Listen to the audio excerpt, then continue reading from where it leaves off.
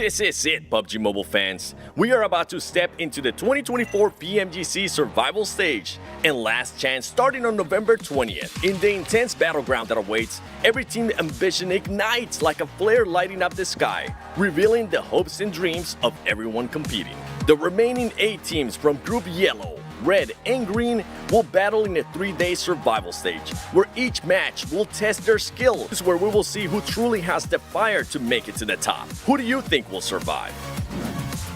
From Group Yellow, Bigatron Knights, the powerhouse from Indonesia, and Vampire Esports, Thailand's superstar squad, entered the arena with everything on the line. Both teams demonstrated resilience in the group stage. Bigatron Knights, aiming to reclaim past glory, last appeared at the PMGC Grand Finals in 2020. Known for their technical skills, they barely scraped through this time, facing potential elimination in the first 3 days before a clutch chicken dinner on day 4 helped them secure that 11th place and a spot in the survival stage. For them, the journey has been a spark, a flicker now primed to flare into something more. Meanwhile, Vampire Esports ignited fans with 4 chicken dinners and a consistent top 4 finishes, leading Group Yellow in chicken dinners outside of the top 3 teams. Known for disciplined rotations, effective entry strategies, and expert use of throwables, they're one of Thailand's most respected squads. Yet the so-called Group of Death spared no mercy, as other teams surged with last-minute victories, pushing Vampire Esports down to 7th place. As 2-time PMWI champions, their mission is clear: survive, ascend, and seize a place among the final contenders. Will Vampire Esports or Bigatron Knights reclaim their spot on the global stage and keep their flame burning towards victory? In Group Red, teams fought tooth and nail for a place in survival stage. Pakistan's ASIA began the group stage strong, leading with top 3 placements in the first few days. Known for their powerful attacks, ASIA boasted the highest elimination count in their group, with 117 eliminations, marking them as one of the most aggressive teams to watch. Yet despite their firepower, they were narrowly pushed to 4th place by Enigma Galaxy on the final day, forcing them into survival stage to keep their London dreams alive. ASIA has never advanced to the Grand Finals, so this stage could be history in the making for them. And just ahead of them, IWNRX, the Turkish beast, finished Group Red with only 1 point shy of top 3, claiming 4th place with 171 points against 3rd place finishers Enigma Galaxy with 172. With star player Seawolf dealing over 10,000 damage and achieving 41 eliminations, IWNRX displayed a resilient spirit that they'll need in survival stage. ASIA and IWNRX came so close to the top. Can they make it this time in the survival stage? Over in Group Green, while they're not the Group of Death, all teams within this group fiercely had an equal chance to climb up the ranks. Regnum Karyabra Esports, the Turkish powerhouse led by veteran champion Silas, faced a challenging start in Group Green, finishing day 1 in 13th place. However, with the patience and persistence, they clawed their way back up the leaderboard, securing a respectable 6th place finish by the end of group stage. Despite their rise, RCB struggled to secure a consistent top 4 finish compared to their opponents in this group. To advance through the survival stage, they will need to bring something extraordinary to the battleground, especially against other teams just as determined to earn their place in the Grand Finals. 4 Miracle Vibes burst into the scene in Group Green with a jaw-dropping performance, setting a record-breaking 22 eliminations in a single match, followed up by a chicken dinner on day 1. Dog spearheaded this achievement with an impressive 8 eliminations in that round. No other team has matched this feat in the 2024 PMGC group stage. However, their momentum slowed down as the competition intensified, leaving them in 5th place by the last day. If they hope to conquer the survival stage, 4 Miracle Vibes will need to rediscover their early brilliance and deliver another miracle performance. The pressure is intense. Can RCB and 4MV make it out of the survival stage? The journey to the top is perilous, and as these teams take on survival stage, their ambition, skill, and drive will flare brighter than ever, visible to fans around the world. Tune in to witness every intense moment as each squad fights to make their dreams a reality on November 20th, 10:45 UTC.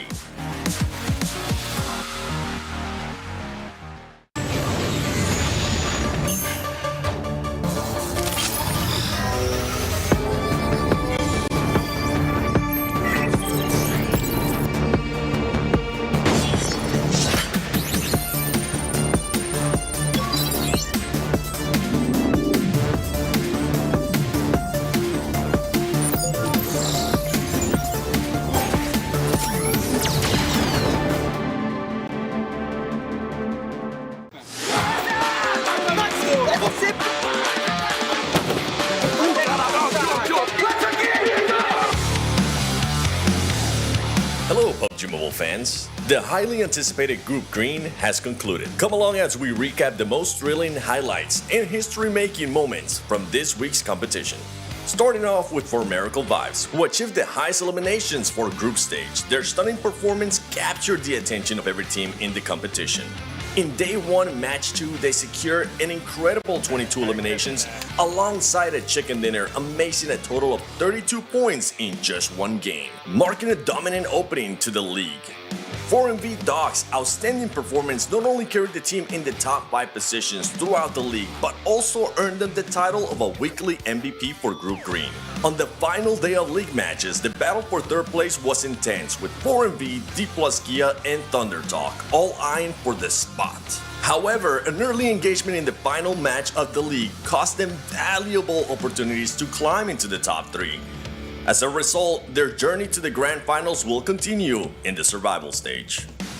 Brute Force made a remarkable statement in this season's PMGC League stage. Despite a challenging start on Day 1, they began accumulating points from Day 2 onward, keeping that consistency, securing back-to-back chicken dinners with an impressive total of 49 points. Their performance was super consistent, truly deserving of their spot in the Grand Finals. This time, they will have finally achieved their long-awaited goal, turning last year's mistakes into success.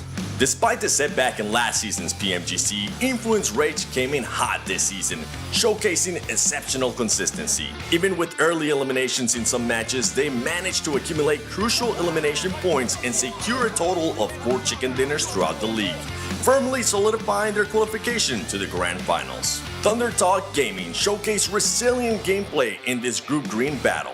Despite a slow start on Day 1, they found the rhythm and made a strong comeback on the 4th day of PMGC League stage. Thunder Talk Gaming delivered a standout performance, taking down D+ Gia and secured their well-deserved place in the PMGC Grand Finals in London.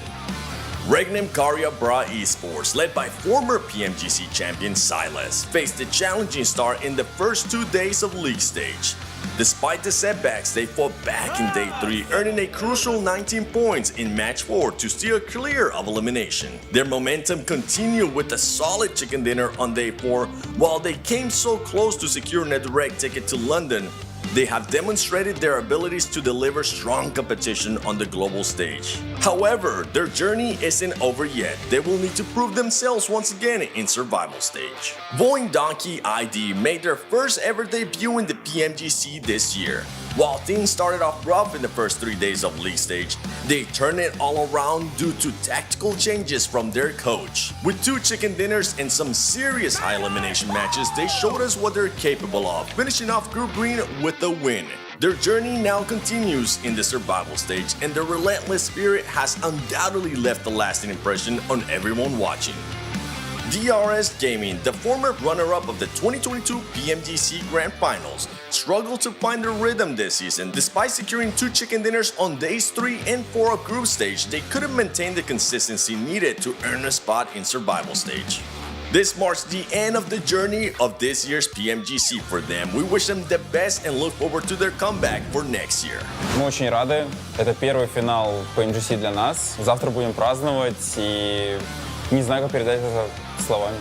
Não tenho muito o que falar para os outros, foco mais no meu time, mas fiquem preocupados com a gente. 终于把心中的一个大石头终于放下来了吧。其实我感觉在打今天一整天的时候，我心态都比较正常一点，但是到了最后一把，确实很刺激。Всем пока, увидимся в Лондоне. Bye bye, see you in London. 我们伦敦见。 The action isn't over yet. Stay tuned for the upcoming survival stage, where the stakes are higher than ever. Let's see who will rise to the challenge and claim their last chance ticket to the Grand Finals in London.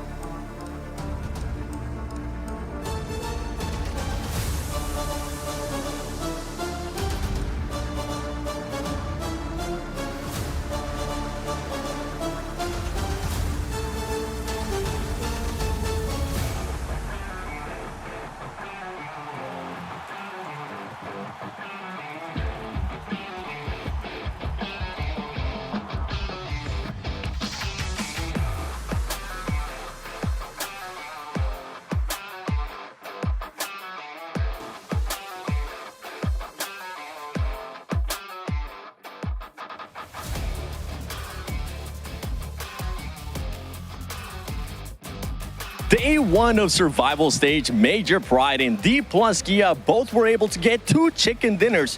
Meanwhile, DX Consistency just put them at the top of the leaderboard. Ladies and gentlemen, welcome back to the 2024 PUBG Mobile Global Championship League stage, live from Kuala Lumpur, Malaysia. Yesterday matches showed us just how fierce the fight can be in survival stage. Today, we'll have teams from Group Green and Group Red battling amongst each other. Will IWNRX and Team Falcons show us why Group Red had such a nail-biting finish? Or will we have some other teams, like Team Queso and ASI8, possibly surprising us? Let's get started with Day 2 of Survival Stage.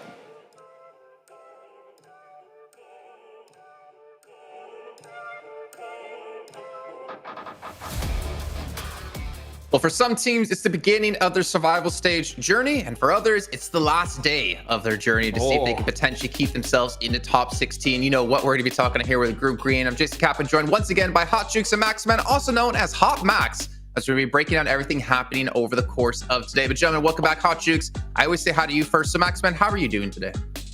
Hello. Oh my, what's going on? No, I'm doing fantastic, Jason. Really excited for the clash of Group Red and Group Green, and see if some teams at the bottom will be able to maybe escape that bad position, because at the bottom it's bad. It's real bad, Jason, for some squads. I'm scared, Hot Jukes, because Max is all about Falcons. I'm all about 4MV, and we're kind of in agreement that if neither of these two teams qualify into the Grand Finals, you might be looking for a new favorite team. I can't believe it, dude. The hotness has reached its absolute maxness, I guess. It's getting wild out here. Yeah, I mean, it's getting crazy, dude. This is Group Green's last chance to put points on the board. So they are at a bit of a disadvantage here, because the rest of these two groups are going to be able to know exactly how many points they need to pass them up. So everybody you see in Group Green, that is who is in the hot seat today. I'm telling you, there's one team that's going to come in swinging even more here. Is going to be IWNRX. And my boys, after not qualifying by what, 1-2 points, they're going to come in swinging, Hot Juke. So you know that Z-Wolf, he's going to take matters in his own hands.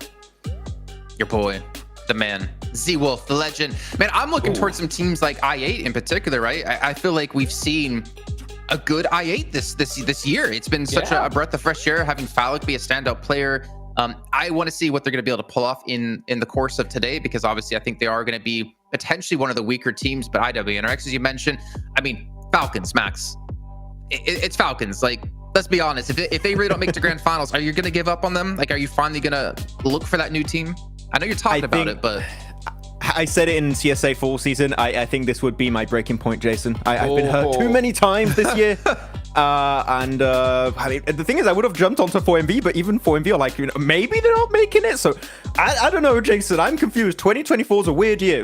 It's like Stockholm syndrome, Hot Jukes. It's like, that you're just being held hostage by this team that you're just such a fan of.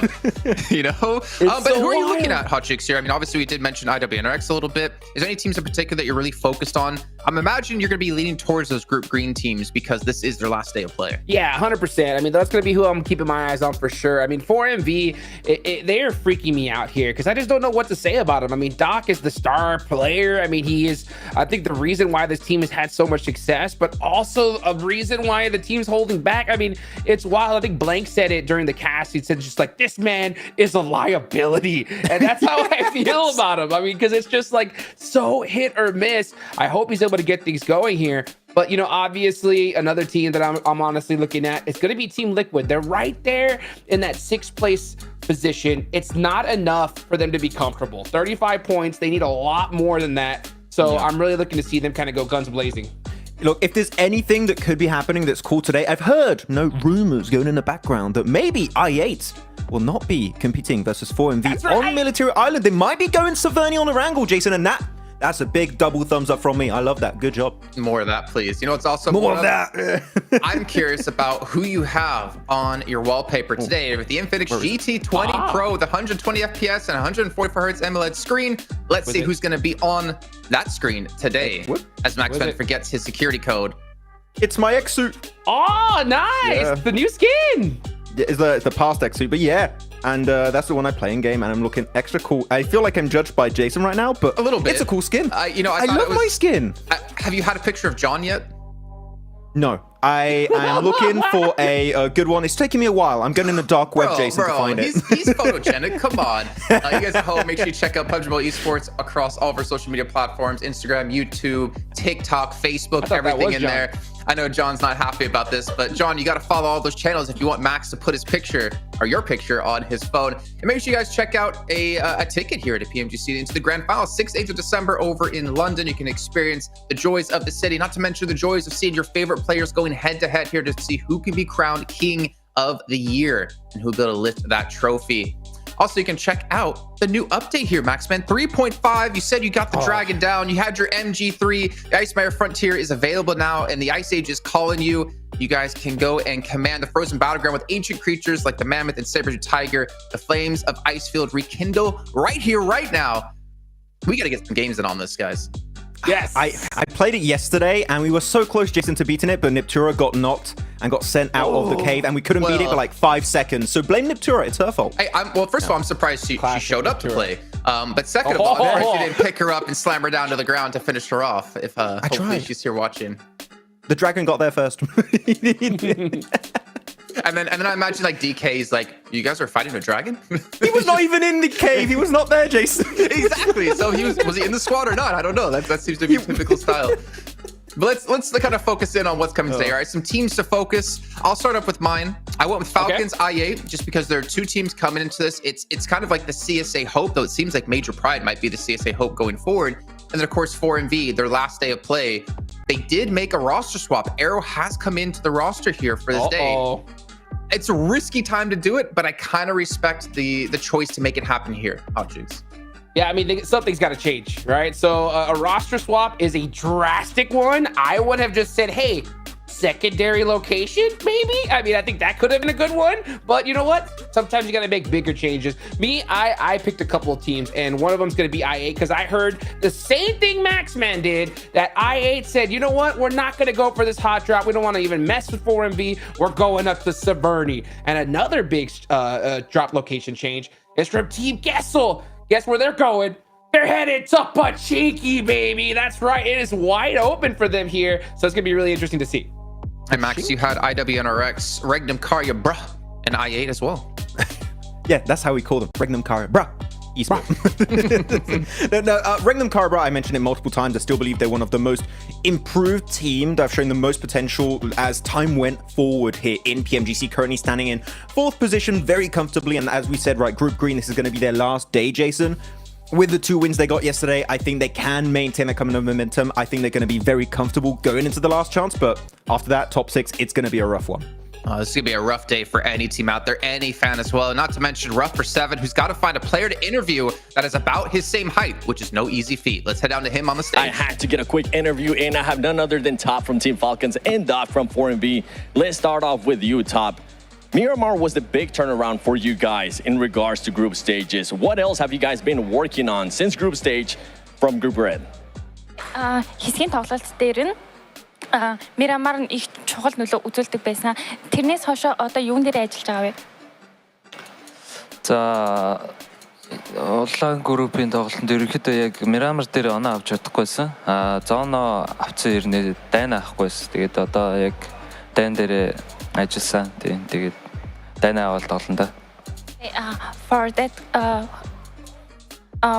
that, we haven't been able to play well in that situation in Miramar. Even we took care of the zone fighting, we now still need to focus on the fighting more later. Right on. Thank you. Now with Doc, you guys struggled yesterday in regards to being able to get those eliminations, and you usually tend to be a little bit too far from the team at times. What are we going to be seeing from you? Are we going to be able to see an adjustment to you being closer to the team? And also, what kind of style are we going to be seeing from 4MB? Is it going to be more aggressive, or are you guys going to be adopt to be a little bit more tactical?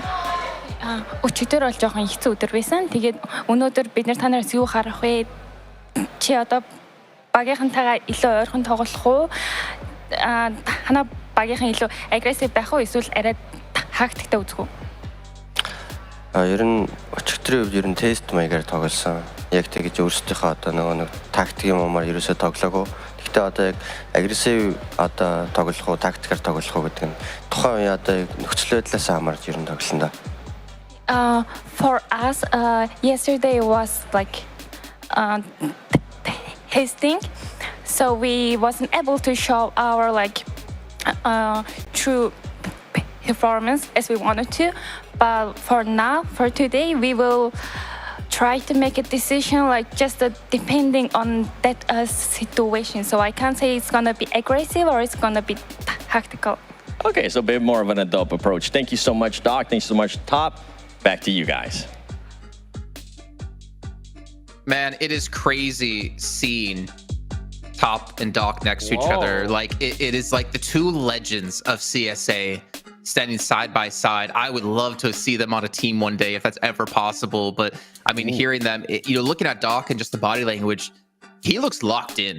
He looks like ready to pull off another 22 elimination game, to be honest. Like he is ready to put his team on his back and be like, guys, I'm going to drag us into last chance or I'm going to die trying.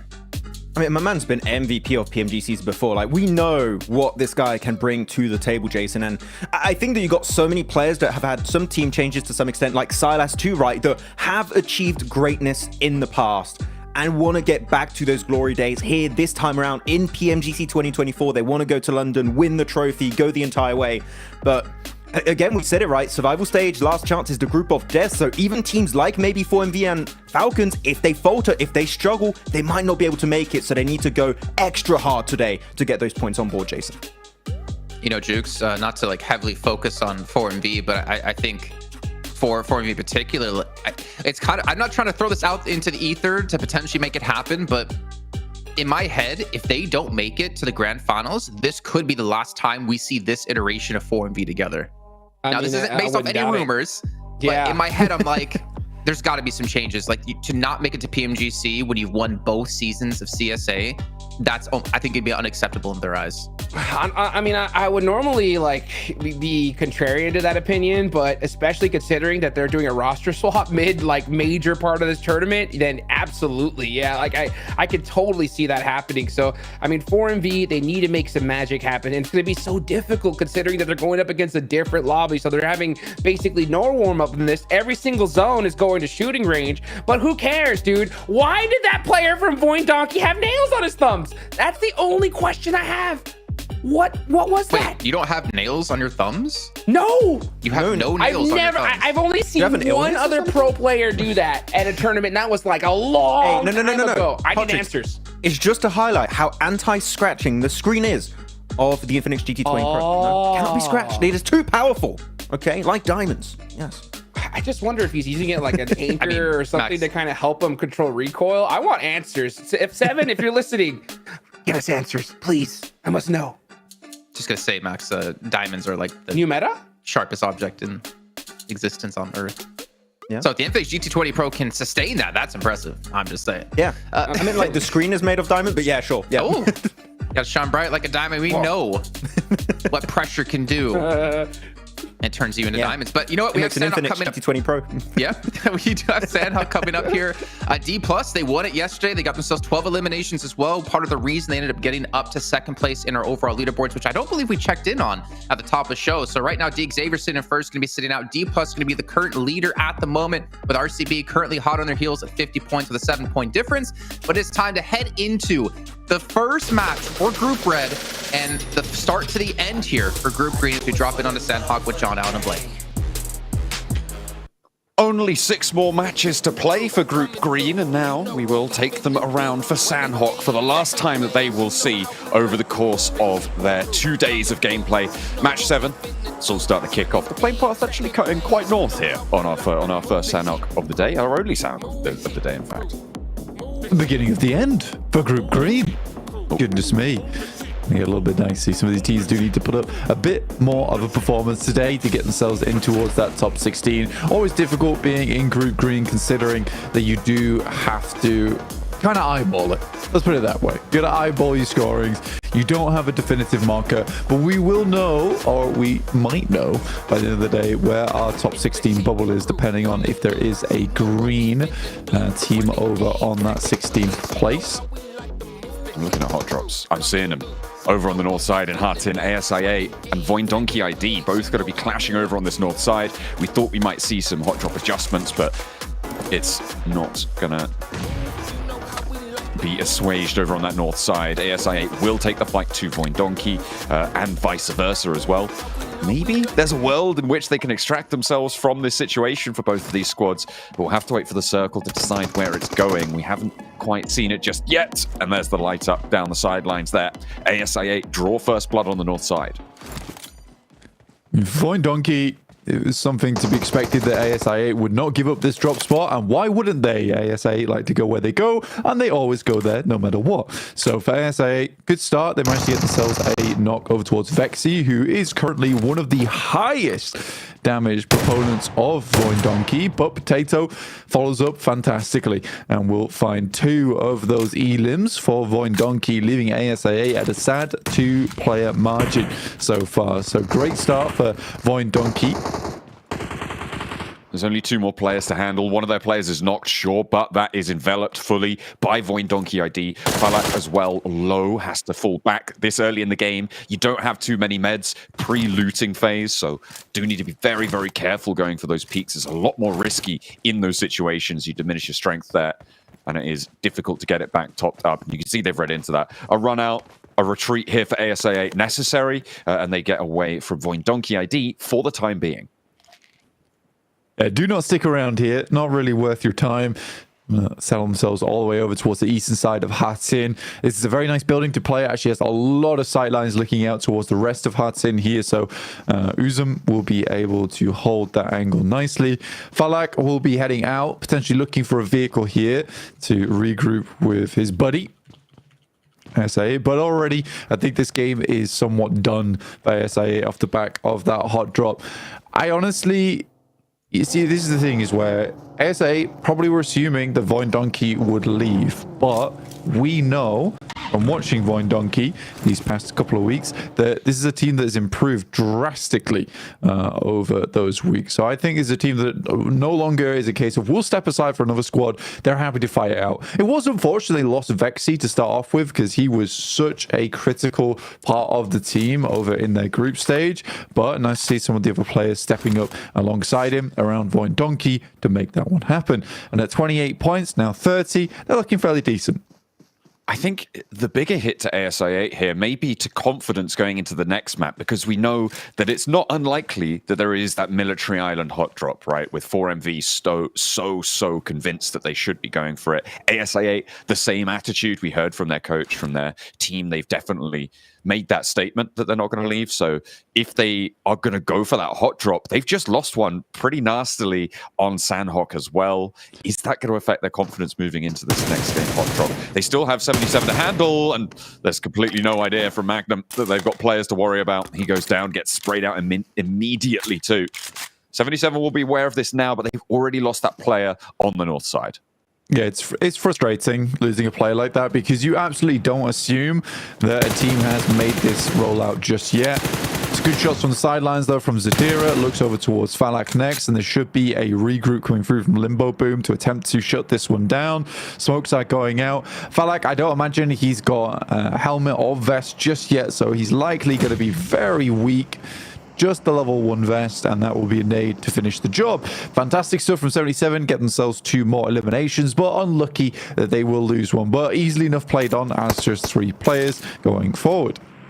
Yeah, the circle on this west side hasn't fully committed to that southwest island, but it is the most likely area for this map to finish, which means the areas around Tambang, around Ruins, going to be highly valuable. So for 77, losing that player, playing on with 3, it's going to be a little bit harder to probably go for that crossing if they don't move fast, because Falcons are starting to move across that river towards past boot camp. IWNRX are now pushing in from the east side of Hainan. This area is going to start to fill up, and that's going to make it harder to navigate. And with reduced sightlines, it's just going to make it worse from that north side.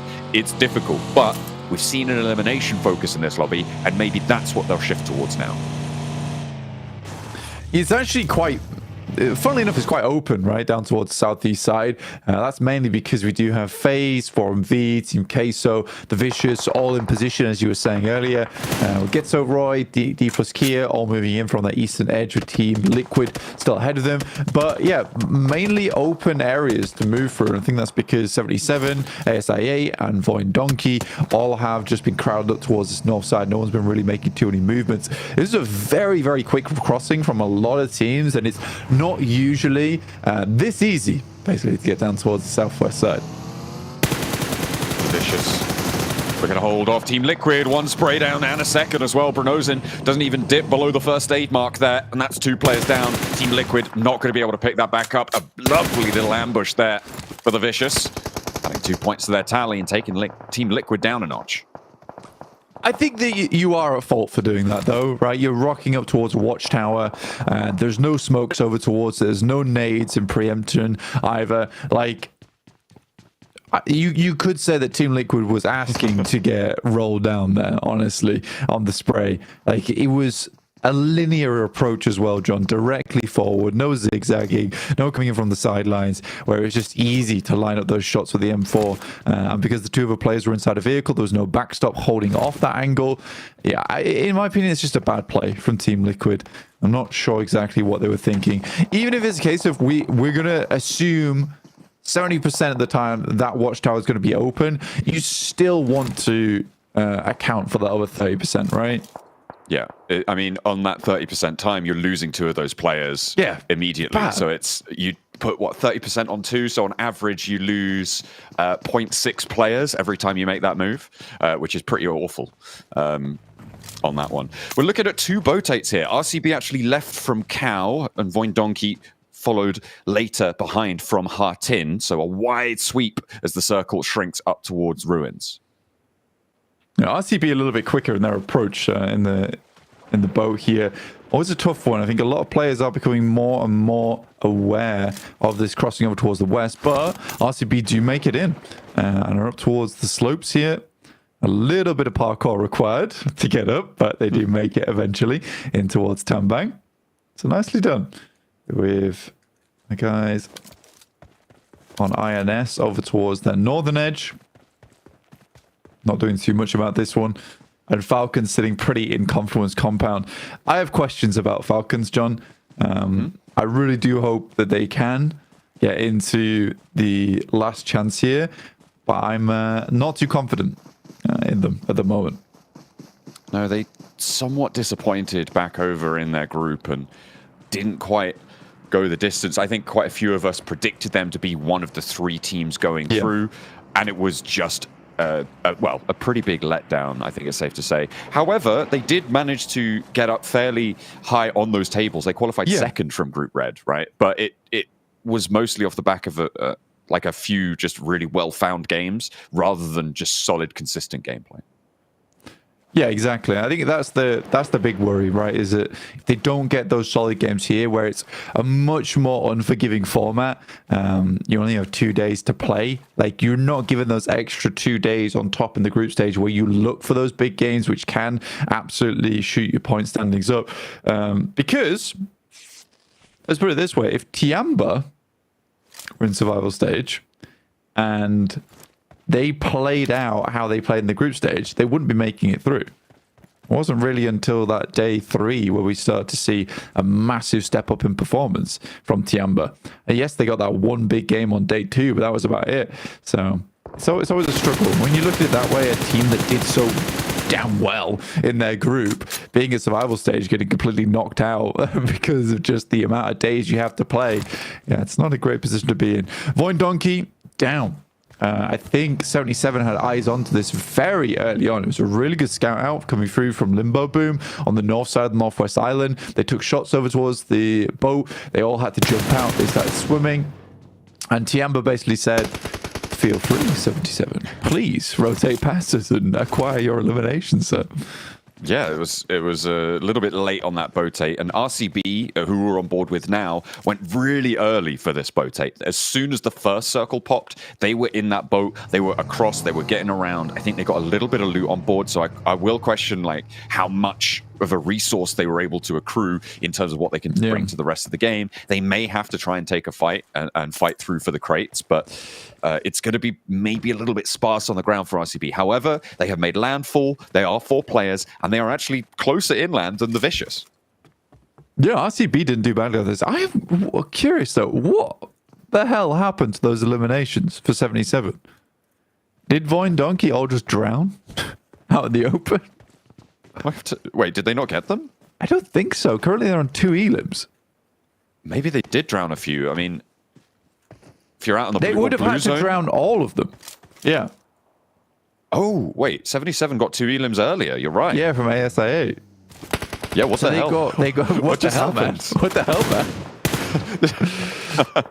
We'll get that checked out. The Falcons managing to get across nice and early. They have that Confluence compound. The circle shifts to the hill to that southwest side of the compound. So maybe a transition in their future out to that area as Team Liquid lose the last 2 of their players. 4MV up to 3 elims. Okay, a good start here.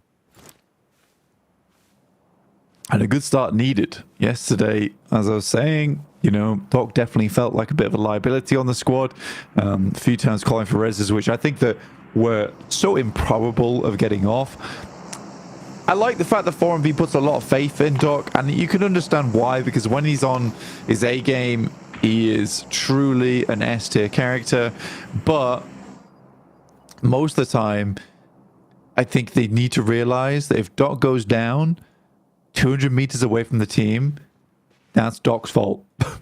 And the rest of the team should not suffer for that fact and play on with 3. Because we've seen a lot of teams do a lot of good work with just 3 players, but they are investing a lot into getting back up again, which often kind of scarpers the rest of their game, which I don't like.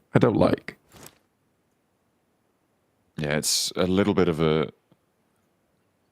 downer on their performances sometimes, but we'll see if they can keep 4 players alive this time around and keep Doc safe. At the moment, Doc is playing in the middle of their 4-player small split. They're sort of all within 200 meters of each other. But Baron's currently a little bit further away than he is, so he's sort of that yardstick. If you go past Baron Doc, you're not getting any dinner, all right? That's it. You're not allowed. Tiamba, they have managed to, well, they haven't quite yet managed to go for the crossing. This is what they're trying to go for now. 77 also moving in the same sort of area. I'm not sure if 77 are super aware of this position. If they are, then they're just trying to scout it out. Limbo Boom spotted. Shan immediately rips him straight out of the buggy, and that's a second sneaky pickoff on towards 77. They do need a little bit more value from this one, though, and they do find the retribution over towards Shan. Zadira picks that up. I mean, I think it's totally reasonable. The 77 do not know Tiamba's here. They have been so quiet on this northwest side. Shan getting immediately taken down to the back of that knock as well feels pretty bad for them. Zadira now has a nade in hand, looking to cook this one up and send it down the hill towards Tiamba. Definitely hears the footsteps. That one looks fairly close towards Zadira, actually. Nade does a bit of damage back towards Tiamba. Quite a bit of damage, actually. And in this stage as well, it's zone 4. If you go down, it's curtains for you. And there he goes. Couldn't get the first aid off in time. It's the blue zone to get the knock and onto 77 as well. Both of these teams suffering. And I mean, it was a difficult crossing. They didn't move quite early enough. They both kind of committed for that elimination style play, but haven't found the profit for it, especially with those knocks going to the play zone. That's going to be a little bit annoying for the teams on the north. Yeah, I'm unsure what Tiamba's game plan was there. I did not like how they played that one out. Or on the north side, like, what did they actually achieve for Tiamba? When they get 1 elim, it's about it. I think it's really tough for them to actually rotate back down again. RCB, somehow, the Vicious were able to get ahead of them and now locking them out side the zone. This is a very good rotate coming through from the Vicious, which I'm unsure how it was allowed to happen. RCB currently on 50 points, with 77 actually overtaking them here. There is one other team ahead of them from Group Yellow, I believe.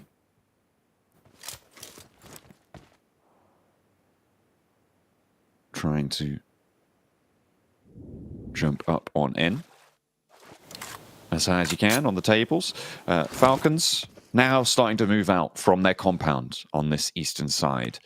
With the first elimination under the belt, they have gotten off the blocks. One of 4 teams to be able to do so far from Group Red. Tianba swimming with the last representative and actually making it to dry land. I wonder how long that will last against the Falcons. I honestly think for Silas, at this point in time, it might actually just be a good idea to Molotov himself. In-game. And just take the L. And just not give any more points across to any of the teams inside the lobby. They know they're quite far ahead. But if they get denied points, it just removes the overall intensity of the lobby that's going to be catching up to them. D Plus taking shots over towards IWNRX alongside with 4MV. IWNRX getting absolutely cut out here on Sandhawk. Their first game play in the survival stage. They had a pretty good run for themselves, but were pipped to the post just about over in the groups. Baron still that northern flank. Doc trying to reinforce on the southern edge, but they've taken knocks and actually taken a flush over towards that edge. And Doc is also getting cut through here. Stalwart started to sweep around. D plus Kia as well. Falcons, they may have a couple of sight lines up towards the north, towards Getso Roy, so could chime into this fight between Stalwart and Getso Roy, who are both trying to push in from the north edge of 4MV, but that's knocked down in an instant. It seems like 4MV's position just got dismantled. Yeah, they were taking a lot of fights all over the place, right? The IWNRX taking shots down towards the western side, towards Team Queso. D Plus now rock up. That looks like a fairly decent nade, actually. Gets Roy losing another in Zuno. And that was onto Osal, so very, very well placed there from Aero. 4MV has the DBS, but a massive chunk of damage, but he's still going. Nolbu with the shotgun around the edge, can't quite connect, has to go for the weapon swap a second. Hop out, 4MV, have they got the warrior they need? They're going to lose him on the inside, but there is an off angle. Baron is still in action, not in position to try and help out just now though, needs to keep his head down. Doc is down on the off angle, and D plus Kia now on a rescue mission. Stalwart in the meantime, popping over towards Getso Roy, who have managed to stay up as 4 this entire time blank. They've had a knock on the off angle, but Stalwart get out their way. The blue zone's putting pressure on, and they may not be able to get back up to 4, but keeping 3 players alive on this southeast edge may be the best result that any team is going to be able to find. Oh, very, very nice nades coming over the top from Falcons. They know that if they even get just a knock here, it doesn't matter if they don't confirm it. The blue zone will do that for them. Incilio taking a knock there from Action. Seems pretty crazy to me, considering Incilio is right now just in ruins, just chilling. The Vicious, though, likely the best position right now to pick themselves up a chicken dinner. They're down towards that southwest side. They've got so much open space. So many teams opted to come in through from the east that it has just become a bit of a bloodbath on that side of things. Falcons rock over towards Incilio's position after getting that initial knock and might be able to work ruins off the back of this. Fabian in the blue zone, doesn't look like he wants to move, just waiting for someone to peek him. The last first aid there, Ventores may give him an opportunity as he crosses out in the open, but I think Fabian's given up the ghost here and will be going down to the play zone. And indeed he does, which leaves us, I think, on 6 teams remaining as we move in towards the next circle. It keeps a little bit of that ridgeline that FaZe occupy in the circle, gives them that opportunity to sweep around the east side, but that will be cut off fairly soon. Incilio still in the middle of ruins, but you've got Falcons trying to push on in. It's been a tricky approach, but Incilio making it all the harder. A couple of nades still being put through. Yeah, playing very worried at the moment, so allowing Falcons to get into this one. Information passed back from the knocked member of Falcons, and at least East is able to get back up on his feet. Fash, and she looking for something. Nade goes through, doesn't find any sort of damage. And Westron will finish off. At least one of the players there. It's mainly just information gained here coming through from the nades on the Falcons. Action with the nades from the low ground there.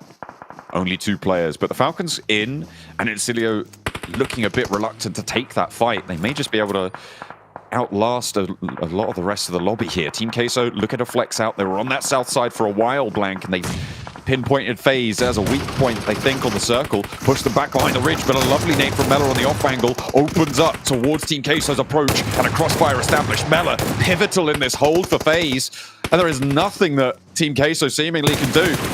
Immediately turning around, sending their last player away as far as they can get. FaZe keep going with 3. Yeah, we know how good Mela is.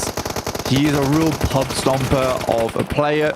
And right now doing exactly that versus Team K. So good jump up from the Vicious, up to 6 eliminations now as David looks to see himself over towards the top side. If he was on the other side of the rock there, that would have been curtains for him.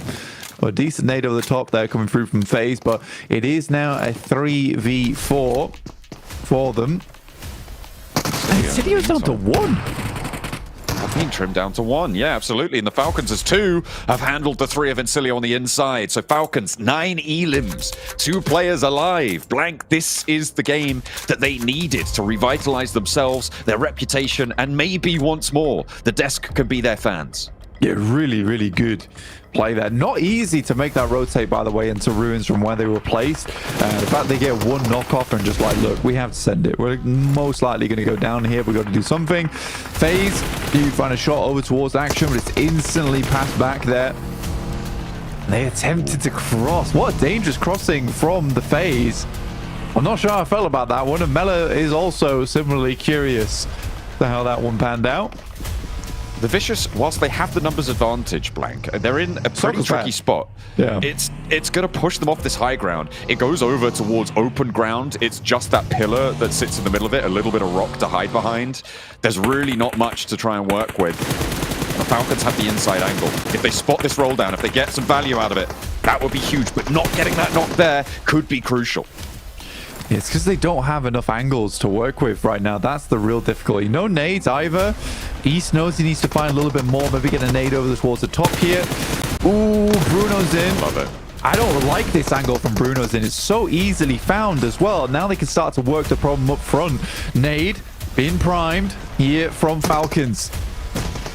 Only the one, and over the back it goes long, goes way, way long. I kind of liked the angle from Renozin. It stopped Falcons from getting close enough, but unfortunately East had already made that breakthrough, and he wasn't quite able to get the value from it that they were looking for. East still in the fight, gets that heal off and moves around the edge in a 1 versus 2, goes for the shutdown onto 1, is going to be traded off though, and the numbers still in the favor of Vicious. 1 player down, 2 players to handle. Action on the spot with Reyes going for the cross on the slow peek out, straight through, and the spray and the smoke's good. The Vicious take down the Falcons. Oh man, that felt like such a free spray from Action. Whoever threw that initial smoke to cut off Action's position though was a real genius on the squad of the Vicious. That made it so problematic, and Action was unsure whether to hold back or move up with East. And I think if he played it with East, it might have been a very different story, but a really good game from Falcons nonetheless. The Vicious have a very calm game, and I don't think the Falcons are too unhappy with that one, considering how much they were able to get done and from where they were playing. All right, Max, calm down, calm down, calm down. I don't need to hear any screams about Falcons pulling off a massive match here. Not to mention already surpassing teams like Vampire. The Vicious close things out here, excuse me, in the first match of the day. But honestly, even though they won that game, my eyes were just glued on Falcons with that Ruins play they pulled off. Yeah, I was really surprised at some point this game, Jason, because they sent it wide east after leaving Trifecta, and there was what, like 4, 5 teams fighting to the east, Jason? It was an insane amount of teams, and they're like, you know what? Let's just go for the easier route and push into Ruins, which can be risky at times to go for Ruins objects. I mean, playing Ruins as many times as we have, it is tough to move into it. But they cleared all of Ruins versus Incilio 2v3 East and Action together. DBS, S12K all day, every day. And it's just what they needed to make sure they could get at least to that podium finish. Dude, you can just tell Falcons are just ready to go here. They're firing on all cylinders. Duo versus squad. Action and East were destroying everybody. I think I saw them with, what was it, 10 eliminations between the two of them? Just beautifully, beautifully done. Of course, you gotta give some love to the Vicious, though. For the Vicious to be able to win this game to start things off, that's definitely gonna be a lot of weight off their shoulders. You can see the hype the second they won that one. And still, I will be honest, it was a little close for comfort there. I mean, we could have possibly definitely seen Falcons win that. Oh, 100%. I mean, Action, he had I believe it was a smoke he threw down that he could kind of cover off one angle towards the left-hand side so he could focus on the direction that East was actually pushing. I could be wrong, but that was my assumption from that. But yeah, I mean, with them getting that victory, they were already in 7th place at 35 points, and we're looking around like the 50, 60 points to be potentially that bubble going into our final day. And this should have been enough to actually surpass that, you know, estimated bubble for tomorrow. So I think we're going to see Vicious already make it through now into our last chance in 2 days. It seems like it. I mean, Diminar has been a very impactful player Hot Jukes. I mean, you followed their region for longer, but I'm not gonna lie, going in this tournament, give me a nod. I was like, I don't really know this guy.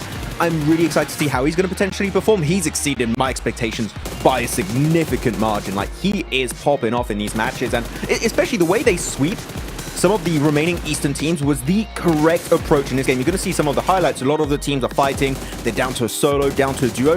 They know pushing in Ruins when teams still have the high ground advantage is going to be a bit of a tough call. We just got to go clearing all those Eastern teams to then have that high ground possible position and then get the intel. That was the best play they could ever pull off in that match in that kind of scenario. Yeah, I mean, they were just chilling on that west side for such a hot minute towards the end, and they just had full sight lines on everybody. Great game for them. And, you know, they've always been that team that's just like that sneaky squad in my eyes, right? Because it's just like a team that not a ton of people are really paying attention to. They're not studying inside and out. And then all of a sudden you just look and they're in third place, you know, like just like that. So Vicious, definitely a team to contend with. And it's a squad that people got to keep a closer eye on here, because if you're not paying attention to these guys, they might just take your trophy away from you.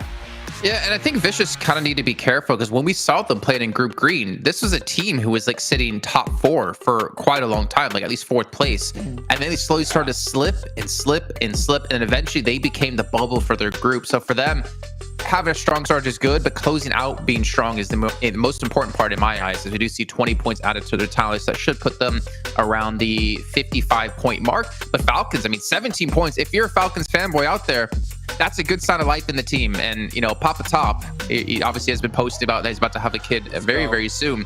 This is one way to make your kid proud, and one way to, you know, help financially with the kids if you can get yourself into the Grand Finals. I'm going to school because my dad won PMGC. That's why. But I'm getting them name brand diapers. That's how you do it. But looking at the bottom of the rankings here, a clash that we have to talk about here, Hardtrix, it has to be, you know, the Voin i8 clash. We knew that was a possible drop, and yet, even though they had scrims and they were testing it out, they both committed to still dropping in Hatin, Hodrix. Like, I don't see the worth in that, but yet they committed to it. It's very odd to me. Yeah, and it's tougher. I think it's because i8 had so much success in Sandhawks dropping there. You know, they won 2 of the Sandhawks when they were doing their group stage. And I understand it, but at the same time, like, we just talked about it so many times, just how bad hot drops are, especially at this kind of stage when you only have 2 days to go. Like, it doesn't make sense to me. I think at a certain point, you just got to just drop the ego and just go somewhere else. But, you know, at the end of the day, i8 feel like they had it, and they kept going, and they got a lot more work to do here. But yeah, look, Vicious, 3rd place. What'd I say? Whew. You said 3rd place. On the last note for i8, though, I'm kind of surprised that they're willing to change the drop location on Erangel, but when it comes to Sandhawk, they're kind of still hot dropping. And like you're saying, 2 days of play, you're gonna have 2 of those matches be on Sandhawk. You cannot afford to have these bad games. We see, look on the list here. You see D Plus gonna be in 1st place, of course, with DXavier not playing today. Red Nucara, you know, a lot of these teams are gonna be falling down the leaderboard, not because they didn't perform well, but more so about because they're not playing. It's gonna be Major Pride and DXavier here on this front page. Yeah, I actually did like the rotation coming out from Regnum Karabra. I think it was good, but then they delayed it a little bit because I believe they were trying to scout the western coast as much as possible, and by doing so, they only could hold the coastal side on the west, and it couldn't go actually inland on the southern western island. And that, unfortunately, because of the circle continuously going towards Ruins, they just got caught off guard by, I think it was the Vicious actually, that completely shut down that rotation after they reached the coast. So good idea, but unfortunately the speed at which you do rotate Hodrix is very important, and unfortunately because of the speed, it was just not making it possible for them to get late game. Yeah, I think they were trying to replicate that D plus Kia strategy in Sandhawk, where you see them just kind of wait out on the edge of circle when it comes to like circle 2 to 3, and then they find out where that zone's going to go, and then they rotate on in. So I think Regnum Karia were doing exactly that, but it's not the same on a vehicle versus a boat. You know what I'm saying? It makes things a lot more tough for them. So I mean, I applaud the strategy. I mean, they have enough points to where they can try something new. So I'm not really too hard against it, but I'm really looking to see some consistency from them, especially on Erangel. Or a Vampire 21st. Oh, dude. Oh my God, in one game. Oh. Team Falcons outperformed them by 8 times in one game versus their entire day. I'm not gonna check your math. I'm gonna trust you this time because you're 1/3, 1/4 yesterday. That's the one blunder you get here, Hot Jukes on air. I do, but looking at the bubble though, it's like 15 points at the moment. Obviously, still a lot of matches left to go. It's crazy to me to see that the current bubble between getting into last chance and having to go home is just 15 points. Like that is blowing my mind, to be honest. But you guys at home, make sure you guys are voting as well. Head over to the English, Indonesian, or Turkish esports YouTube channel and make sure you type in chat who you want to see interviewed by Seven Worlds Gaming. I think he's personally hoping for someone for Voin Donkey to come in, because he definitely wants to interview someone around the same hype. Not to mention Hot Jukes, you want to get to the bottom of these nails. I want to know. Like, I want to know, because who knows? It could be an insane strategy. I don't know if it's just for style points. Regardless, my mind will not rest until I have answers. Now, this is the analysis I'm here for. Right? The impact Does the of color nails on the on your nails device. matter? I'm just kidding. Right? It's just wild. I have not seen that. I've only seen, like I said, one other player at a major tournament that did this, and that was like in 2018. You know, so to see it now, who knows? It's wild. There's got to be some sort of Voin. reason. Pick Voin, chat. Come on, have my back. Max, would you pick Voin? I actually wanted to, because I feel like we talked to 4MV and RCB recently, so I just wanted to talk to Voin because I think they could have some more interesting info on that sense. So, like, seriously, yeah, Voin is a good pick. And sure, the nails, if you... Okay, sure, Hot Juice, okay. Well, as we do head into Erangel, we do have 3 back-to-back Erangels to happen. And we've already talked about change and drop locations. I want to just go back to that real quickly for any viewers who are just joining us, and Hot Jukes, let you kind of lead the way. I think the first talking point was I8, and of course Team Queso as well were 2 of the teams we were looking at. Yes, sir. Yeah, I8 are going to be giving up the good old Sosnovka military drop, and they're going to go ahead and head up to Severny, from what I understand. So yeah, they're going to make that big change. And when it comes to Team Castle, because of the way that this group is set up, they're getting Pachinki for free, right? Now, we saw Major Pride. They took advantage of being able to take Farm because that was wide open, and they did great yesterday. So I'm hoping that we're going to see something similar from Team Castle. Actually, one thing that's interesting before we go into game, IWNRX are going to go back to the Western Bridge. So 4MV, they might not be Voin, but there's going to be IWNRX. They need to be careful once again. Oh no, don't channel the inner Kagasaka here to punish 4MV on those rotates if you're a 4MV fan. We're about to drop into our first Erangel 3 of the day. So let's head it back to our casters of John Allen and Blank once again. Let's see if the Falcons can do it again. They need to try and convert off the gain that they were able to sneak in for a second place. Can the Vicious keep up the pace as well? Match 8, and we're going to Erangel. There we are, John, back at it again. Here on our favorite map, obviously. Oh, Falcons been able to put up quite a good amount of points. Our last game was very nice to see. Difficult rotate in my opinion, but more so towards the end of the game. I think you were talking about this before, is that honestly from Confluence Compound it wasn't too difficult, but still taking that 2v4 versus Incilio was very, very nice, to say the least. Some other teams inside the lobby did have a bit more of a tough time. 77, who were, I guess, stolen, robbed of their 4 elims onto the boys on Voin Donkey. I'm not sure how that happened, but that would have actually stymied their game there, despite them having a little bit of a horrible approach on that north side, basically because Tiamba decided they just didn't want to rotate. I think 77 could have got further into that game if it was a case of Tiamba being like, we should move south, no? yeah, just move on south and see if that works on out. But there was no Instead contest they were from like, that north side, right? We're just gonna sit on the northwest the whole game. We're good here, right? I mean, 77 should have got so much more value from that, but they didn't get those elims from Voin Donkey, which is unfortunate. They could have been up a lot higher on that points gain. And in general, what we saw yesterday was a more bloodthirsty approach to this, right? Because if you're getting 4, 5, 6 elims in a game, that's a good result. Top 16 is the goal here to move forward to the last chance stage. Obviously, if you can get more, you want more, but you'll take it. And it's the only way to stay in this tournament is to reach that top 16. Something that we haven't talked about yet about this game, Blank, is that ASIA have given up on the military base drop here. 4MV will be the sole proprietors down on that South Island. Yeah, I think the boys on the desk were talking about this earlier on today, just saying that ASIA were more than likely going to drop over towards Severny. I think that was something they discussed. And I think that's the right move. That is the right move here. I don't think I'd want to play against a volatile team like 4MV either, John. So this is much easier for me. We were able to check in with Team Queso, their coach, Mia, And we'll take a listen in right now. Welcome back to a quick interview with the 7WG. This time, I'm joined by none other than the coach from Team Queso, Mia. Mia, we got a chance to talk after the group finish. We were talking about how some strategies could be changed that maybe work in Americas, but might not work so well here at PMGC. Were any of these strategies changed for survival stage? Durante la fase de grupo hablamos de que hay algunas estrategias que tal vez funcionen en América que no funcionen aquí en PMGC. ¿Han cambiado algo para esta etapa de Survival?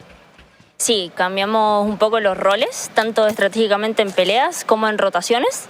Hicimos por ahí unos cambios, anteriormente estábamos trabajando con Milovan y colega de frente, y el cambio que hicimos actualmente es a Milos con colega. So yes, we did some changes both when it comes to strategy, rotations, also the roles of the players. We used to have Milovan and Colega in front, and now we change it, and now we're going to have Milos and Colega leading. I'm so happy you guys made that change because Colega is the best player in that team, and I feel like he definitely needs to be able to be in the back and not just putting himself out there. So good job on that. Back to you guys.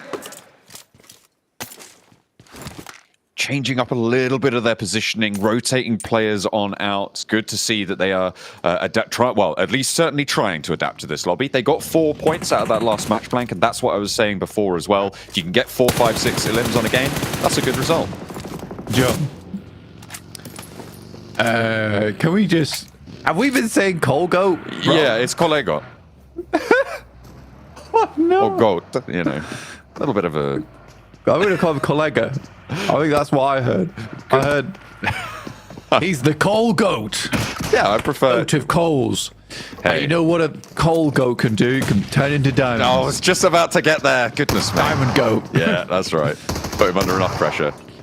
He's into the diamond goat, but Brunozin's under plenty of pressure himself. Has got the backup, though, coming over from the hill on the north side of the compound. Spray downs on the ground floor, not connecting either way. And the Vicious and RCB extending this fight further. And Molotov finally finds one. A second knock over towards the Vicious, and they're starting to crumble, but there is still an answer. Reyes flushed away.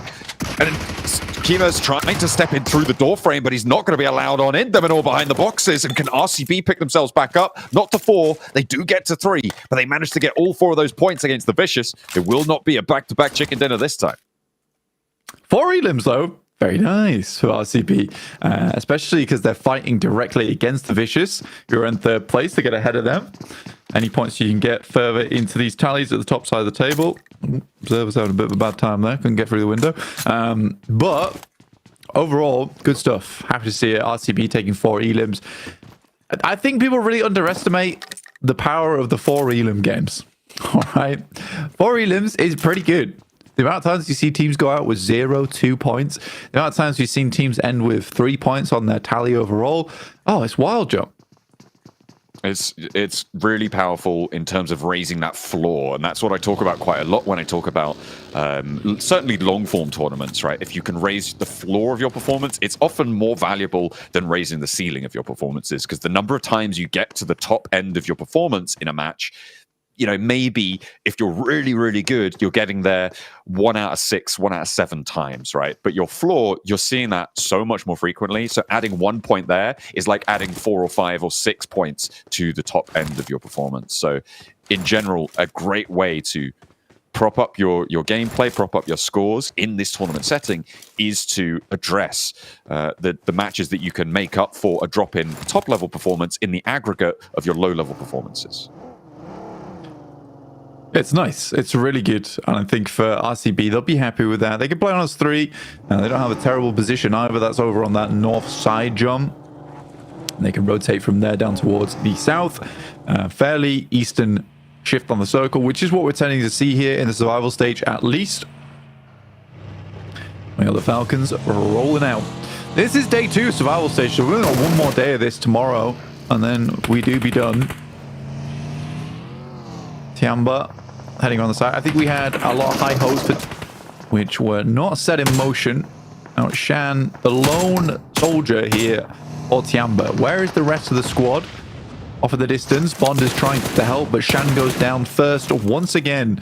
Not too sure about that play. I can understand the scout out, but I think as soon as you see players go in, I genuinely think there you just make the Hail Mary and the buggy back to the rest of your team and hope that Bond can hold off the players on that off angle as a backstop, because even if Bond goes down, like, he's getting res back up. And he's getting res back up. So, yeah, I'm not sure why Shan opted to stay.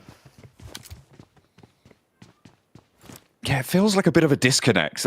It's one of those things where you watch it and you sort of think, well, how did that happen? And in my mind, my headcanon, which could be completely wrong, is that Shan was forwards. He was like, guys, I've got an opening, crash, crash, crash. And they're like, no, Shan, we're not coming. Come back. And he's like, no, we got there. And then he goes down and he's like, rat. Right, that's my headcanon of that. But it's a little bit in disarray either way. There may have been other factors at play, but for me, you're right. It's that same sort of style of Tiamba looking a little bit unsure, unsteady in their approach to this lobby. Maybe they can find something for their later games, but in a hard north shift, that's going to make it all the harder because they are on that south side. And ASIA, happy with the Severny drop. They get a nice compound off towards the western side of Yasnaya. And we are in the Yas Fields, actually. I hope this ends up in Yas Fields. We haven't seen the Yas Fields finish in some time now, and they're always fun to watch. But I imagine teams are going to be trying to situate themselves on the south side of Yaz. Voin Donkey, the most probable to go for that play.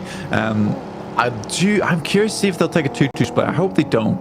I think contextually it makes sense to go for a 2-2 split, but in terms of the rest of the squads coming in from the south side, I do think they'll be trying to be very aggressive here in the survival stage and likely try and take space that they otherwise wouldn't. And you can see right there, 77 already making that move, in which case Voin Donkey needs to get a hell of a move on, in fact, up towards Yaz. They head over towards the western side, settle themselves in there. Smart play, actually, and they allow 77 to sit in over towards the east. Giving themselves access to that bridge crossing as well if they want to go for a cheeky rotate west late. I mean, it's an outside chance that they'll need it, but slightly beneficial. Team Queso also trying to move on in and up to ASIA in this huge compound on the west side of Yas Fields, right? This is a god compound in this scenario. It's got that excellent ridge that sits up towards it that you can play towards if you're a team approaching, but teams on the other side going to make that all the harder. UZM on the flex out. There's 2 players here for ASIA, and I don't know if they want to stay here for too long because Kolegot is in the right position to land these nades over to UZM. He steps back, but steps forwards away from it again. Reads the cook well. And will be able to get away from it. And this is that approach that I was talking about. You can't get up to this ridge. The off angles just start to spot you out. And ASIA are kept safe by the opposing side of their team. And Kollega just sent back here. The rest of the squad and Team Queso, shots been sent over towards him. It's the type of Hail Mary that you want to see. Even if he does get knocked, should be able to get picked up by the rest of his team. That's what you need to see happen. But some great shots from Vexy on the Mini 14 there over towards him. We'll finish him off. ASA find nothing off the back of that one. Great shots from Vexy. That's all the way in the north side of Yaz, actually. Nice spray down on the cross there, Vexy. Still going. All right. Okay, I see you there, Vexy. How? Landing those shots, plinking away here at Team Queso. ASIA also seem to have read the playbook from Shifu from yesterday's match. They are going for the aura hold, the roll around the outside, making sure that your presence is felt in every single compound nearby, not just in the spot that you hold as well. Can ASIA bring that same threatening presence to the Yas Fields as we saw over on that mansion area? Puppy Potro in a bad position right now. Not looking too hot for himself. They do have Vex. He actually did a huge amount of work from South Yaz, though. I think he was able to get those shots through on the Mini 14. Some fantastic hits. Not only getting the knocks, though, but also getting the flushes is quite incredible. Fabian from D+, finding one over on Stalwart. Does get shot in through from the smoke, though. Just assisted by the player who was not on Stalwart, giving information of roughly where he was playing. D+ likely will lose Fabian going forward. That's Critter picking him up. Store in a bad way. D+ Kia losing their forward player. 2 knocks over towards Stalwart. Maybe a flex out from D+ Kia wanted, but slowed down because Voin Donkey moving Potato out into the field. Goodness me, trying to plant himself down on that south side. might be able to sprout up a few eliminations if he's lucky, but again, it's just these big aura holds, Blank. They seem to have come into fashion. Stalwart. Still sitting strong for themselves, able to get ahead of Falcons. D+ slightly in front of them. Fabian attempting to hold out close, but the rest of the team just wasn't with him to make it happen. I don't think they're leaving Sanchia behind. I think they have just left one player to try and pick him up. Again, Vexy with that mini 14 doing absolute work. PID have transitioned out to the south side of the fields. Octogui looking to try and keep Stalwart going on this one. A fearsome competitor so far over the course of yesterday's games, able to do a lot of damage. Critter under threat here, the nade pouring on into the door. Magnum trying to find a heal and a nade cook as well. Octoguri does take a little bit of a damage, and Shifu tries to approach, but there's that off angle coming on through. Fearless keeping his teammate safe, but unfortunately there's one on the inside, and the nade from Magnum sneaks in through the window. Shifu finds the flush, and now it's up to Fearless. A 1v1 on the corner, and Magnum wins it out. No bother. I mean, for the circle going over towards that western side, I somewhat understand why they sent out. They wanted a better position, but I think you need to have a little bit more presence there. And Shifu, instead of heading in towards the building immediately alongside with Magnum and just trying to clear out that single player or to sit on the outside, I think in those situations, you just take the 2v1. You don't want to be sat out on the outer edges where you can get shots taken at you. It's far more dangerous there with the amount of sight lines that are still in play. I think it would have been way safer to take a 2v1. Ooh, yeah. Nice. From Can't go back. First, actually. Can't go back. Try to crash back up to South Yaz and gets clipped out by the drop down from Reefer. So nice little maneuver there. Fancy feat for 4MV. Yeah, they're looking a lot better today. I'll tell you that right now. The circle does move away from the Yaz fields, and Voin Donkey ID very happy with the fact that they made this rotation down towards the south side.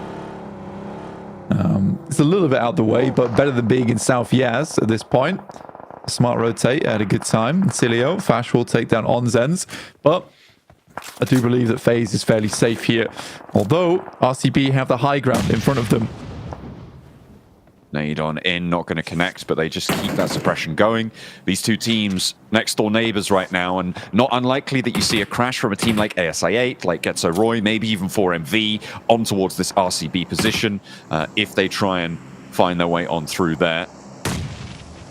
Likely that both of these two teams will have to move, that they're quite close to the edge of this stage 4 circle. So we'll have to conclude this engagement at some point or other. But for now, they can stay at arm's distance. Falcons dropping down towards the southeast. He's taking a lot of shot, actually. I'll have to back it off a little bit. This isn't the most ideal of positions, but I think they're just trying to get some kind of knot going through and be able to push a little bit further in. But Tiamba right now have good control over their position, off of the distance.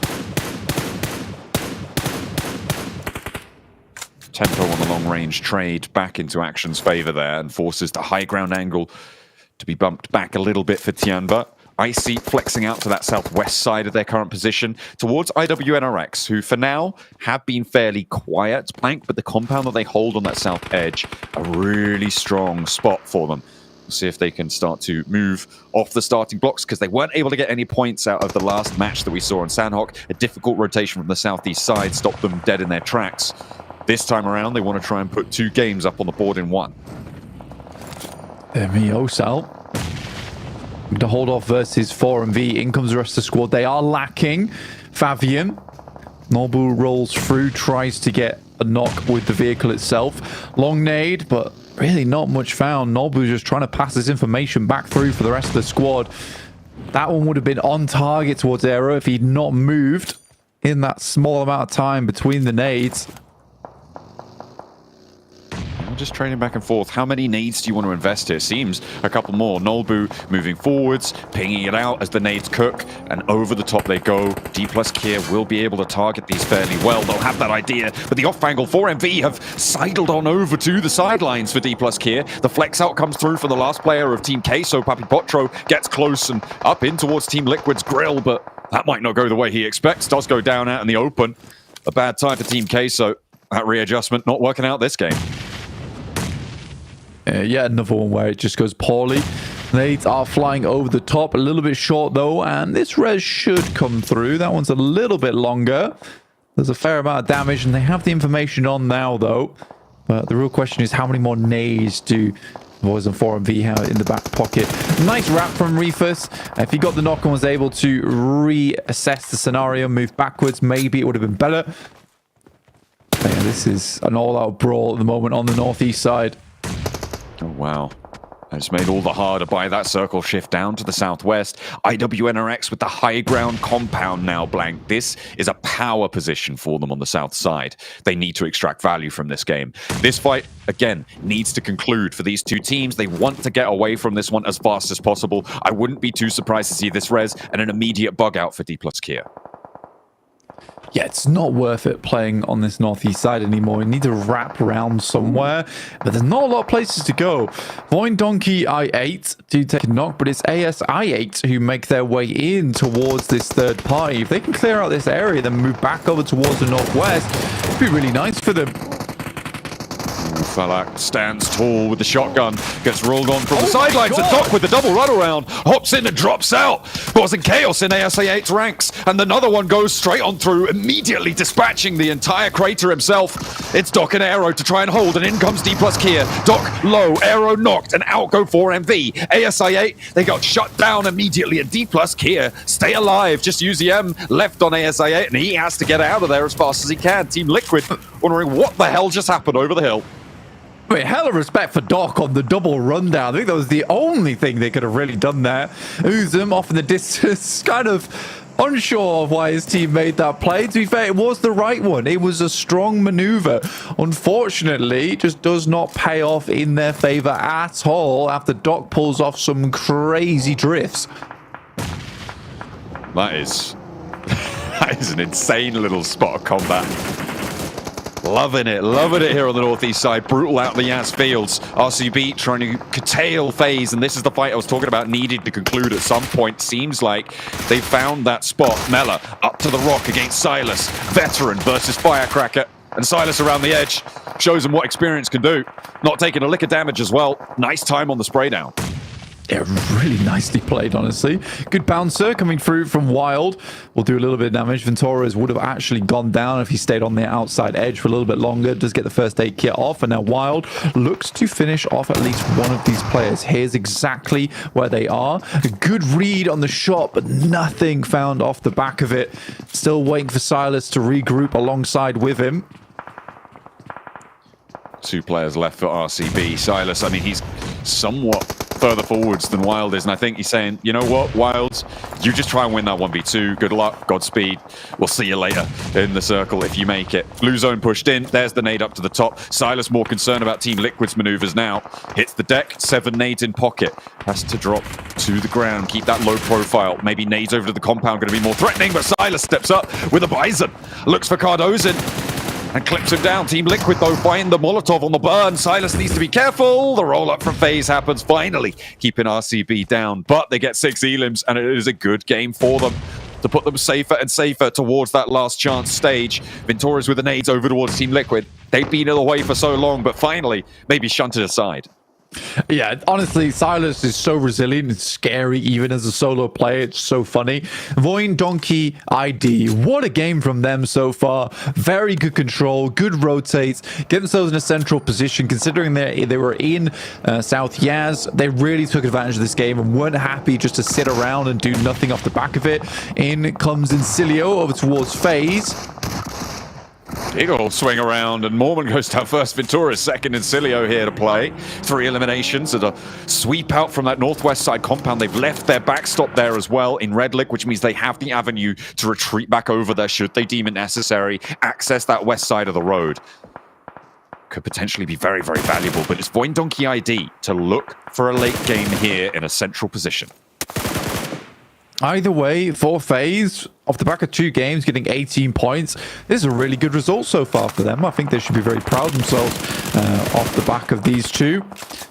Tiamba QZ looking for those shots out off into the distance. IWNRX though starting to pop off a little bit over Tokens. They've been very quiet on the south side, but they have a lot of control still to work with. Shifting over towards that northwest side, they could even take down Getso Roy and claim a little bit of space for themselves on the map.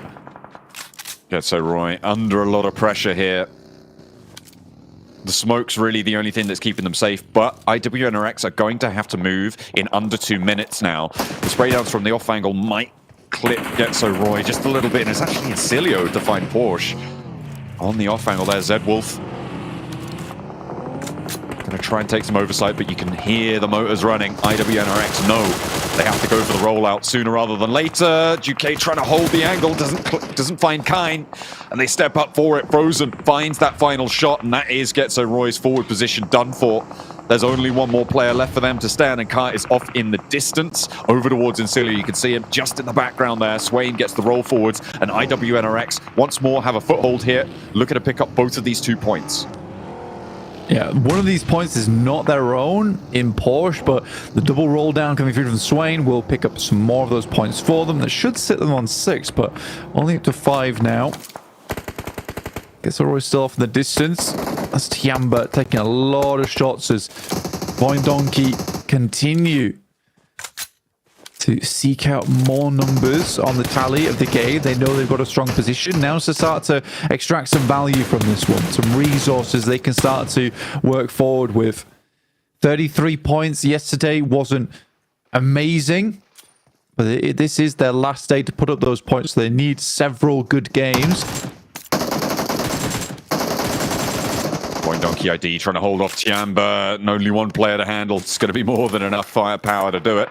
5 teams now remain blank. 6 elims up for Voindonkey ID. IWNRX with 5. I think these 2 teams right now counterposed on either side of the road.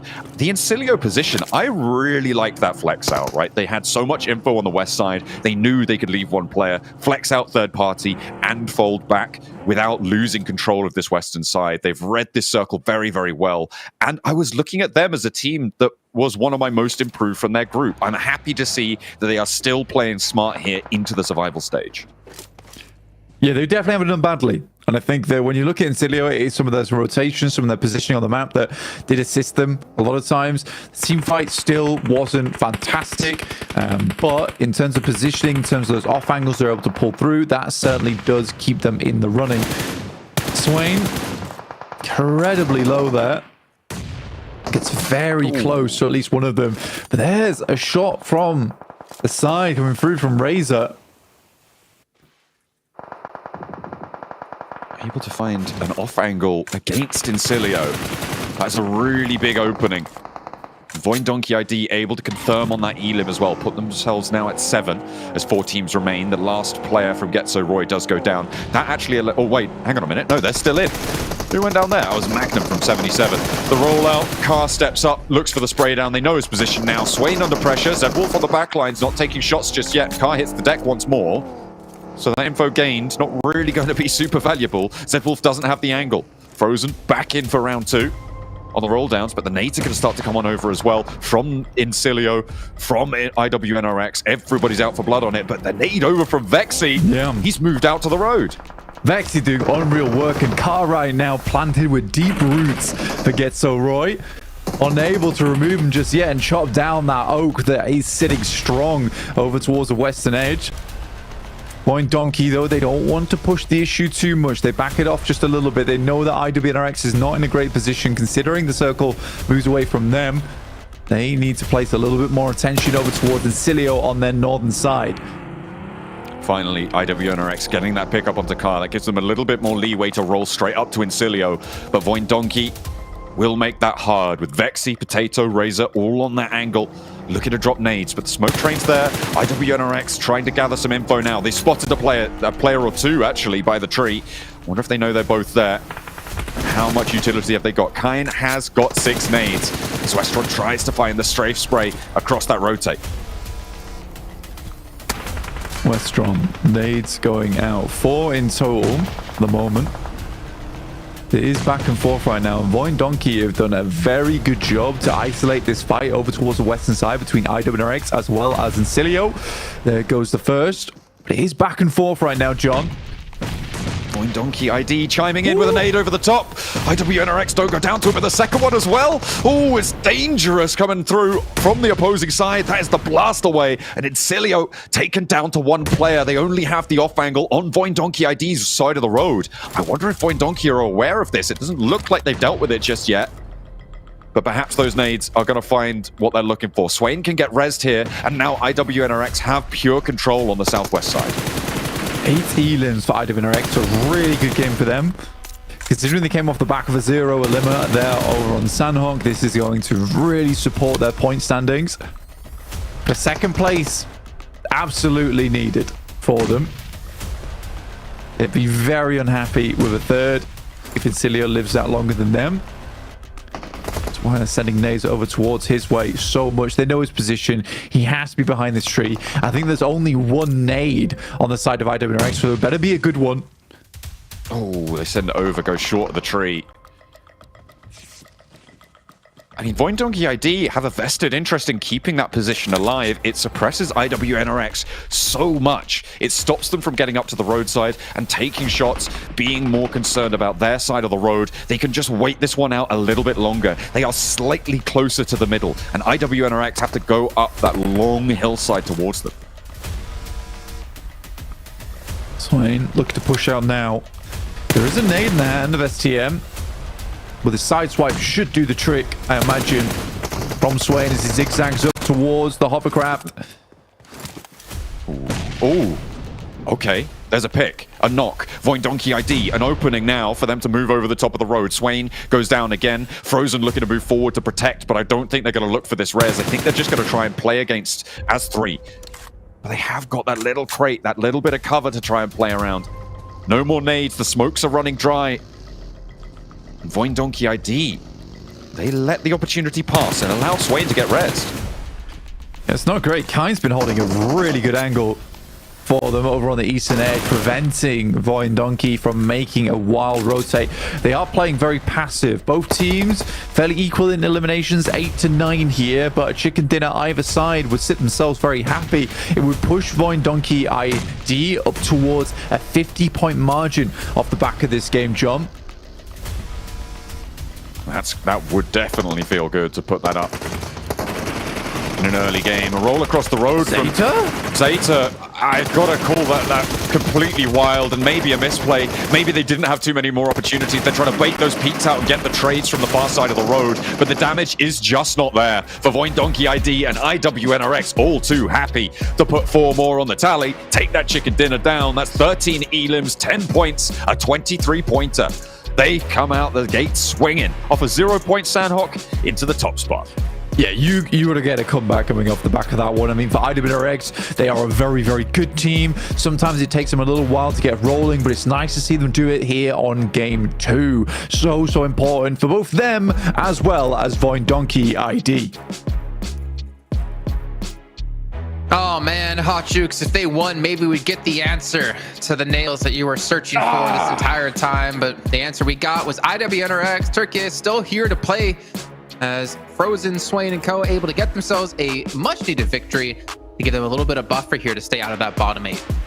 Yeah, maybe the nail was the reason why he couldn't let off the gas pedal on that one with that buggy push. That was pretty wild to see there. But IWNRX getting a chicken dinner off the rip. I mean, this is a team that we all expected to perform like really, really well. I was shocked to even see them, relegated down to this stage. But look at the way that they held this terrain, Max. I mean, we were kind of talking in the back line. I think Voin played this way too passive. I think they were trying to let the blue zone do all the work for them. But once they got those knocks earlier on, they should have just sent it, at least in my opinion. I would say IWNRX understood the main issue for them was 3TN, but the moment 3TN knocked one of the players of IWNRX, Hodges, I think that's the moment you're referring to. We should have seen Voin like, oh, we're crossing, we're sending it right now. We are taking this 4v3 fight. Zeta getting the car, 2 players push over the road. That would have been, I think, their one best opportunity to snatch away that chicken dinner from the claws of IWNRX, because we were seeing the ridge line, right, Hodges? The way it was centering on top of the road, purely in terms of terrain advantage, it was going in favor of IWNRX with that ridge. They could abuse it with third-person perspective. But unfortunately, as you said, Voin a little bit too slow, and that did cost them the win at the end. Yeah.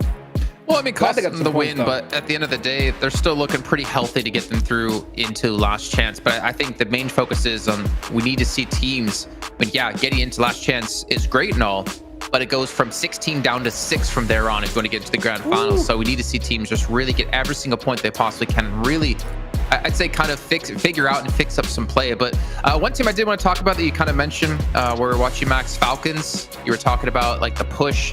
You were saying, in your opinion, was a little bit too late onto IWNRX. It was way too late. They should have done it like 2 circles before they got eliminated, Jason. They were playing the southern eastern side of the circle. There's a good little high ground, which is great for information gathering, which means they knew where Getoroy were, they knew where IWNRX were in that compound. The thing is, the circle kept shifting away from them, and the more you delay it, the more closely packed teams are going to be, and the more angles are going to be looking your direction to shut you down the moment you decide to commit to the transition. I really believe if Falcons did that breach on IWNRX 2 circles ago, maybe they get third party. We never know. But the more you delay it, as I said, just teams are going to absolutely laser you down. And I think, Hodges, the moment they start to rotate downhill in the cars, 5-10 seconds and the whole squad is like gone. It took way too long. Yeah, that's really unfortunate there. I mean, but at the same time, you know, we're looking at all different plays here, and with Falcons, I think they were kind of feeling themselves after that last Sandhawk match, you know, especially the way 2 of their players played. So I don't mind them taking some of those risks, you know. Oh yeah, that push right there. Doc, I was like, oh, Doc's back, baby, and then boom, just gone by IWNRX, like almost instantly. Yeah, D plus K, like, now third party? I just clear the entire Yaz dip in the fields. It was a great fight because, to be honest, when you had this I8 4MV D plus Kia fight, the team that was at that point in the worst situation was technically D plus Kia because they were further away from the circle. They were forced to fight, but actually I8 coming in, taking the attention of 4MV, kind of saved D plus Kia.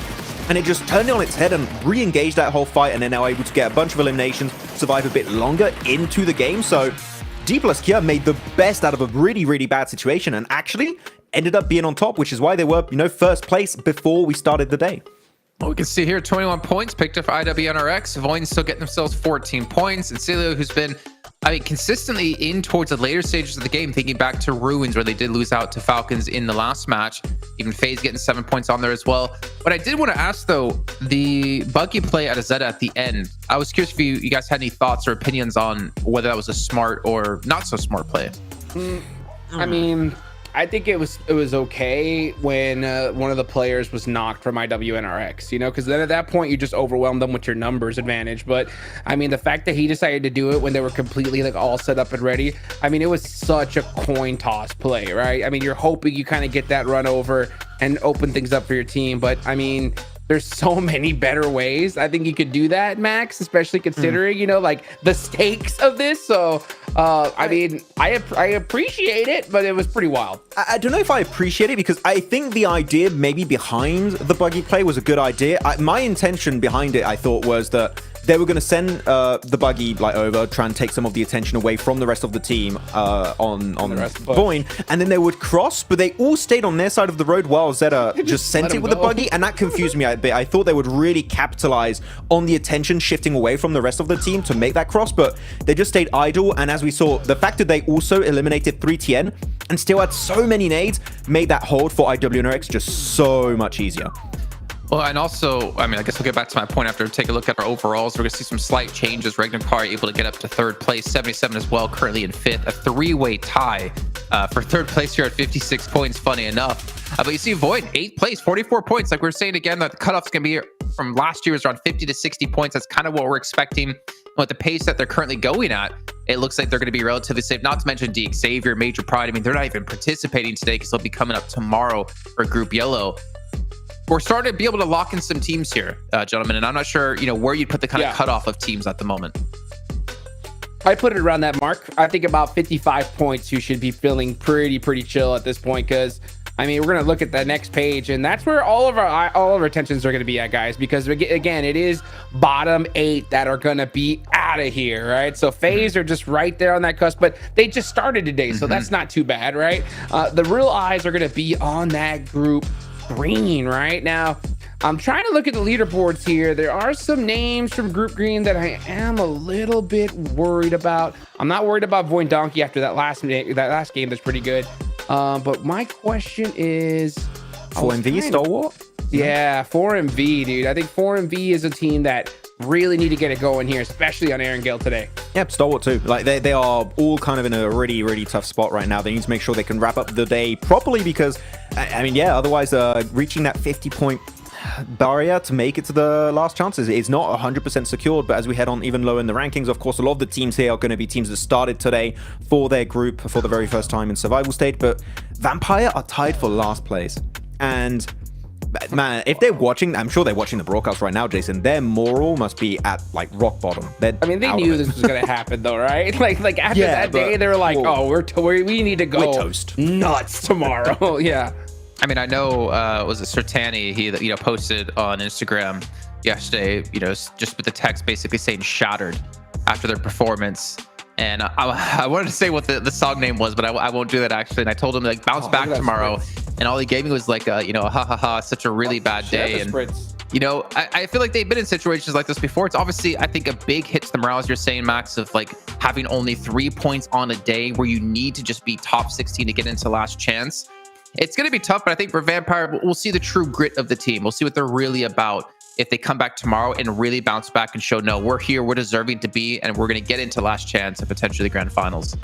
They did in Jakarta. I mentioned it yesterday, right? They did one of the biggest PMGC comebacks I think I've ever witnessed in like all the seasons we've ever had so far. And they could do it again. I mean, this is currently the same team. They're looking extra solid when they are on their A game. It's just we didn't see that yesterday, but no, we're not going to focus too much on them yesterday. We know they're going to be last place today, Jason, but no, the thing is, what's going to be the next step? That is going to be the big question heading into tomorrow's matches for Vampire. I'm actually kind of excited because, like, let's be real. Like, if they were to make it, like, even just past that 8th place, I don't care if they're just like right there at that cutoff. If they make it, it will be like probably one of the biggest comebacks we've ever seen in PUBG Mobile Esports. Am I wrong?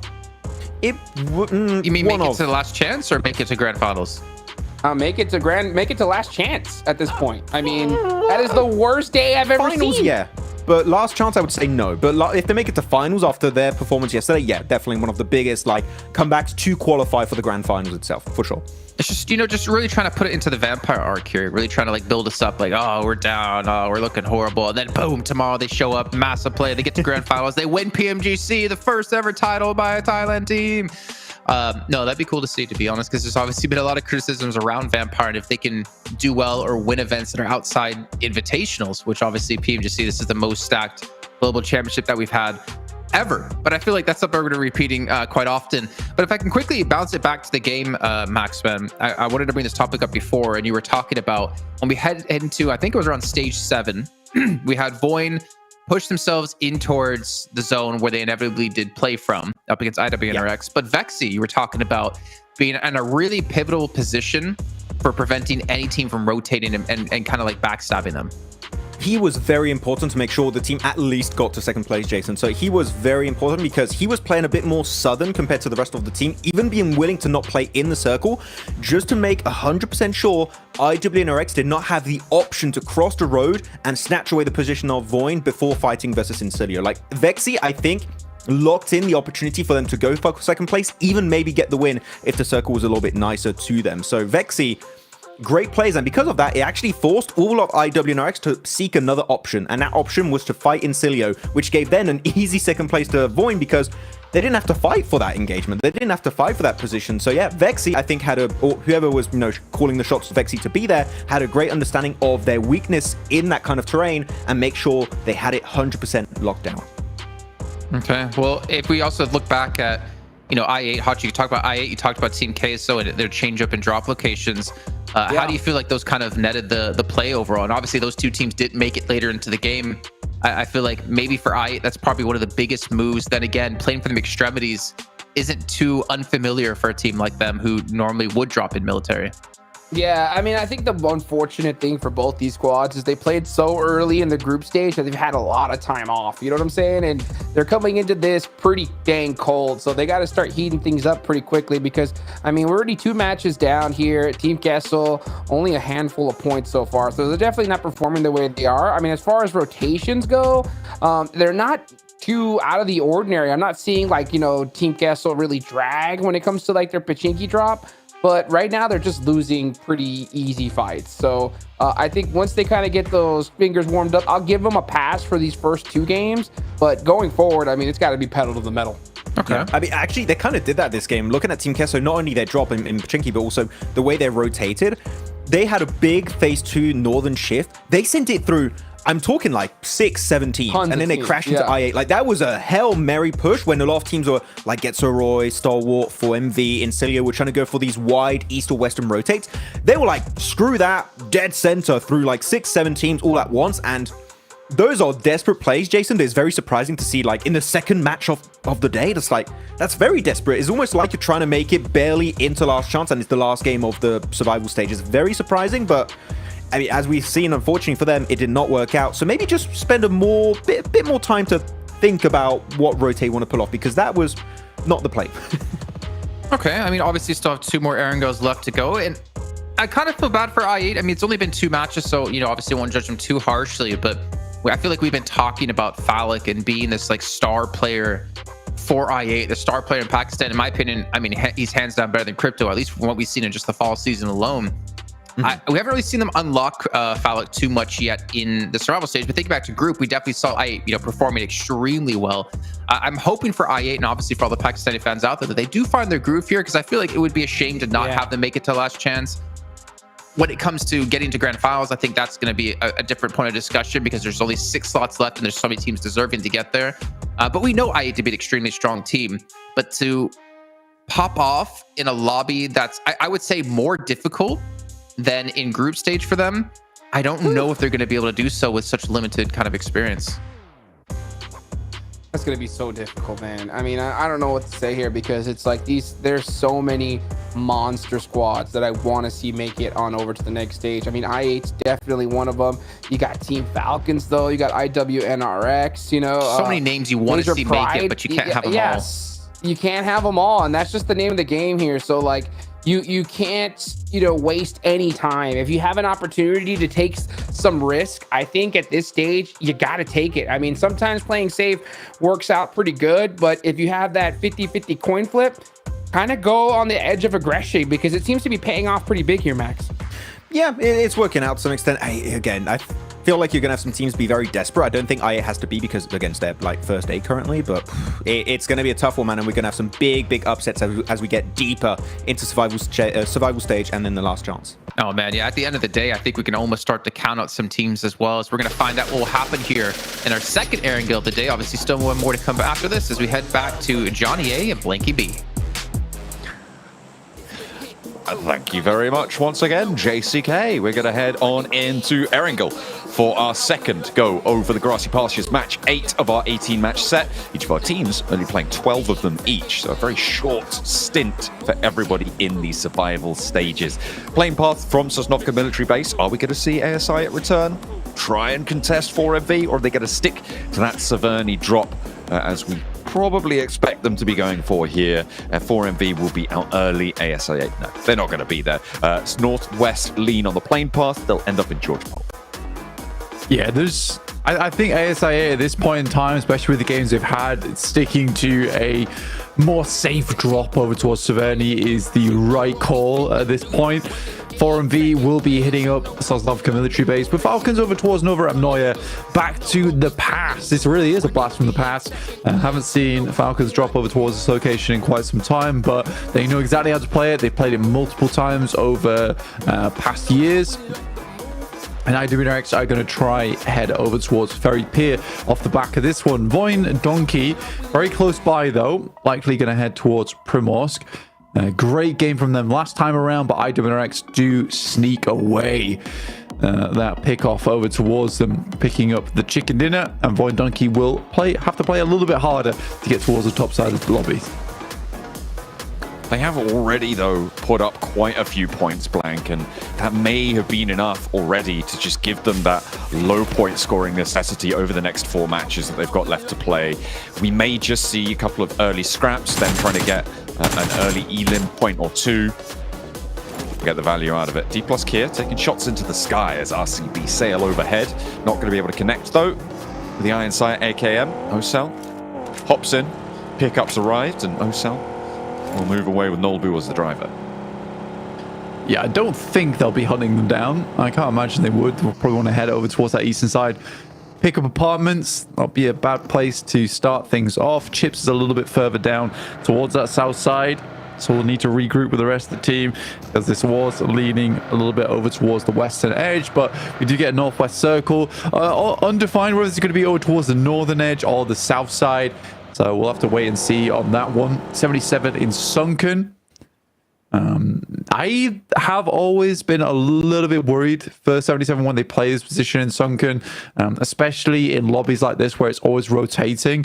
I think that they don't do extremely well predicting a lot of the rotates around this area, but they have been getting far into these games. So 56 points across the board, apparently, between the Vicious, RCB, and 77 right now, all tied up. Yeah, and all of them looking fairly safe to be in towards the top 16, right? And it is just about those floor-type games. How many points can you get on a bad result? RCB, I think, what did they get? 6 on the last match? A couple on the match before. So they are just slowly moving along and making sure that they are going to maintain that position. D plus Kia still out in the lead, which is quite an interesting result. I mean, those 2 chicken dinners they were able to find yesterday, a massive benefit to them. Team Queso have not been so lucky today. I mean, we spoke to their coach earlier, right? And that, in general, seemed like they were trying to change up their playstyle. And I'm wondering if after these first 2 matches, how quickly do you readjust to a previous playstyle? Because at the moment, it doesn't seem like it's going too well. They are bleeding players. They have had a couple of difficult rotates, those Yazfield finishes and the cross rotate on Sandhawk, both not going super great for them. So maybe you give it 1 more game's breathing room before you try and revert to that old style. I mean, you don't have long left, really. Exactly. You only got tomorrow to make up the points. And for Team Queso, I think almost when you have a 2-day stint, you somewhat have to stick to your guns, really. I don't think that there's a chance to revert to the old ways at this point. You just have to trust the process a little bit and try and push on from there. I mean, only second match. I mean, I don't want to say it. But it's better than Vampire so far. It's true. But I think that, yeah, there definitely needs to be a little bit of a change here coming from Team Queso, because I will say some of their rotates have been fairly wild and somewhat misinformed, and letting members get picked off one by one feels like kind of reminiscent of what we saw from Mirror and Sejong yesterday, where their focus was maybe over to the wrong things at times. Whereas they were making decent rotates at the start. It's like some of those rotates, yes, they were towards ideal locations. You've got to assume the team's going to be there, or at least have done some homework into what's going to be happening in terms of those rotates going towards the future. And that is always the difficulty you go into survival stages, that you're not reading into 15 other squads, you're reading into 23.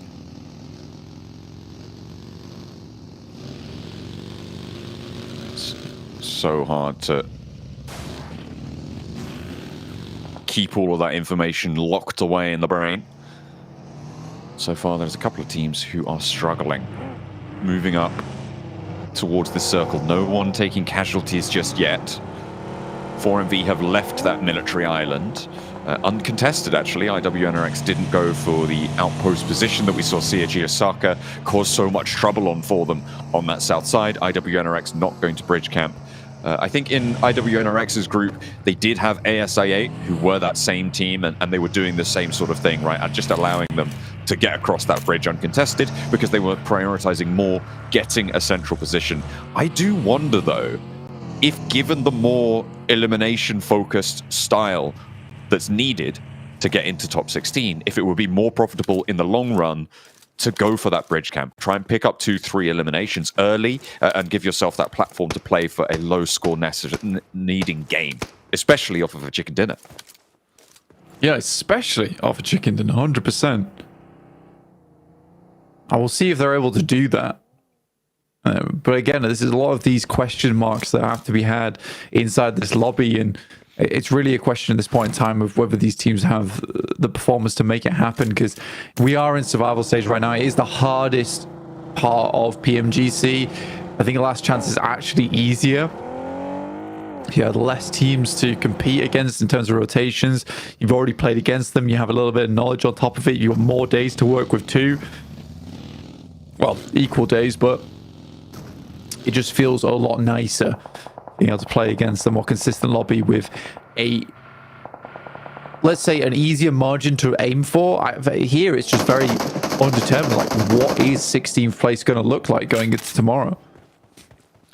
It is definitely going to be pretty nerve-wracking. I think mostly for the teams not playing in tomorrow's matches, right? That is going to be the worst scenario, I think, for Group Green. They will just have to sit back and watch as their positions drop and drop and drop and hope that it doesn't go past that devilish 16 mark. Every single player would dread to drop below it. But for now, I think there is but a few teams who are below that mark, right, from Group Green. And they will look to try and keep themselves tucked up towards the top of the tables. RCB found themselves one pick-off, which sits them comfortably in third place now, ahead of the Vicious in 77 by 1.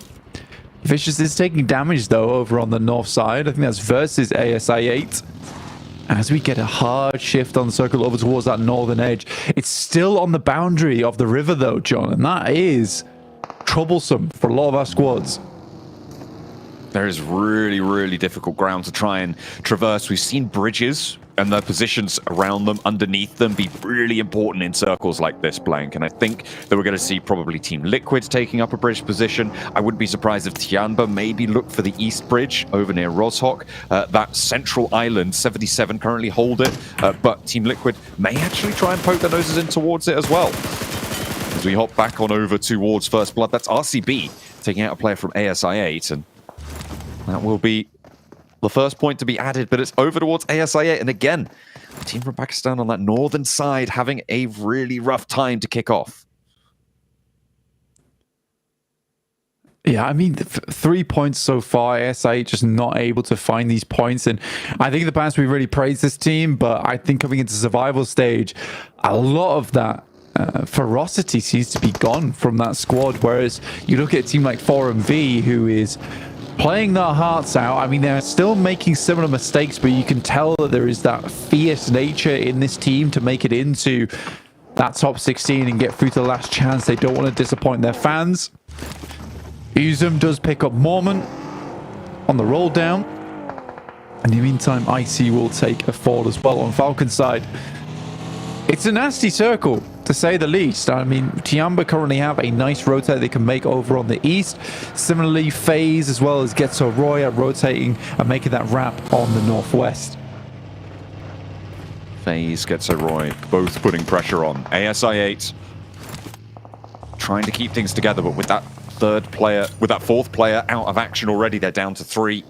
Makes this hold harder. Finding Mormon, sure, it's a benefit, but Getso Roy can put pressure on too. And teams from the south, they're going to be aware of this, right? They're going to know that this is a little involved fight, which means that they have a little bit easier of a time moving on that south coast. The area around Ruins, though, not so easy to traverse. Roshok, also quite treacherous. In general, I hate this circle so much. It's terrible. It's not fun to play. It really isn't. And a lot of teams are going to get cut off because of this.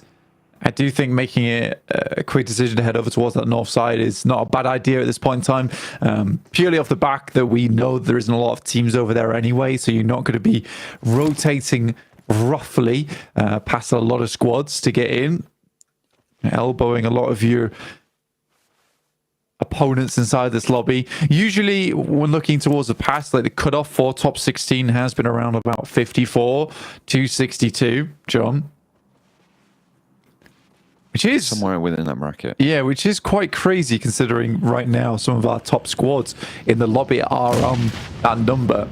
But it does depend on how competitive these lobbies have been. And I do think that maybe we'll see something a little bit interesting here, considering it has been so close over the past 3 groups. And now, with D plus Kia probably having already done enough to get themselves into the last chance stretch. We'll see if they can do a little bit more from the southeast side. IWNRX also posting up their big game, 21 points. They didn't manage to get all of the elims, it seems, from that last, like the last little scrap with Voindonkey ID. But they'll still be happy with a 21-pointer. That'll make up for their 0-pointer, putting them on a 10.5 average, which is definitely enough to see yourself towards the top side of the tables, in 14th place right now. Voindonkey ID getting into this little compound to the northwest of that ruined castle, and with a circle splitting again across this river, it is nasty. D+ Kia, hey, look at that. They managed to find a lot of the players from Incilia. Yeah, you're probably looking at, more than likely, it's going to be a island finish, funnily enough. Dot goes down. What's new? For 4MV. E+ will find Fashion. That's 4 elims. So let's say someone's 69 points. And I think, you know, if I look at D+, they get 75 points today or more. That's it. They're done. But 75 points, I think that's a safe margin to look at as like, we're in. At that point in time, I think when you look at 65 to 70, it's like, ooh, it's a bit iffy, but you've most likely made it. Well, I mean, you'll take that if you can get it. It's better than nothing, but teams will start to keep that boundary pushing, and we'll see how much further everyone can go. Stretch their legs towards the top now. 4MV trying to get some oversight into Doc's position, but they're definitely not going back up north to get that pickup. Surely they're not going back up to get that pickup. Baron's going out to get that pickup.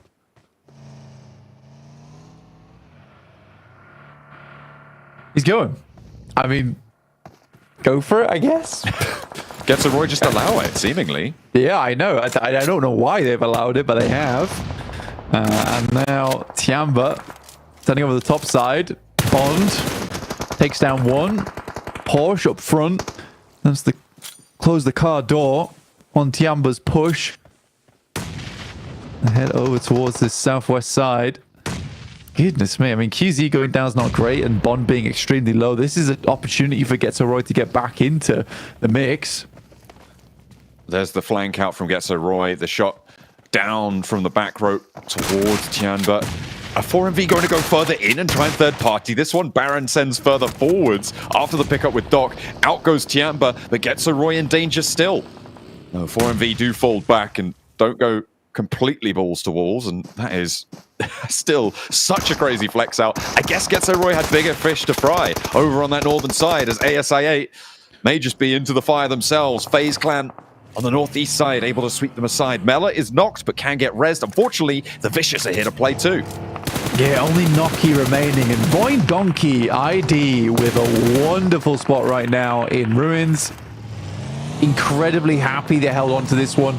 It's such an unfortunate circle. This is not the kind of circle you want to see going into survival stage, because a lot of times, sadly, this is a coin flip in terms of where is this circle going to go. It's even less than a coin flip. It's not even a 50-50 chance, because you've got the island, you've got Rozok, you've got north side, you head towards the sandbags. It's very, very tough. So it's very much just a gamble on the table of which location you're going to go all in on. And Voindonkey, they get somewhat lucky, but they did make a pretty big rotate over this way in the first place.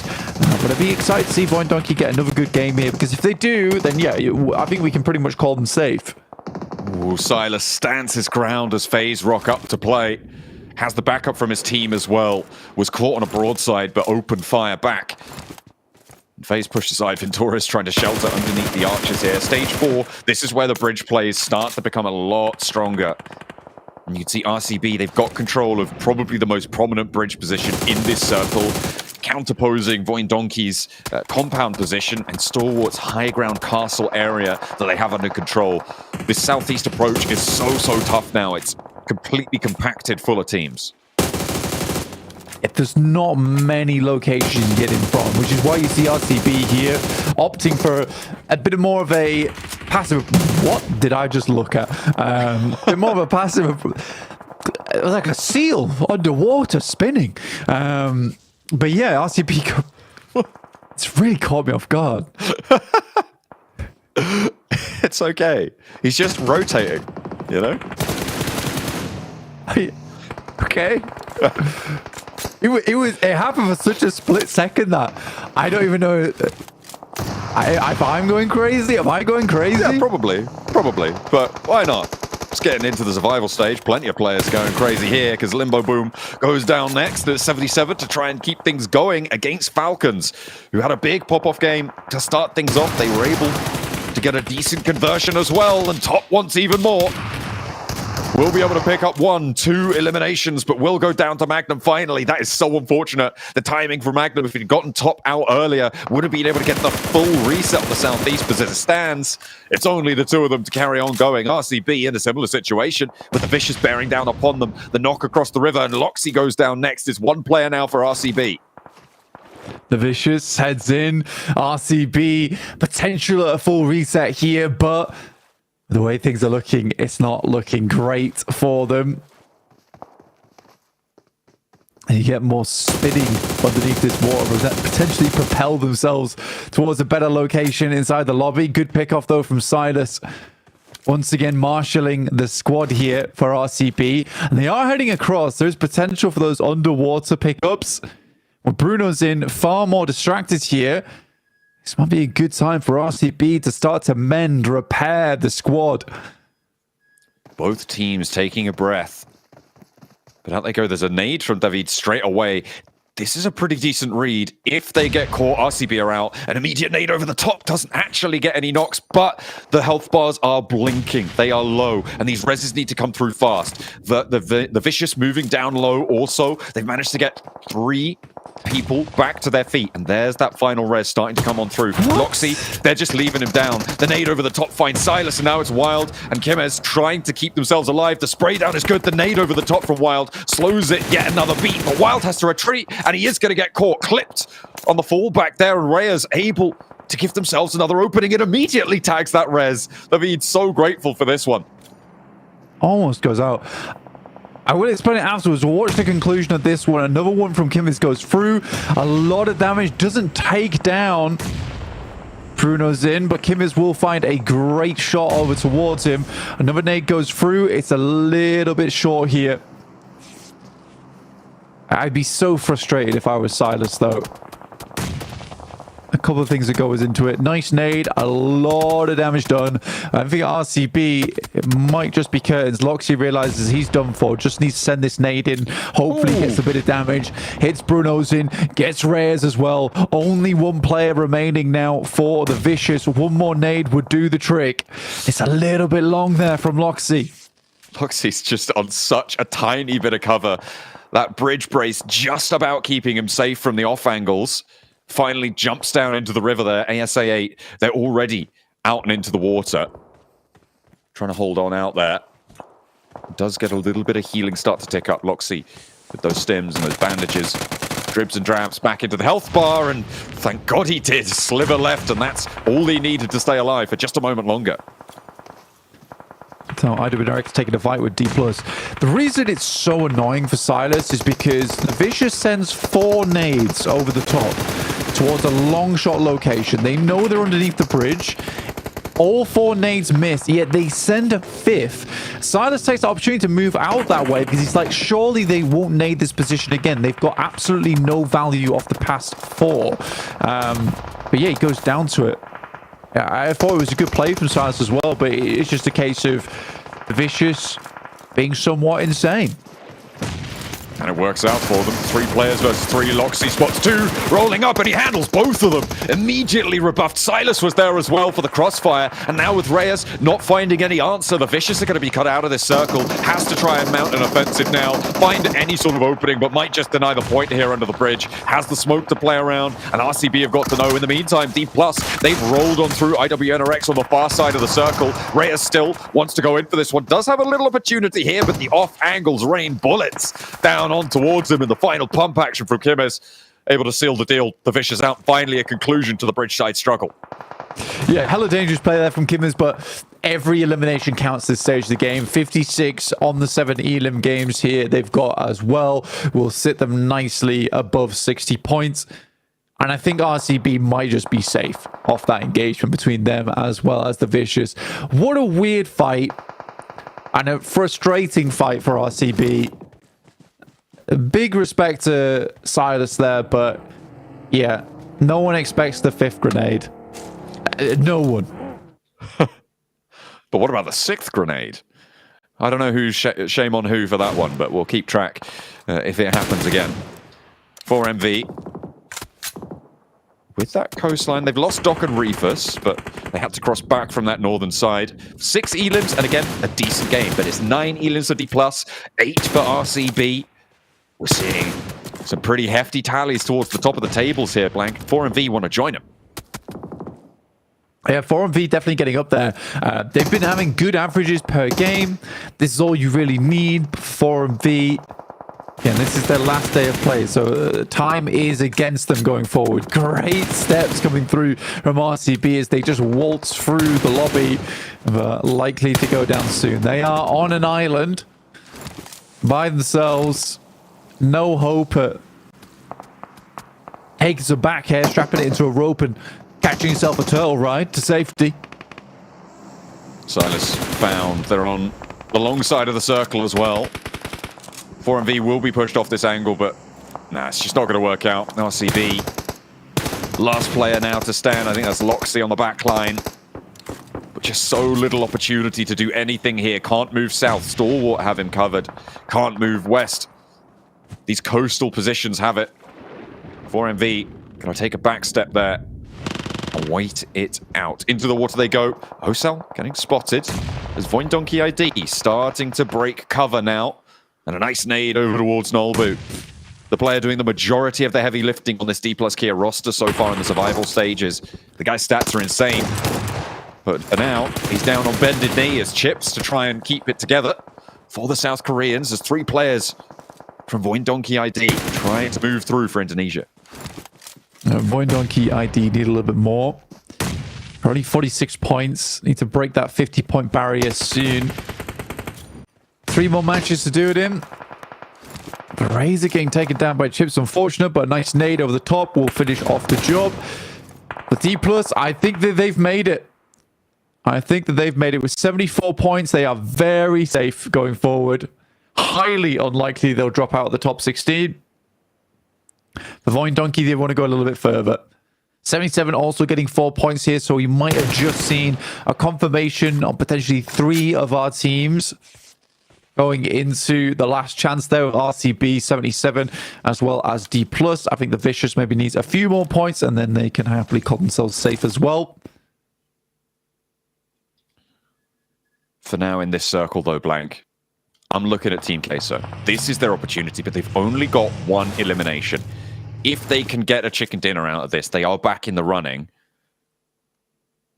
But it's difficult against this stalwart position. I mean, look at the high ground split they've got. This is just such a classic 2-2 split on this area. Nobody's been able to take them off. From the west side, I'm surprised that they haven't had to regroup, actually. All of that fighting between IWNRX and D+ Kia, it all kicked off around that zone, but they were able to keep their 2 split out on that west edge.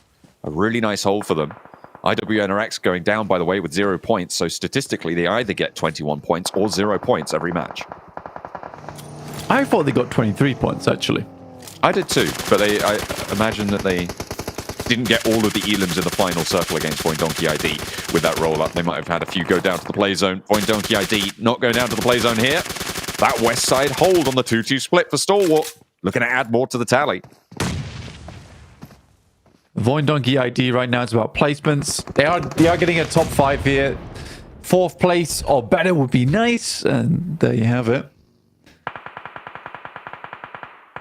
Voindonkey ID. Look at the health bars on the top of the screen. Dear me, Zeta last left remaining here. Team Queso taking 2 knocks, John. That is a big deal. Going low and more damage pelted their way. Magnum with the shotgun. That's 2 players, by the way, taking on Team Queso. From the backline, 77 making their insurgency from the southeast side. That is really rough. The backlines of Team Queso getting dismantled there. Shifu trying to stay alive will be able to do so. And being the outside flank, 77 looking to confirm their spot into the last chance as well. Shifu breaking back over towards Magnum. Team Queso under pressure, but Stalwart is still split. They're trying to regroup now because they know they're going to have to push more central. Yeah, this has just been a complete partisan play versus Team Queso coming through from 77. in the back lines. 2 players taking down multiple from Team Queso. It should have been a Team Queso win. Realistically, they had a really strong spot. Obviously, Stalwart do control a lot of this high ground, but Team Queso could have easily played out into that late game. 100% surely second place. Zeta could step up, spots the angle, does a lot of damage over those Fearless, and gets the knock. This is huge, dude. That takes one of the most important angles off of Stalwart. What a spoiler shot down there, and gets that flush as well. That is nuts. I mean, I don't think he got the flush, but either way, there's now no one to challenge him, and Critter has to move off that location. Suddenly, he becomes a much bigger threat in the eyes of Stalwart. He's just one dude, guys. Hey, not only that, not only is he an increased threat, but he's also reduced the sightlines under control for Stalwart. Before, they had cover on that archway over towards Team Queso, over towards the runouts on 77, but now they don't have that. They have to spread themselves so much more thin, and that's going to allow Team Queso to maybe come back into this fight. 77 to sweep through. Everything's changed off the back of that pick. Dude's fully stimmed out of his mind as well. Had about 8 energy drinks, so the heart's pumping, the adrenaline's thumping. Let's see what Zeta can get done. What a wild play. Good to see, though. Yeah, I think 77 done fantastic work between Shifu and Magnum here. Like, this is a survival defining game, or this is going to see them safe much earlier than they expected. Happy Potro. Oh, he's spotted. The push forwards from Stalwart and Team Queso. Going down 4th here. They just have not got the value they need. Yeah, not good. Not good at all. Octagui, 9 nades, by the way. Okay. He's got a whole ordnance behind him, and that's Team Queso out. Oh. Shifu finds another. Up to 8 eliminations. Stalwart with 10. How has this happened? Zeta has to make a run out at this point, but will be taken down. But a 3rd place for Void Donkey.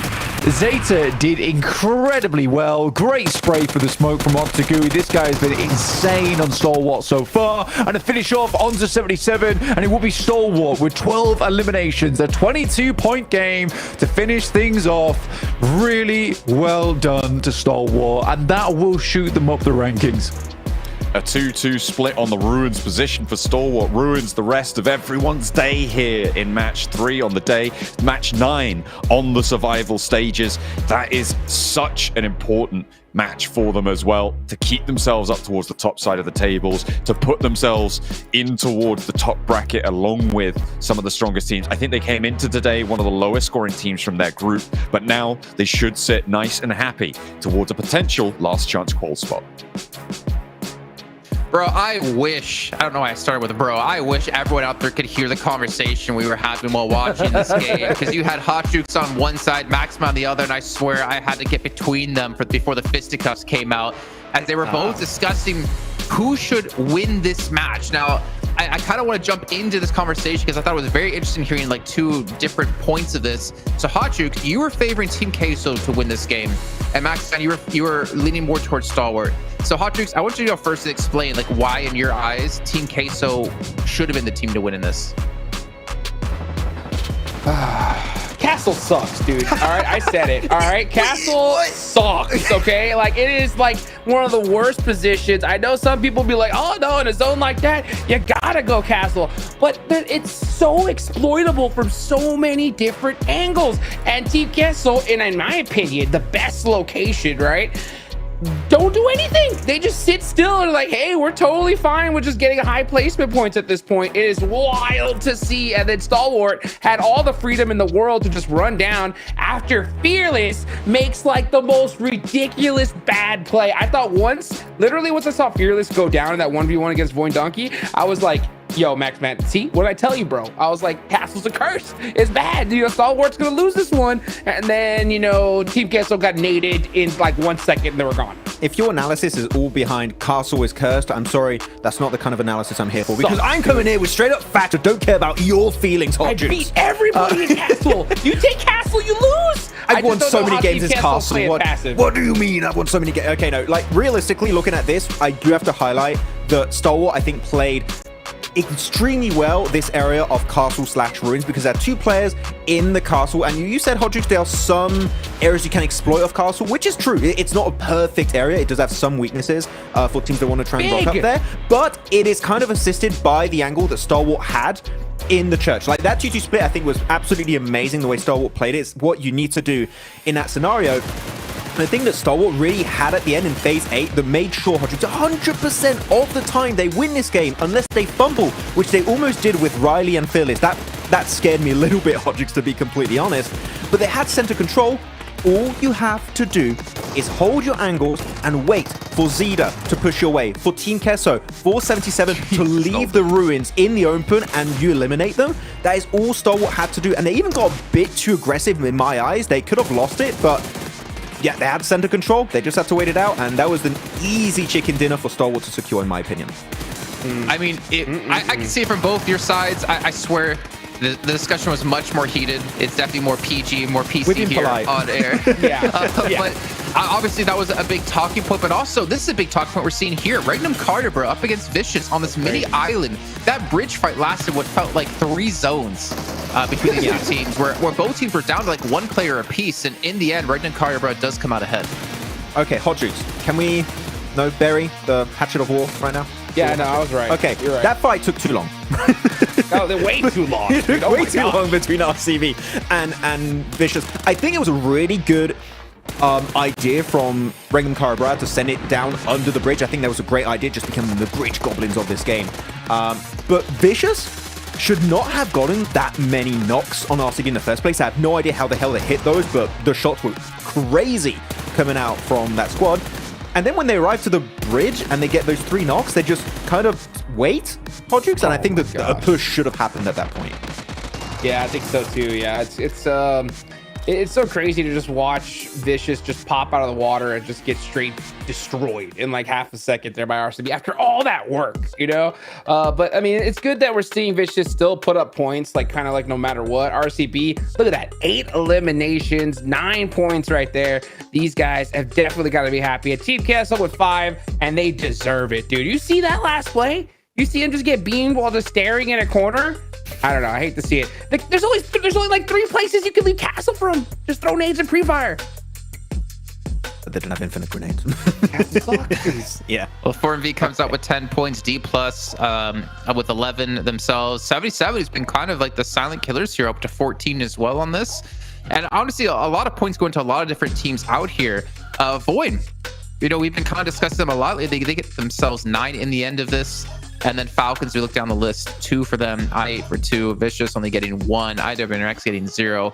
I mean, there's starting to be some teams to worry about here. I8 has had a very slow start to the day, Max, and I'm kind of getting worried for them. Obviously, they do have another day of matches to play tomorrow, but you don't want to be starting off like this. Yeah, nope. you do not want to be in this kind of situation because it's going to be scary, man, going into your final day here, and it's going to be a tough time to make sure you are making into the top 16. Though, I do want to highlight, looking at Stalwart, I'm not going to go deep in analysis. We're not starting this conversation again. It's fine. But actually, it's really cool to see them do well because they were the last ranked team of their group. They were just behind 4MV, if I'm not mistaken, Hodrix. You mentioned it on the previous segment. So this game, actually, for them, is so important for them to be somewhat comfortable to make in top 16. Absolutely. Bing, bang, boom. Top 6th place, baby. They'll take that all day long. I mean, I'm telling you, Group Green is going crazy here because I was expecting to see at least, a couple teams way down on the leaderboards. But no, I mean, pretty much almost every single squad is in a pretty solid state here. I mean, this makes you wonder, is it better to play in the last group of the league stage and go into survival, or play in the starting group and go into survival? Because right now, Group Green, like if we're looking at some numbers that John threw our way, they're averaging like 33 limbs a match, Group Green, compared to 25 for Group Yellow and 20 for Group Red at the moment. Like, that's kind of crazy to see that Group Green has actually been the more dominating group so far in survival stage, considering, Max, we had Group Yellow as like the group of death, which obviously we're looking more towards the higher level teams, but Group Green definitely proved to be one of the more balanced groups in our three. Yeah, so far it's been working great. I mean, they've been the third party-ish group, compared to the other groups that were like edge play or center play. And the third parties they've been able to pull off for a lot of those teams of Group Green have been so impactful in this lobby, just clearing space in a circle, getting a ton of eliminations off the back of those engages. So yeah, I mean, Group Green, the silent killers of this group of death right now in survival stage, and I'm impressed, Jason. It's really, again, our expectations are wrecked in this tournament, and it's fun to see. So Jukes, you're saying, we've been saying this quite a few times, right? Okay. That group or day 3 is the real day 1 for these teams from China. What happens when there's no day 3 in that group to be played for Tiamo?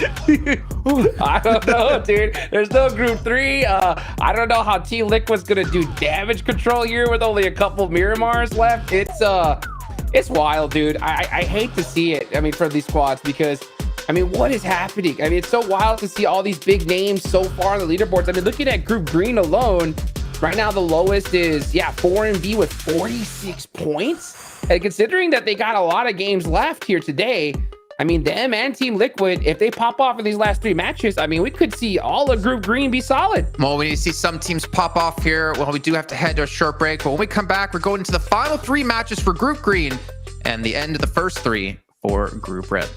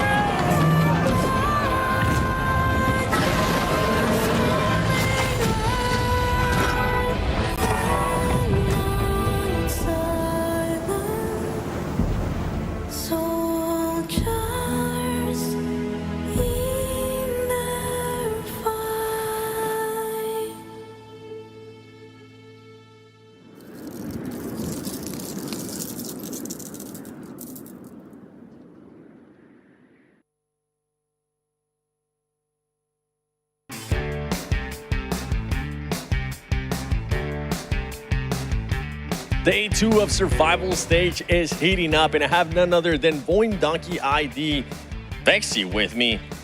You guys have definitely improved today with the performances that you guys were able to put up. Let's talk about a little bit more in regards to the Aaron Guild. The first match, you guys had an opportunity to be able to third party between the fight of IW and RX and also Incilio. Why did you guys decide to play that so passive? Oke, di map pertama Erangel kalian punya kesempatan untuk terpati NRX sama INS. Apa yang membuatkan kalian untuk tidak mengambil chances tersebut? Kita memikirkannya zonanya bakal ke tengah-tengah kan akhirnya, tapi juga minim smoke juga buat terparti itu tim dua lagi perang di low ground depan kan. Terus ya udah kita berharap aja dia perang juga dan kita kurang baca kill feed sih di akhir-akhir. Dikira di low ground depan tuh masih 2 tim, ternyata cuma 1 tim berempat. Okay, so basically, one of the reason why we didn't terpati NRX and INS is because of we have a minimum of utilities. That's number one, and then at the end of the circle, we miscalculated the number of alive people. So we assume that in that low ground there's like 2 teams left, but then end up it's only 1 team. Right on. All right. Well, hey, you live and you learn, right? With this team, you guys have to, especially today with the new teams coming in as well, you guys have to make adjustments to Erangel when you end up dropping. How's the team feeling with those adjustments? Okay, jadi setelah bermain beberapa match ini, menurut kamu sendiri gimana dengan perubahan drop spot di Erangel? Kalau menurutku dan arahan coach lebih enak drop zone di samping seperti Primok.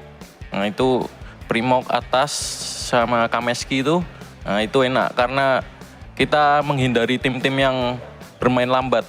Kalau tim-tim yang langsung terobos ke tengah circle, nah itu kesempatan bermain gameplay tim kita. So basically, yes. If you ask me, and I would personally agree with my coach, is because of we do learn from the mistake, and yes, we prefer to drop at the. I would say little like nearby area, like we don't want to go to too much center. It's because of from the side is our big gameplay, and I would definitely think that this lobby suitable with our gameplay, and yeah, that's why we really love this lobby. Right on. Well, you guys currently have 53 points. It is your final day for survival stage. Where do you guys want to be at in regards to points at the end of the day? Oke, ini hari terakhir kamu bermain dan sekarang poin kamu 53. Jadi menurut kamu sendiri lah kira-kira berapa minimal poin ataupun maksimal poin yang kalian harus dapatkan di ujung hari ini supaya kalian bisa lolos ke peringkat seterusnya?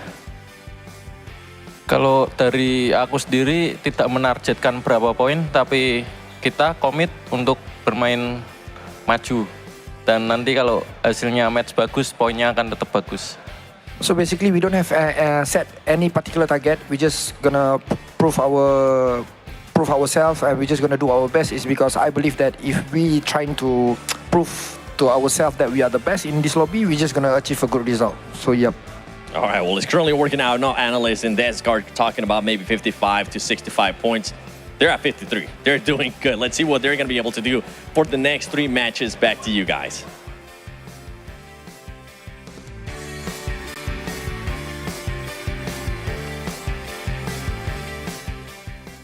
Well, Max, we got to hear about that first Erangel of the day with that 50-50 split across the road up against IWNRX. And I wanted to give you a chance to talk about that because there's some very good insight in that answer.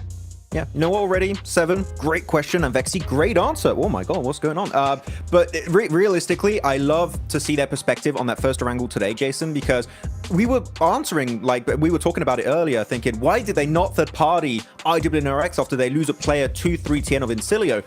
But actually, their lack of utility, we kind of knew that. But they thought there were 2 teams over that ridge, Jason. And that is so interesting to see what they were thinking at the time and kind of taking everything into account. But what if it's not 1 squad? Or what if it's 2 teams? Then we're just going to get completely destroyed by 2 different angles. And it's going to be so rough to wrap it up. So I like that they instantly saw that after the game. Like, oh, that was our mistake. We miscalculated.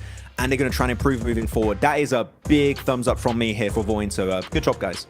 I think it's always so cool to hear, because obviously we have the ability to see everything that's happening across the map, right? But to hear from their perspective with limited information, what they do know and what we know, it's really cool to see. But also, you know, it's really cool, Hot Jukes. Oh yeah. The fact that Max and I both have an Infinix GT20 Pro and you don't. But we need to get that fixed. And if I'm not mistaken, Max, to go with that 120 FPS and 144 Hz AMOLED screen, I hear we have a new wallpaper today. Who is it? I do. I got a bit ahead of myself earlier and I forgot to change it. I thought Falcons were gonna get the win. It's green too, so it's green screen. But so yeah, I'm sorry. right, please I got a give bit your ahead of advice over to Hot myself. Jukes. We did have a picture ready to go for this one, but clearly it wasn't ready in time. If only it was that simple. If that was that simple, I would ask, give me some croissants from Paris. Hot Jukes, give me some of that Texas barbecue, and I'll give you some great Italian pizza. We can kind of all share between each other. But taking a look at our teams to focus, I think this is where it gets really interesting. I think this is where we have a lot to say. And Hot Jukes, we'll start off with you. You got i8, Tianba, and Team Queso as your 3. Yeah, I'm picking the bottom teams from Group Red at this point. These guys are not doing too hot considering that we're already 3 matches in. I mean, they still have, these next 3 and tomorrow to go, but you don't want to wait till the last day and the last matches. So I want to see them start turning things up, especially since there's only 1 Aaron Gale left today. Okay, Max, who did you have chosen? I had as one of my teams 4MV because now after this win from Star Wars, Jason, they're the last place team of their group, of Group Green. Did we expect that for this team, Jason? No, after what happened in CSA, winning back-to-back PMSLs. We thought, especially after the defeat they suffered in PMWC, they would come back swinging, but right now we really have to ask ourselves the question, are they maybe not even going to reach last chance? Like, it's a realistic future that could be happening maybe like this week. It's insane to really have that on the tables at all. So yeah, 4MV, I'm going to say I need to see a win in these 3 matches because I'm so far very disappointed, unfortunately. A realistic future, just no future I want to live in. Seeing 4MV not be in the Grand Finals would be a massive upset. But at the same time, I feel like it fits perfectly in to the storyline we've been talking about ever since PMWC, as Claris brought up, the year of uncertainty in PUBG Mobile Esports, where really any top team you had predicted to go through or to be dominating isn't necessarily guaranteed, with a lot of new stars coming through and a lot of new teams hungry to take home a title for themselves. As we take a look here at our top 4 players in the survival stage so far, Nobu, I think you had like 7 eliminations in that last game, if I'm not mistaken, up to 25 so far. You normally talk about Osal, but Nobu's really been a standout performer here for D+. Well, the things I like the most is that every single one of these players is from Group Green. Like, that's wild. I mean, these guys... Well, it's kind of expected to have more matches played. Yeah. I mean, that's true. That's true. But it's like also just seeing how consistent they have been is just really phenomenal. Yeah, they've already going to be playing all of their matches so far, but like considering that they're pretty much all safe is pretty dang solid. I mean, I feel like if I'm at the bottom of the table of Group Green, right, ignoring all the other groups, if I'm like the lowest placing team from Group Green, I'm not gonna lie, I'm still gonna be a little bit worried here. You kind of still have to hope at the end of the day tomorrow that, other teams aren't able to play. Hey, calm down, Shifu. Chill. I mean, this man just wants to get in the car and ride, as we saw yesterday. He does. It'll be funny if we have a Redox on the same team as a Shifu. And it's like, oh my god, they're both staring at the camera doing weird stuff. I don't know what to expect anymore. But here we go. Actually, D+, also looking back at their previous game, really good split to the west to get information. So D+, they're in. I think they're just having fun right now. For the memes, Jason. They're playing for the memes. I mean, I've always wondered if you're a team that you're already guaranteed through and the prize pool isn't too big different between where you are and where you could fall. Why not start to mess with some teams? Why not hot drop some of these teams that you potentially don't want to see in last chance to make your life a little bit easier? But speaking of making our lives easier, gentlemen, it's time to throw to our casters. We're going to sit back, put our feet up, and watch the match as John Allen and Blaine take us in. Hey, you've got to pay attention too, and hopefully you guys at home are going to be paying attention because it is going to get harder and harder for our teams in Group Green to get the points they need. But at the moment, it looks like they're all pretty decently placed right now. If we extrapolate averages, if we looked at just what the teams have scored so far and multiplied it over the 12 matches total that they would be playing, right now, every single team in Group Green would be qualifying. 4MV, on average, are 13th place, and that is the lower bound of Group Green, which is pretty insane. There is a reason we called it the Group of Death. Yeah, I think when you look at Group Green at the moment, it's a case where, look, they're the freshest of these squads right now in terms of playtime, because obviously they just came off of their group being played straight into survival stage, so all of them are very warmed up compared to some of our other groups that come into this one who maybe played maybe 2 weeks ago off the back of this one. But we'll wait and see just how it all pans out. But you're right, now at this stage in time, Group Green is looking hella safe. It's just a question of keeping Doc alive, really, and that will keep all of Group. It would be pretty insane to see all 8 teams in a single group get through to that last chance bracket. And we are on a path to maybe see that very future, even if Maxman doesn't want to live in it, right? We'll have to wait for that one to come to pass. Teams in the floor now, a swift rotate in the glider there. Oh, little stumble on the landing, but they'll be all right over in Primals for Voindonkey ID. Looking to try and keep themselves on trucking, on the road, making sure that they are staying spick and span. Yeah, for Voindonkey ID, though, 53 points, few more points needed. That's really all it is. Right, 4MV, they need a couple more points themselves. Team Liquid, similar situation. But it is very likely in the next 3 games that we see today that pretty much all of these squads do make it through. D+ right now is safe. 77 is safe. RCB, I'm going to go ahead and say they're safe.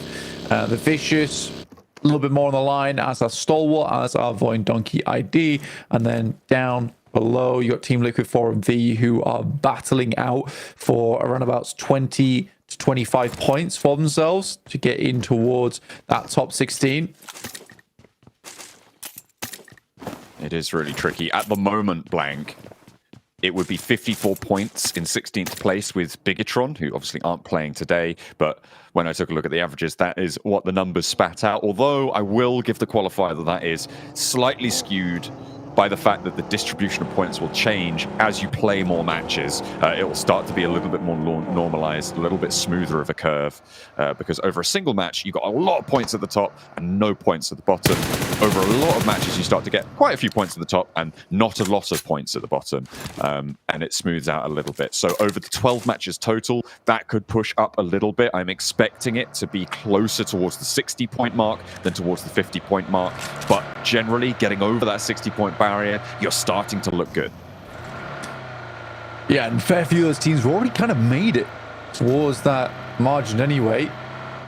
We'll have one more angle into 2 Miramars. We know that Miramar does slip up a couple of our squads, and they might have to change things up going forward. Right now, over towards the eastern side of things. Stalwart are currently playing over towards Lipovka and Mansion. Good start for them. Tiamba down towards Milton. Tiamba definitely need to get a move on here. 6 points total over 3 matches. Not ideal in terms of the situation for them right now. We'll need to pull those points scorings up somewhat. As well as ASI8, who, despite changing their drop spots, despite giving ground, giving space to some of these other teams inside the lobby, have struggled to find their points. It is about those floor games, like I was saying, and I've said it every game now, I think, at this point.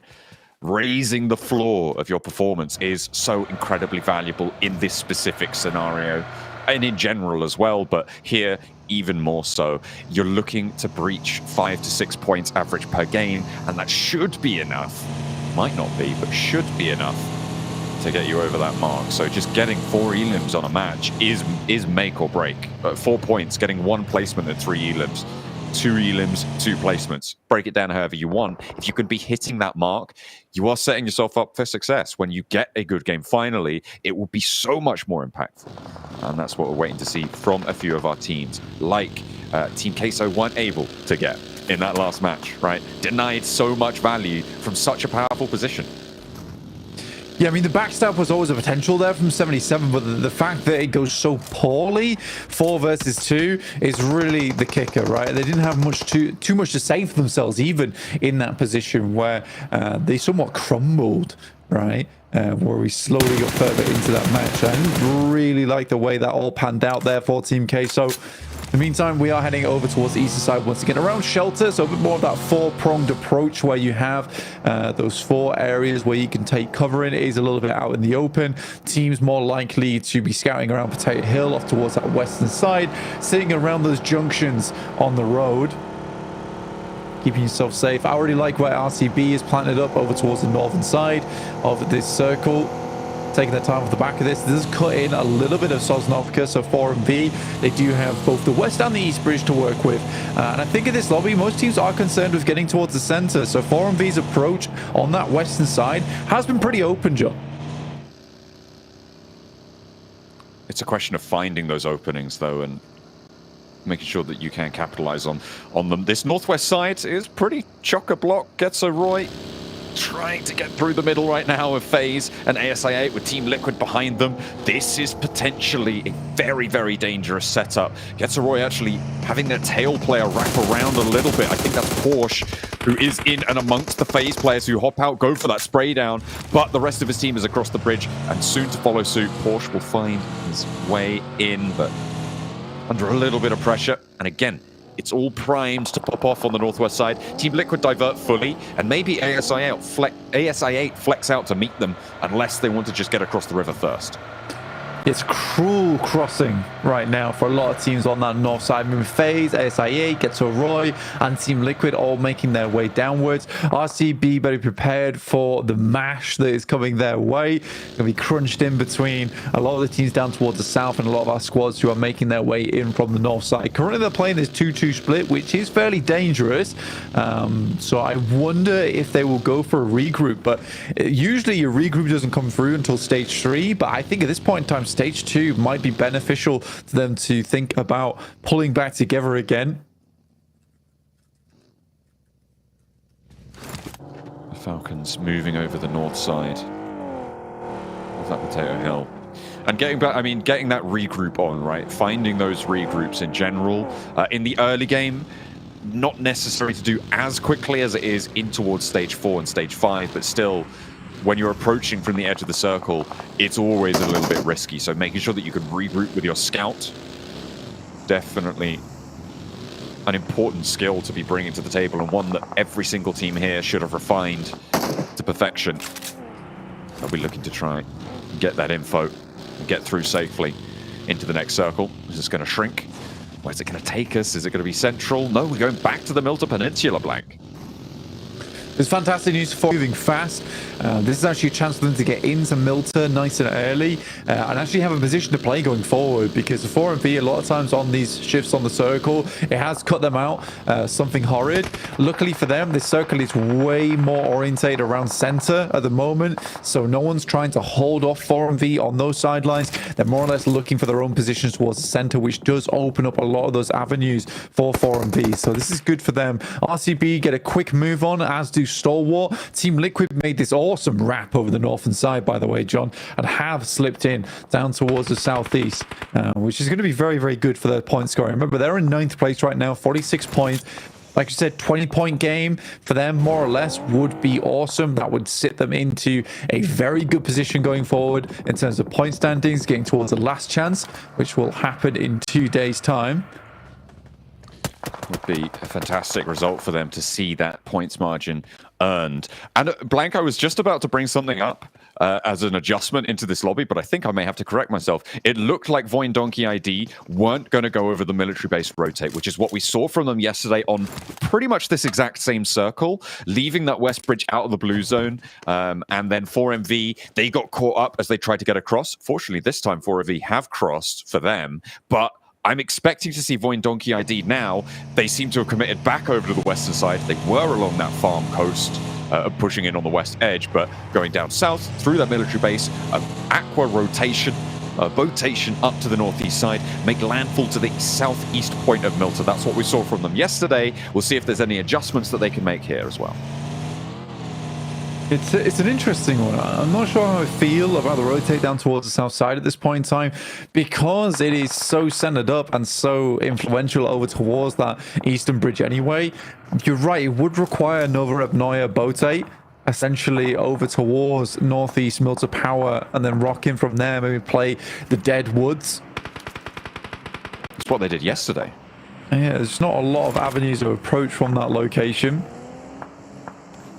Stalwart currently doing not badly at all, 56 points. I think you're right in saying having that floor risen for a lot of squads is important. I think Stalwart's done that. They've had some pretty amazing games as well off the back of this one, but other than those amazing games, there has been just steady performance, steady points been put up inside this lobby. And that's what Stalwart has needed. I think they've had 2 pretty big games so far. They had that 15-0 game and then that last match just there. Set themselves nice and comfortably up to 6th place. I'm really keeping an eye on Voin Donkey ID. And again, this might just be that opportunity. You can see the compounds down to the southeast of Milta. They have access along the cliffside there. If they get there fast enough, nobody's really looking out this way. Incilio over on the west edge may be there, but has anybody done their revision? Has anyone seen this rotate from yesterday, spotted the similarities in this circle, and go out for a flex position to hold? Incilio may be looking to readjust. They're now on the south, lining Milta itself, and that may be the team to try and take down Voin Donkey ID, but it remains to be seen. It's such a fortunate timing for Voin Donkey ID. Incilio wraps over towards the east side, completely exposes the eastern bridge. This is free right now. That is such an insane approach. Let's hop on with this fight, though, because D plus Kier looking to further cement themselves towards the top of the tables. Getso Roy got Voin Donkey on the mind, but it's Chips.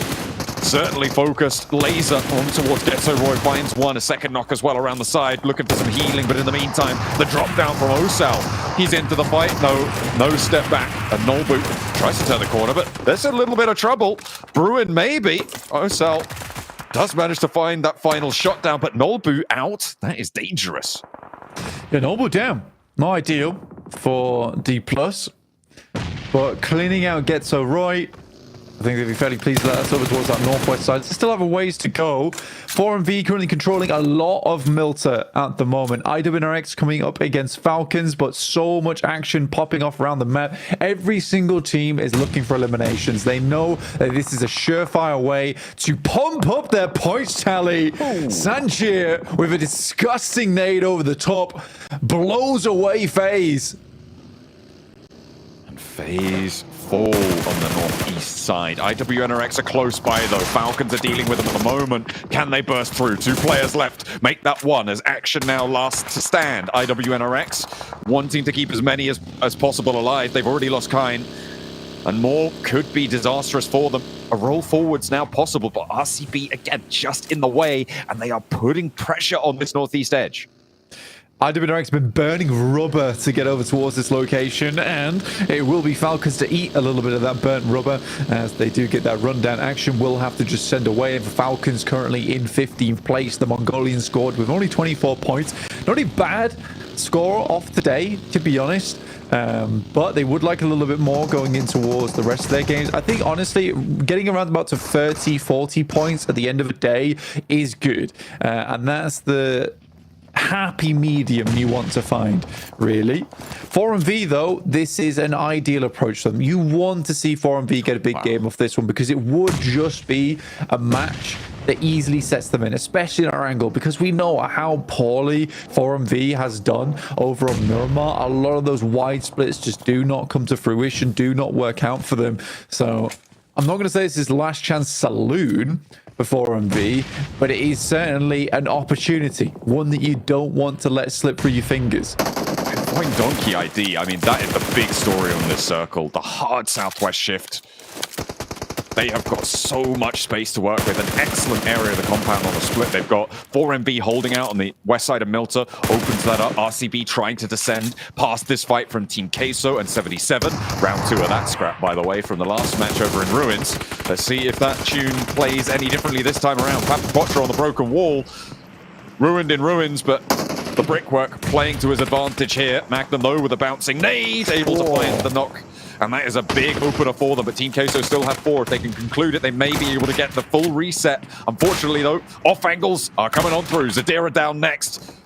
And Kolego will be able to put him down. Another step out, finds Magnum. And you can't be playing like that against Kolego. He'll take you out. Lickety split. 3 limbs on the game, 4 for the team. Kollega, really good in front lines, honestly. Well done to him. Team Queso doing a wonderful job. I mean, that's the first time we've seen Team Queso really take a fight that has been significantly in their favor. And they lose Papi Potro as well as Melosa, but you take it. You'll take it. At least they don't melt in the face of 77 there. In terms of Voin Donkey ID, you're right. That position is more free than American Eagle right now, down towards the southern edge. I don't know how they pulled it off, but I think they looked over towards the northern side. They were like, teams are leaving from the eastern bridge. Let's just cross. I mean, they could have taken a boat rotation, absolutely. But why go for that when you can sustain all 4 vehicles on that south side? You may as well. It's just going to give them way more value when it comes to rotational prowess later on in the game. 4MV do leave Milton because they realize that that position is just going to be more of a prison than it is a place of freedom. Yeah, somewhere to liberate them from the bottom of their group tables. I mean, to me, what this says is Voindonkey ID had a choice, right, that they were enacting on yesterday, and it depends on the scouting that you get across the bridge. You're looking out over that bridge as you approach it. Are there vehicles in those positions there? Is there gunfire? Are we hearing anything on that far side of the bridge? No? Okay, let's go across the bridge. Yesterday, they did, so they went for that boat rotation. I don't necessarily think that this is an adjustment from Voindonkey ID. I think this is just a different scenario being laid out before them and them reading both times very, very well. Obviously, this southwest shift does aid this hugely, and they've got a massive amount of control because of it, but it is very smart again, and they've made it work. Yeah, I think for Incilio is a weird one, in my opinion, because you hold out towards the position on the western side. I personally don't think there was a huge reasoning behind Incilio pushing far towards that eastern edge. Like, they held space. It was good space. I think committing into Milta is not the ideal scenario, especially if you're committing deep into Milta as well on this southern edge, where they're now cut out by both Tiamba as well as Team Liquid. And yeah, the circle once again sent us over towards Voindonkey ID, which, like you say, is less of a... It is an adjustment, realistically, where they see what's going on and they'll adjust accordingly to the distant shores, where they see Incilio just sending away. They're like, we'll take that position happily, thank you very much. But yeah, I think Incilio could have had a much better game off the back of this if they just stuck to their ground. RCB do take a knock here. This is versus the Vicious. Again, these two teams have been viciously brawling against one another all day today. The Vicious looking to join the 60-point club here with 2 players alive. They may be able to do it. 4MV, though, taking on fight in the long-range shots over towards the Vicious on the back line. Also proving troublesome, but RCB just stealing those points, slurping them up where they can. Doc is here to play, though. He's the forward position. There is backup on the angle, and RCB fall before his feet, adding up 4 elims to his tally, 7 on the game for 4MV. They move off the bottom of Group Green, pushing Team Liquid down. This is the big game that 4MV was looking for. 7 elims so already is really good for them. Team Liquid losing Chief is a bit of a question mark for me as IQ moves over towards the building. Looks for a nade through. Wonder if that'll knock Chief. I think he is tucked away right now, but there's no teams around him to really support at the moment. Uzum moves up alongside the rest of the squad, getting closer and closer towards Team Liquid, but Mythic is on the prowl. Ooh, he's on the hunt indeed. Team Liquid with 3 players, stopping ASI8 dead in their tracks with only 2 elims this game. It's another shoddy performance for them.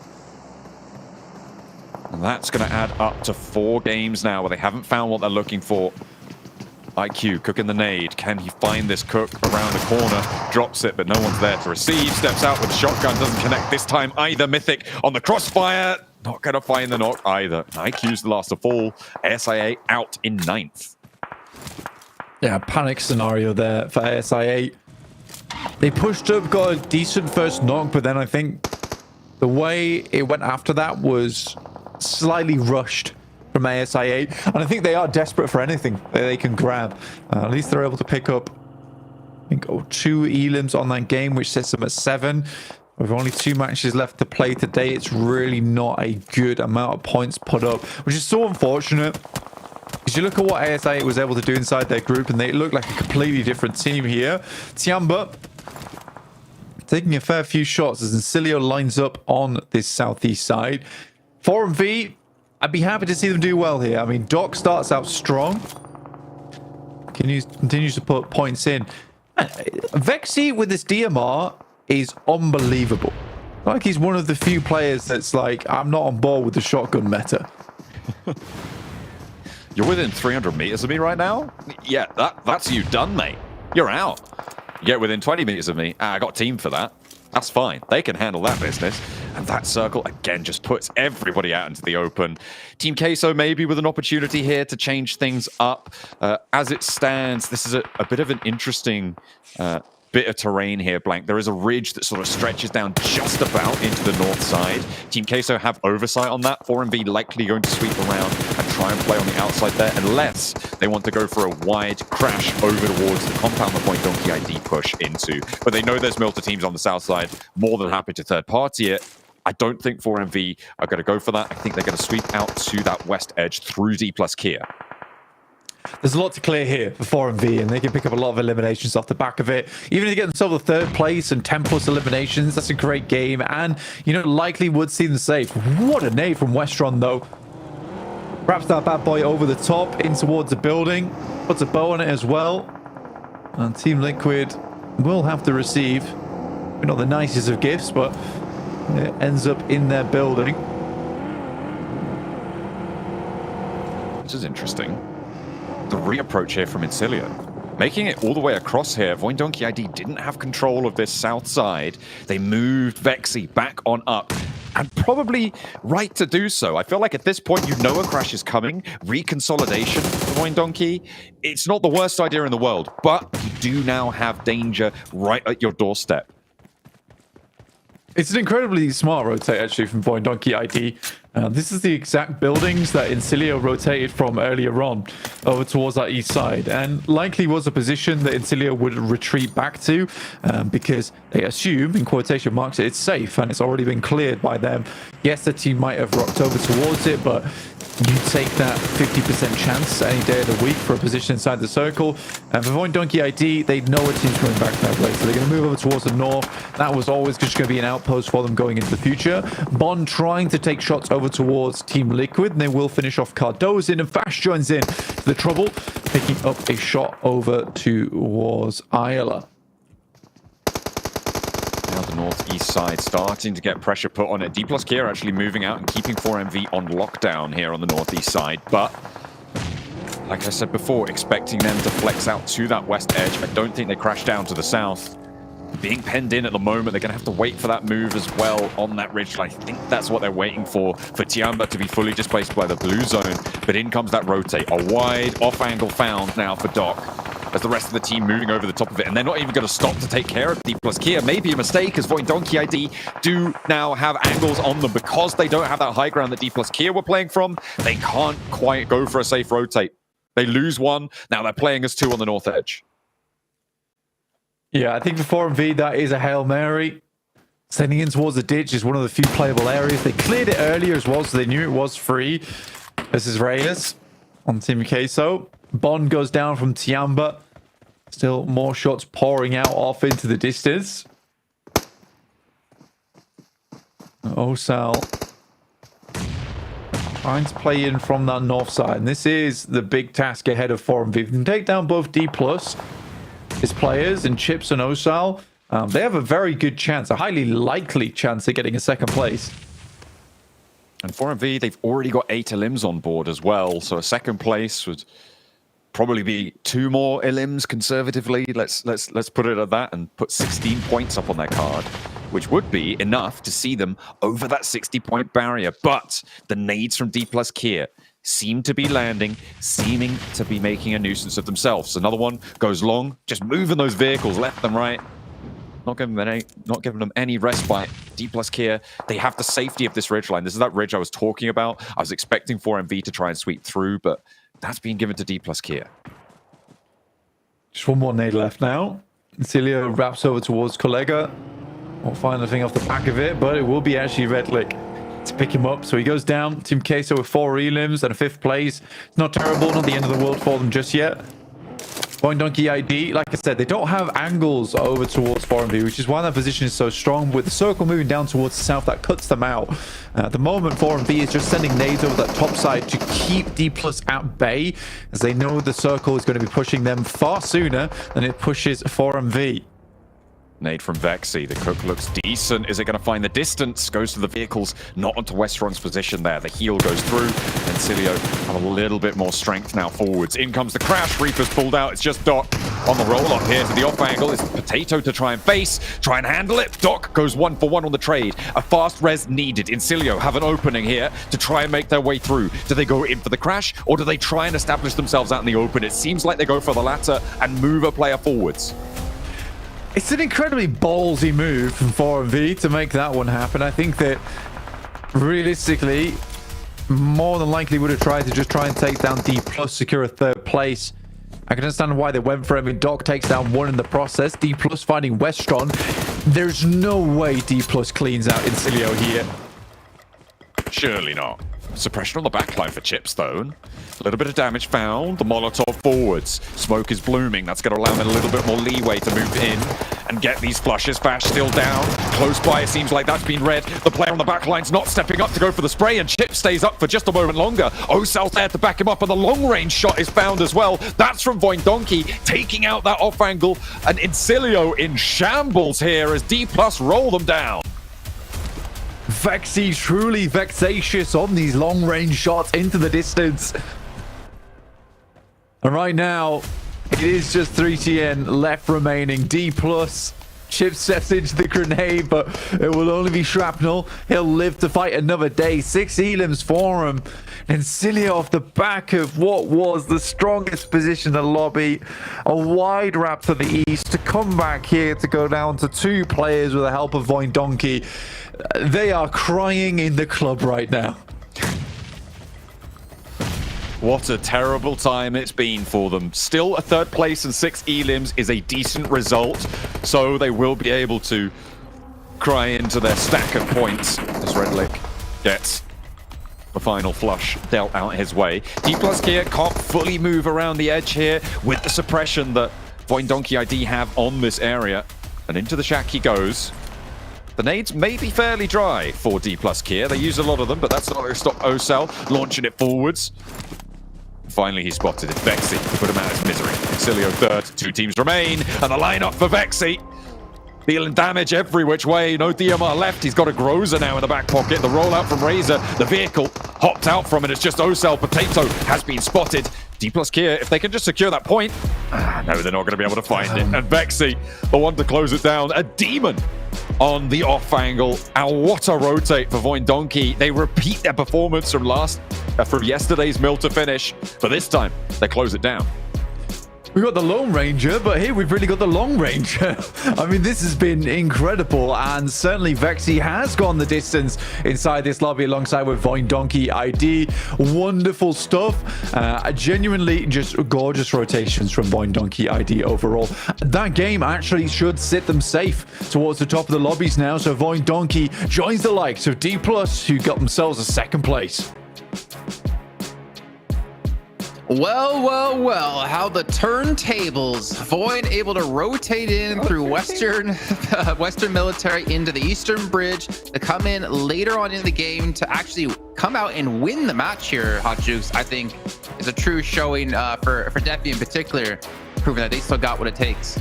Dude, I think they hit us with that rotation because I was looking at those hands and I didn't see any nails, dude. So I think they baited us. I think they baited us. Wow, what a play, dude. Voindonkey clutching up an easy dub. I mean, D+ Kia, man, they were fighting for their lives, though. I mean, they definitely put in some good work there. Yeah, I thought they would be able to sweep 4MV a little bit faster, but the way they were sweeping on the edge of that ridge, Hot Juice was... Maybe they can't go for the win because they just don't have the numbers, but that ridge play to get the perfect off angles to obliterate Incilio at that point was really the option that allowed them to make it in top 2 in the first place. So really good angles there, but Voin, we have to highlight it. Their rotation through Southern Island, I think that as of right now, they almost perfected it. They know how 4MV play. Yep. They know at what timing they're going to be sending it away over the bridge, and they know when it's going to be a free. Like, okay, we waited until like 2 minutes, 37.5 seconds. Okay, send it across, we move in. And yeah, I think the reason why Voin get in that position in the first place here, Jukes, is purely off the back of that timing that was perfect this game. Well, you also did notice, Max, I believe it was, that Incilio were in the compound that Voin ended up taking, and Incilio ended up rotating towards like Southern Milta.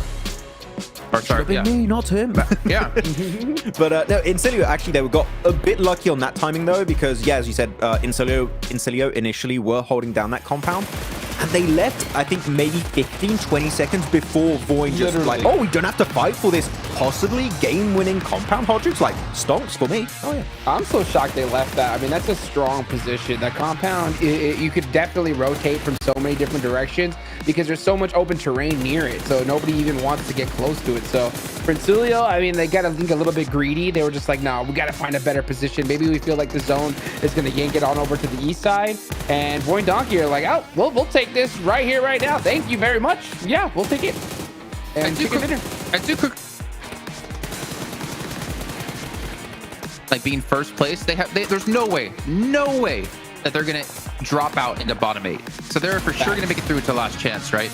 But to still see like how quick their communication, how efficient their communication seems to be, thinking back when it was Osa left alone and was against Roy crashing on top of him, his teammates were there so fast and they're playing from like the perfect position up that hill to actually deny any sort of chance for Roy to get on top of the roof to actually combat where Osa was going to be. Also, especially with his Molotovs, Jason, he was able to buy so much time, and it just allowed them Chips and the rest of the Plus Care to just come just running down that hill and just completely obliterate Getzeroy. He was just buying as much time as possible, and then Chips came in swinging, I think, with a S12K or DDS and just doing quick work of Getzeroy. So a great reaction time. And sure, they might be in first place, Jason, but the thing is, they're not even stressing it. They're just like, yeah, this is our typical normal PUBG Mobile playstyle, and it's so good. We get second place when we're not even trying that hard.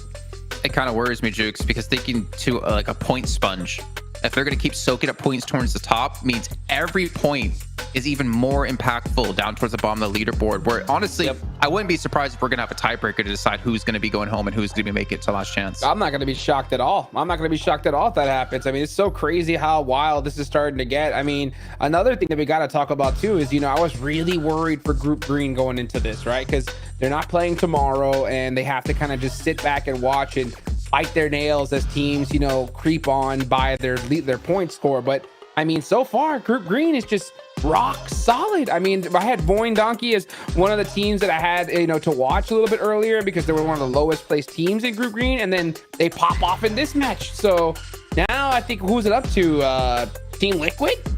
All right, at this point, but even then, they perform pretty dang solid here. So I think Group Green as a whole is feeling really, really good. I do believe some of the teams in that group are a bit desperate now, for sure. I'm getting worried, guys, because going into this whole event, this whole league stage, you know, most of us were saying Group Yellow were the group of death.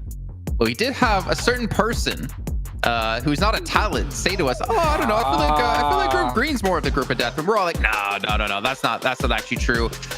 I don't know, you know, Vod, you're out there. I feel like maybe there's some room for you here on the desk to start discussing this stuff because it's starting to be a little bit right. Are you firing me, Jason? I'm firing myself. It's just gonna be a three-man analyst desk. Oh, okay, that's fine. But you're hosting. Oh no, okay, no, stay, please stay. Look at overall, after 10 matches of play, of course, D+ still hit on to first place, 77 as well, able to take second place from the prior match, and Boyne gonna be sitting in third. Kind of ridiculous to see kind of a mix-up here in day 2. Wow. We mentioned it. I think the big storyline for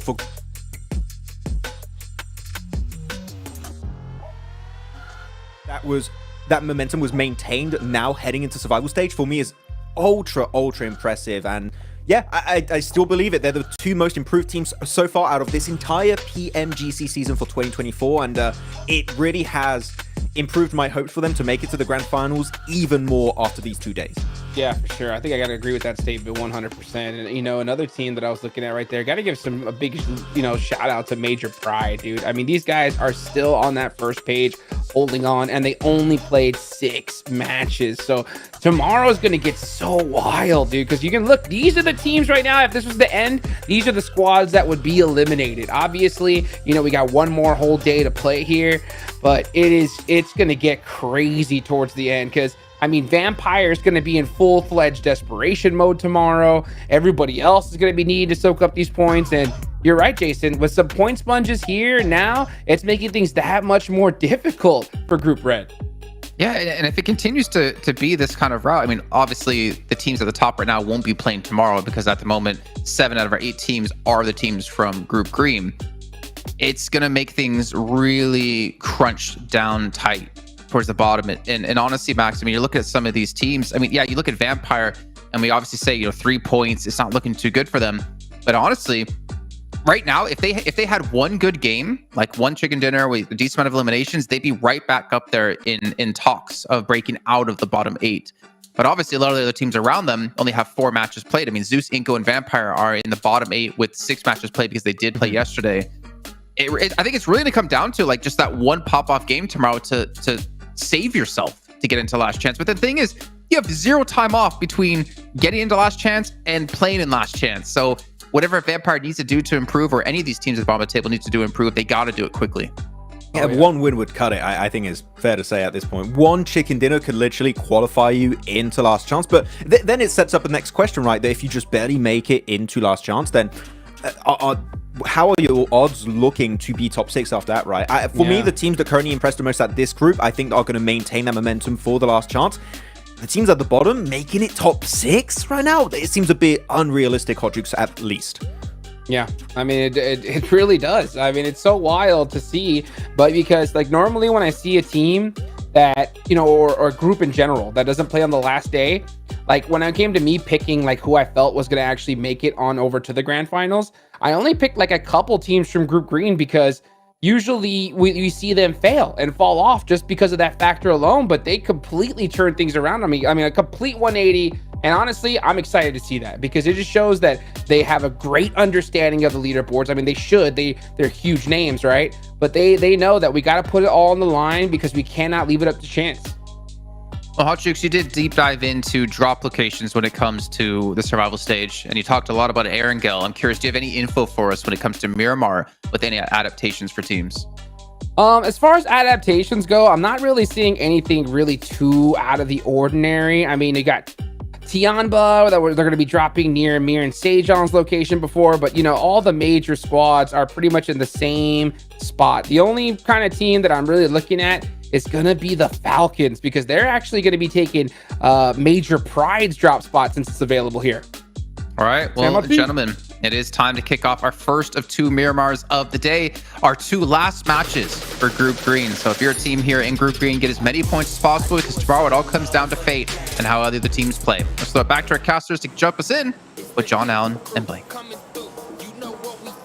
Hell yeah, it seems like Group Green may have just already done enough though, so we'll see if they can keep that one going. Even Team Liquid with their current scoreline, the lowest bound of Group Green on average, they're in 14th place, which means that everybody as of now in Group Green is safe. If Team Liquid get a good game here and 4MV continue to pump a couple numbers in this next game, I don't think anyone from Group Green's going home today. Yeah, honestly, at this point in time, Group Green is doing so fantastically well. It's unbelievable.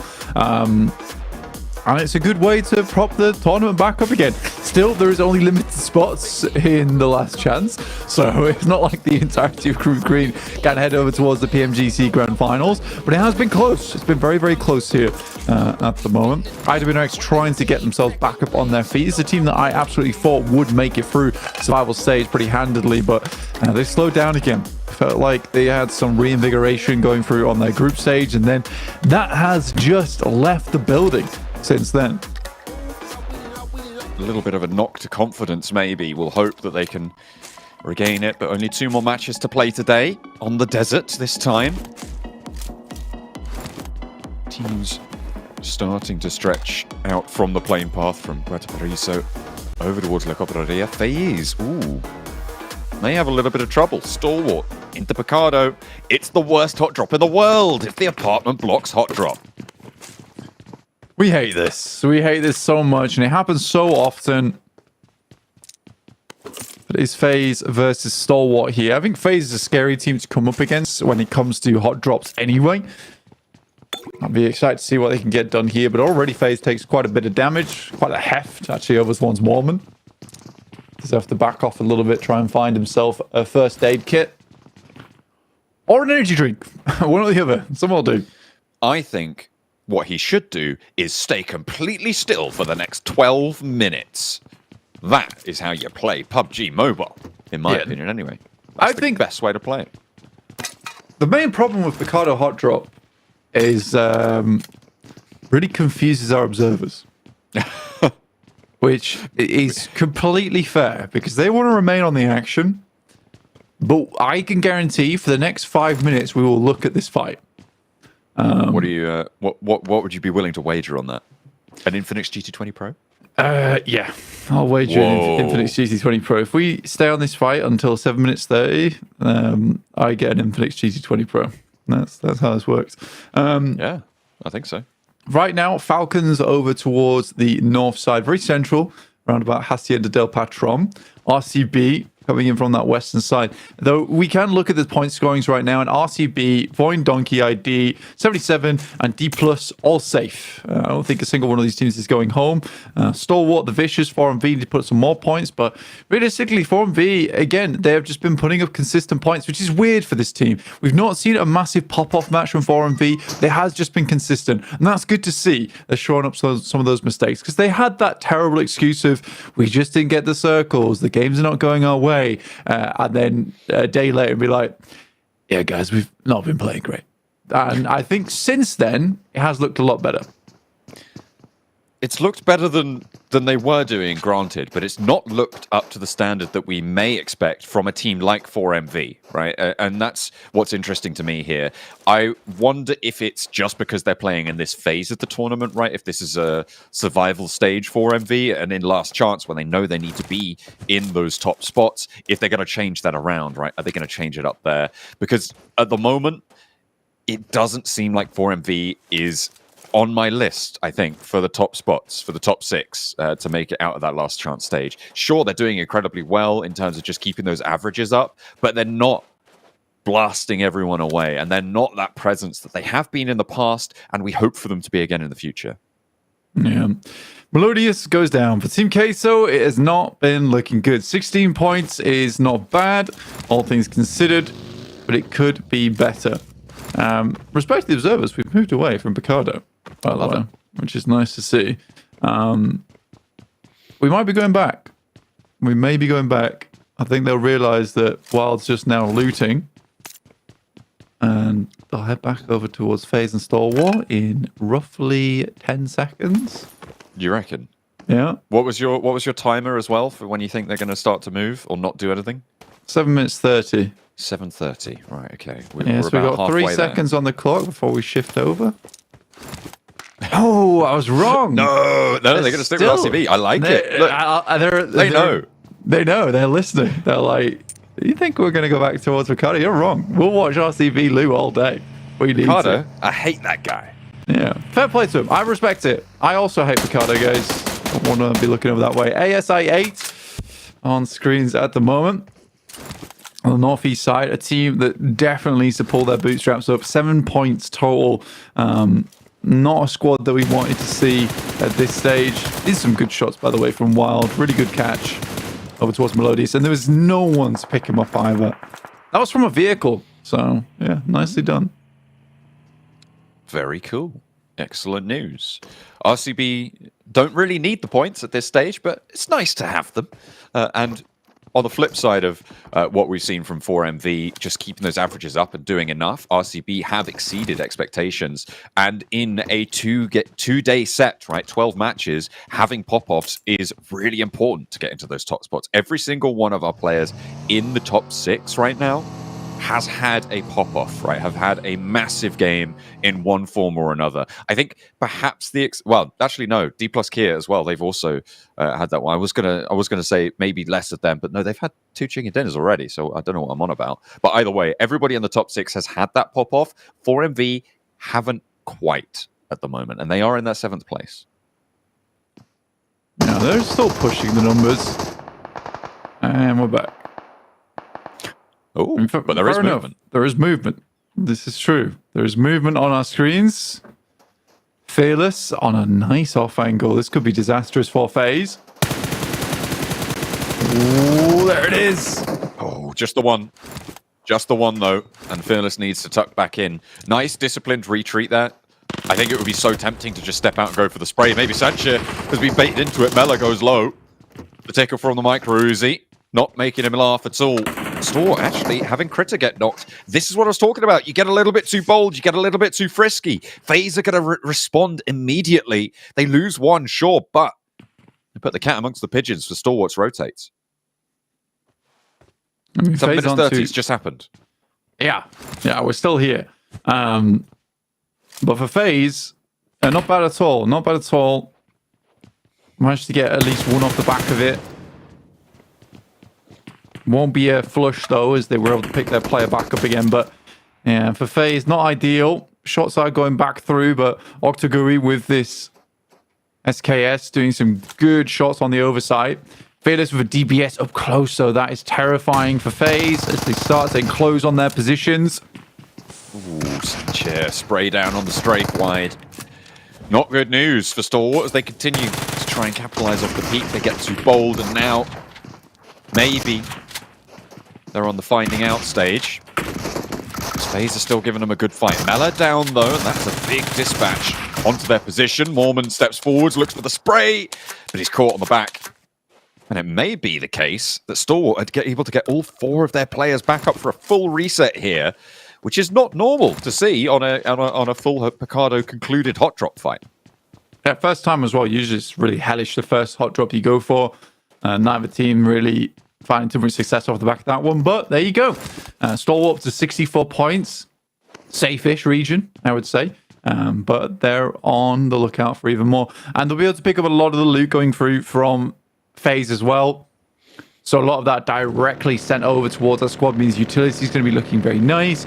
Team Queso sending away down to 2 players now remaining with Kollega inside the monster truck, which is burning out right now. Not too much danger right next door to him. ASIA further up to the north, heading over towards the east side, close to Minas Generalis, over past the graveyard.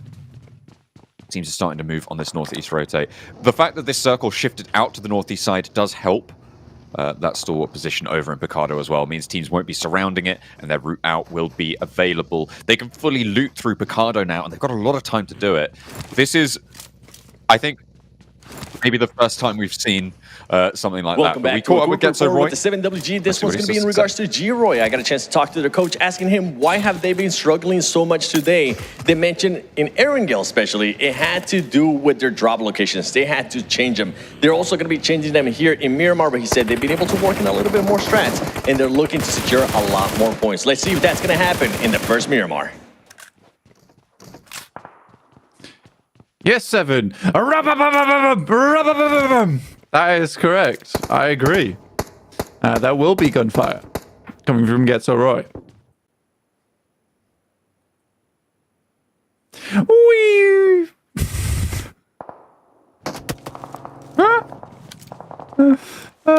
Just gunshots into sirens. Oh dear me. Lovely stuff. Yeah, I don't really know what happened with Getso Roy. I know that something occurred.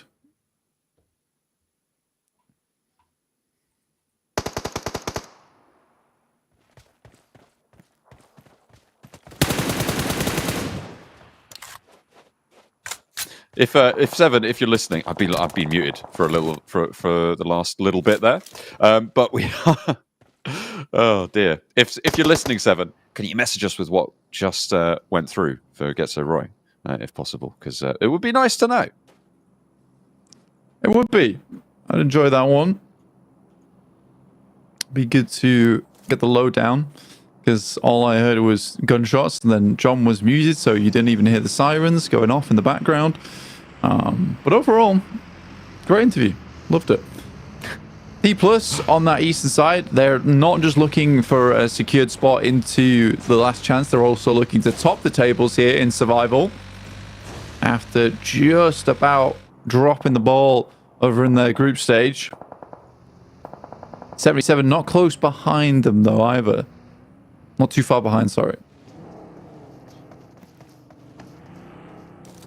Shifu. Very close behind Uzum, but there's a rock up as well from Stalwart. Oh dear.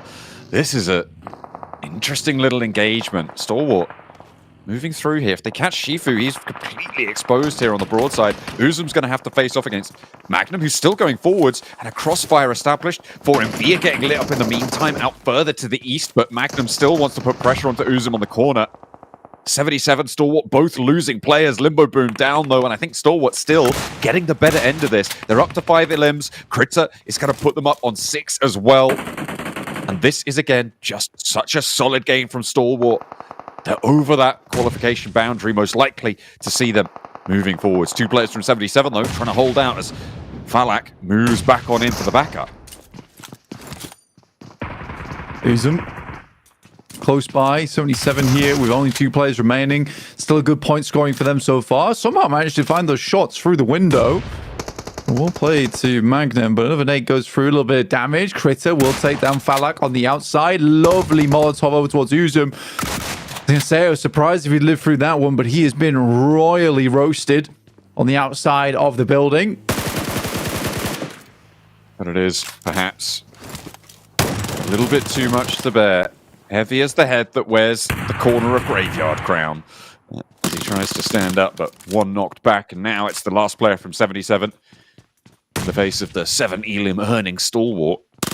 Sencha looking through the hole in the wall. And we'll be able to find the spray down. 77 eliminated, going down there with only 3 points. But again, they are a team looking very safe. A Group Green standout. And they'll be okay, even if they do go down here and give Stalwart their 9th elim already. For Stalwart, they have really racked up quite a lot of points here in the first 15 minutes or so. Fash finding Zed Wolf, not a bad thing for Incilio, considering Zed Wolf is known as the best player on IWRX, so getting rid of that player early on when you're so close by to them is a big boon going forward for Incilio. Currently in 13th place on the lobby. 4 points though so far for IWRX, so not a horrid game. Even if they ended it here, decent point scoring. Circle moves over towards that northern side, towards Voin Donkey. Hey, let's go. Another center circle position for Voin Donkey ID in a spot down in the foothills of the mansion house up the top of the hill. Up on that crossroads, trying to play a little bit further north on it. Wonder how solid their position is. You've got a lot of teams around. You've got Getso Roy as well, who we did have the update on what 7 was covering as they were taking shots, I think, over to Voin Donkey as they approached it. But their coach of Getso Roy said that they've been struggling due to drop locations, and they had to give up their drop locations in Erangel. But with their change in drop on Miramar, they've been able to work on a little bit more of the strategy here. So they're more happy with their Miramar points and hoping that they can turn their day around, as 7 so succinctly puts it. Thank you very much for the update on that. Hopefully you guys at home, you may have heard it the first time around, but we had a lot of gunfire in our ears. We didn't quite catch that one. Either way, Getso Roy, they're in a good spot to try and do just that. Incilio looking to take the Thunder over towards IWRX. Nades through the window, good amount of damage, but no knock found so far, which is unfortunate. That initial one would have been really good. 3TN down. One through will take him out, in fact. So good equalize there coming through from IWNRX, and Incilio might have been backed off. Getting pushed away here, but Swain, oh, he's got him on lockdown now. Westron doesn't get away from this unless he takes the fight and wins it. Wait, take that back. He's a ghost. The bullet's passing straight through him. How on earth has he managed to make that corner dash? Not anymore. Westron out. Swain taken down on the top side, but a quick and easy drop off. Whew, nice little angle that Kane's able to find on that one. IWRX up to 6 eliminations, so a good amount of value found off the back of that one. It did look a little bit dire for them. D+ looking down, does find Redlick, gets the knock on that one, leaving Incilio on the 1 player going forward. Incilio needing to try and keep themselves going. They're 2nd place in their group right now. You can see they're just behind IWNRX, but IWNRX in a much healthier position after the end of that fight. Redlick gets flushed on out of the lobby. D plus Kia on the southeast side, they've got a long stretch with chips all the way out to the northeast, even further than the two you can see on the minimap beyond Osal. So chips does have a little foothold over to that east edge. They can regroup. They are just trying to get points out of this position. Frozen can't quite heal. Can't quite get past the hail of bullets that Milo is rolling on in with. And another one as well. What are they doing? They're delivering points to Team Queso. I'm a little bit confused by this one. I mean, Team Queso will be happy with the 2 points that they were given. The back of it, just Melosa left alive. Idomerex, though, looking for a 7th elim on the cards. Oh, no! From the back lines, it's Stalwart. I mean, they do pick up that elimination over towards Team Queso and Melosa, but Stalwart will find another to rack their tally up to 10 this game. It's a really early 10 elimination game for them. And that's got to feel good, right? To go into some of your last games of the day, of your tournament potentially, but unlikely that we'll not be seeing them again over in those last chance stages. 10 points sits them up on 70, and then looking to get placements added to this one as well. They've got a decent approach to the Team Liquid compound from the southwest, so we'll see how much further they can go, if they can rack up even more. I would hate it so much if the Picardo Hot Drop team actually won a game, but I think it may be the first time ever we see that. Yeah, probably. I mean, for Stalwart, it has just been awesome back-to-back performances from Picardo to here. Looking at the circle of Void Donkey ID, maybe not in the most strong position in terms of player count, but they certainly have a lot to work with, especially with a lot of this area towards the north side being a little bit more difficult to rotate through. D Plus and Tiamba. Don't get confused. Very similar colors on the eastern edge, but it is two separate teams. Falcons as well. A further shade of beige. Right now they're looking pretty black and blue. As ASI8 lighten them up from the off angle. That's going to be handled by Top and a full reset for Falcons on the northwest side. They are across the road from that Team Liquid area. Team Liquid actually defending their patch. As Stalwart lose their forward approach. Yeah, Team Liquid slowly putting up those points as well, which is nice to see. 4MV did go out early, so won't really get any more off the back of this one. Up to 58. And that is worrying going into their last match on Miramar coming up soon. Because for some of these teams, these will be the final matches for them. So 4MV definitely don't want to end on 58. Getting more points than that would be very much ideal. You know, 65 to 70 on this next game. I'll be more comfortable position to be in. 58 is slightly worrisome. It's really, really difficult to call right now because Group Green has been so dominant. I mean, as it stands, the bubble, if you just look at averages, is BTR still with 54 points that they would get on a 12-match set if you just multiply to 12 matches played. But because Group Green has been so dominant, you remove that point sponge, all of a sudden the teams towards the bottom end of the tables are earning more points, which inflates that back up. And as I said earlier, I'm expecting it to be closer to 60 than that, and maybe even beyond. So 58, you're right, is a really dangerous point to be at for 4MV with one match left to play. Yeah, the margin is real small for error for 4MV. Stalwart, though, really happy with this game. I mean, they were started on 60, but getting 10 points on this one will put them at 70, which is way, way easier to work with. And one more game to potentially put up a few more points is lovely. Void Donkey ID completely securing their position inside the lobby, though. Absolutely getting at least a top 5 off the back of this map.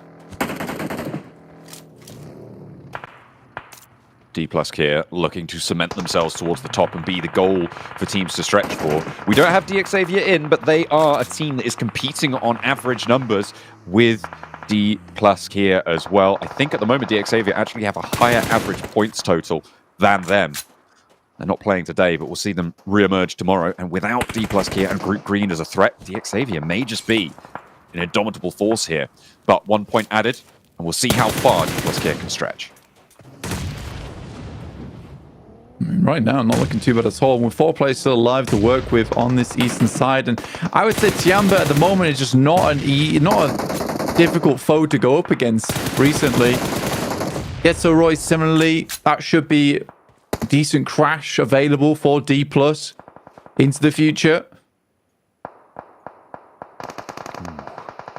Tiamba, with Shan going down, put in the dirt, 10 points today. And it is not looking good for them. A 2-point average across their 5 games that they've played now. They've got one more to try and prove they've got what it takes. Team Liquid lighting up, stalwart, continuously defending that southwest corner. We talked a lot about 4MV on that potential bubble. Team Liquid as well in a dangerous spot, but their position in the circle is going to be so profitable for them, or at least it definitely should be. RCB, Falcons, both actually ready to take this fight, but RCB in the driver's seat of it. Falcons are going to fall. I think that was an off angle, finding a third-party shot. And with only 1 elim, it's not great for the Falcons, but they're up to 25 points now.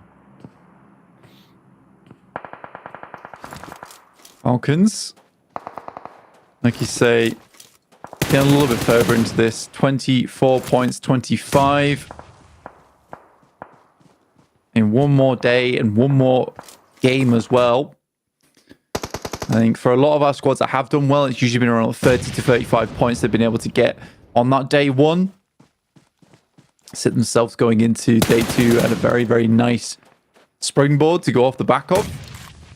Yeah, really well played to Stalwart. 11 points this game, and they certainly felt, you know, the pressure going into Miramar, like, let's get it done on the first, especially off the back of a hot drop as well, John. Definitely could be. Really big stand-up for Stalwart. Look how evenly split those numbers are as well. The nade over the top, and that will see them down. They are 7th place, but with 11 elims, it is a massive game for them. Going out at 24 minutes, or before 25 minutes in general on Miramar, you think, you're probably not going to get that much done. Wrong. 11 elims, but that is all off the back of a hot drop. The one thing I'm glad about, Blank, is the Picardo hot drop team did not win. It is still a terrible idea, and nobody should do it. Yeah, if you're confident, sure, go for it. But most of the time, it is difficult to work with. Point Donkey ID over towards that northwest side. I mean, they're done. I think that they are easily in right now. RCP, 6 elims, they're also in. I mean, it's going to be a struggle for them to get in on that southwest edge, but either way, this team has done enough. Even going into their final match of today. I mean, Vine Donkey has been a little bit blessed by the circles, but you got to imagine that first rotate they made on the last game of Wrangle to get those blessings, and that was a difficult one. In comes Team Liquid towards Nolbu. Good initial shot despite being on fire. Doesn't quite have an off angle, though, to keep him safe from Ayala, who does get clipped finally, but D+ Kia not in time to save Nolbu. However, that hold is going well. Fabian up on the high ground, really important position, and Chief goes down to it. Mythic with the crossfire angle, but the last to stand. Is there an answer? A nade being cooked, but players from D+ Kia, they're not going to be able to flex out for Fabian. He is going down here, playing on with 2. Can they break that 100-point barrier this game? It's looking less and less likely. The Molotov gets over the road, close to Mythic. Chief confirmed. Chips wants the res. Fabian pulled away. Team Liquid desperately want that point, and they'll find it. Team Liquid up to 6 elimination. I mean, they are fighting for their lives right now. Big nade, like you say, it's a little bit too close, though. They're trying to clear out that rock in front.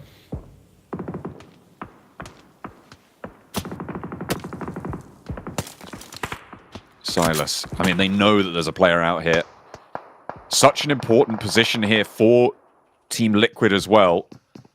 They're on 56 right now with the elims. They've got, you add on some placements, and they start to rack up. And Chips has the angle. Plus Kia going to have to move from this building, though. Do RCB turn their attention out to the garage? The smoke there, keeping Mythic safe. That nade, that should do it. And Team Liquid fall. They've got one more game to show us if they can make it to that survival last chance.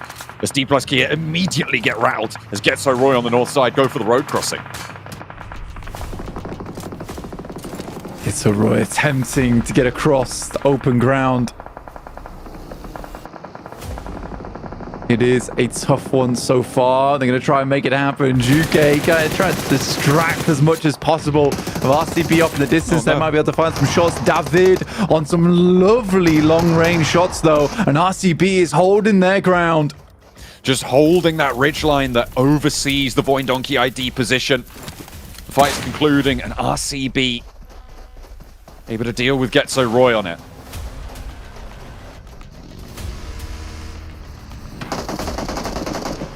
A really nice hold there, and RCB on the south side now have oversight onto this potential.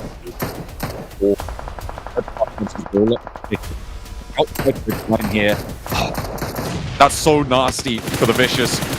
Trying to make their way in. They're in a great position to take the fight with Voin Donkey ID, who are in this middle central compound, but RCB on that off angle just makes it almost impossible to move before that position's gone.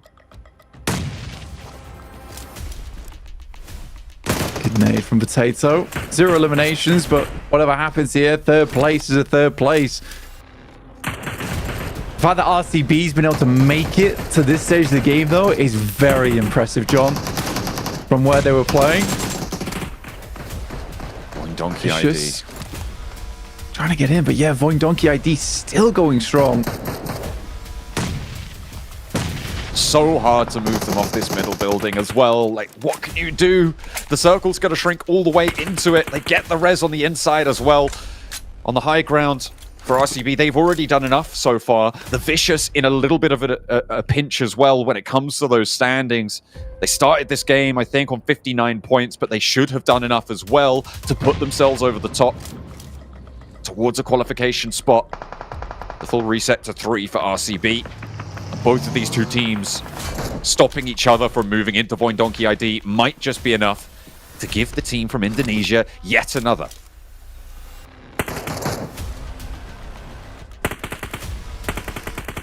Vicious over on this north side. Could take shots over towards RCB. Loxy. Let's keep his head down, but I do think that it might just be donezo for RCB going forward unless Voin Donkey opt to move into this, and they will help out. Remove RCB from the equation. Good hop out considering the spread on the Molotov. This is a game that could absolutely just... It will make Voin Donkey feel so safe going to tomorrow that they don't even have to worry about it anymore. The removal of RCB, though, this gives the Vicious an opening. Playing as 3, they could potentially make something work here. Potato, ooh, nearly. But he drops a Molotov out into the open. That's going to slow the Vicious' approach, but there's a wide angle, a wide sweep coming through. Potato steps up, finally looking to enact on the angle. First knock goes over to Davi. That is that off angle, but in they go, finding the knock onto the high ground. There is a response, and it's all up to Bronozin now, trying to line up to Vexy, but he is on the hunt. They take him down, and Voin Donkey ID find more and more towards the top of the table as their march seems to be unstoppable. Just chicken after chicken. I mean, Voin Donkey ID, what a fantastic team. What a step up that's come through from them as well. It has been wonderful news for this squad, especially considering the fact that they started out so badly, John. But now, here they are, up towards the top, playing with the big boys.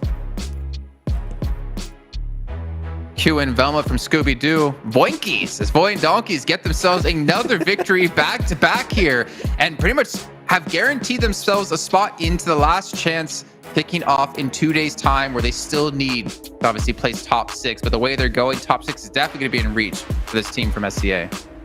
Defi, we are so sorry.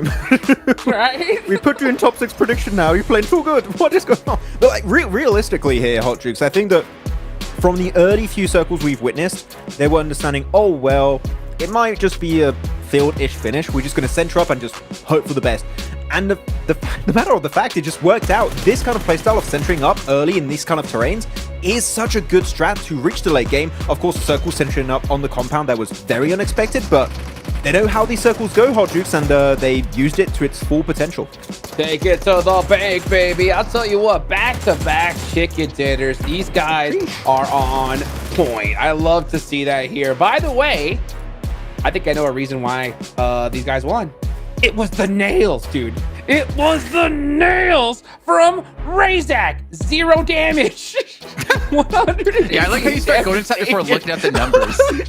But it was so... It's the nails. He was so good. It was the support. You know what I'm saying? It was the support, baby. So I actually talked to the coach. I had a DM him on Insta. I was like, yo, I need answers right now. What is this deal, right? So he says that it is to help with button press. That's right. Razak used to play with long nails for accurate button press, but they broke. So he got them done just for this tournament. So that is really interesting. That's the first time I have seen that. And this team, back-to-back chicken dinners against the lobby like this, hey, no damage, but it worked. So you're telling Jason, me... I've never heard of nail strats.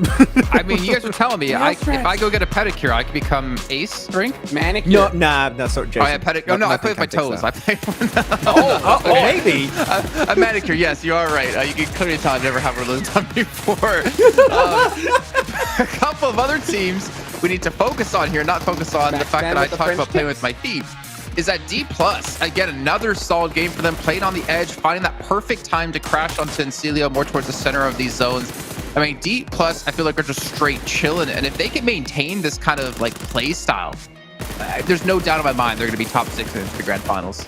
And you know they just don't want to falter at the finish line like they did in their group, right? They are going to try and maintain their consistency here.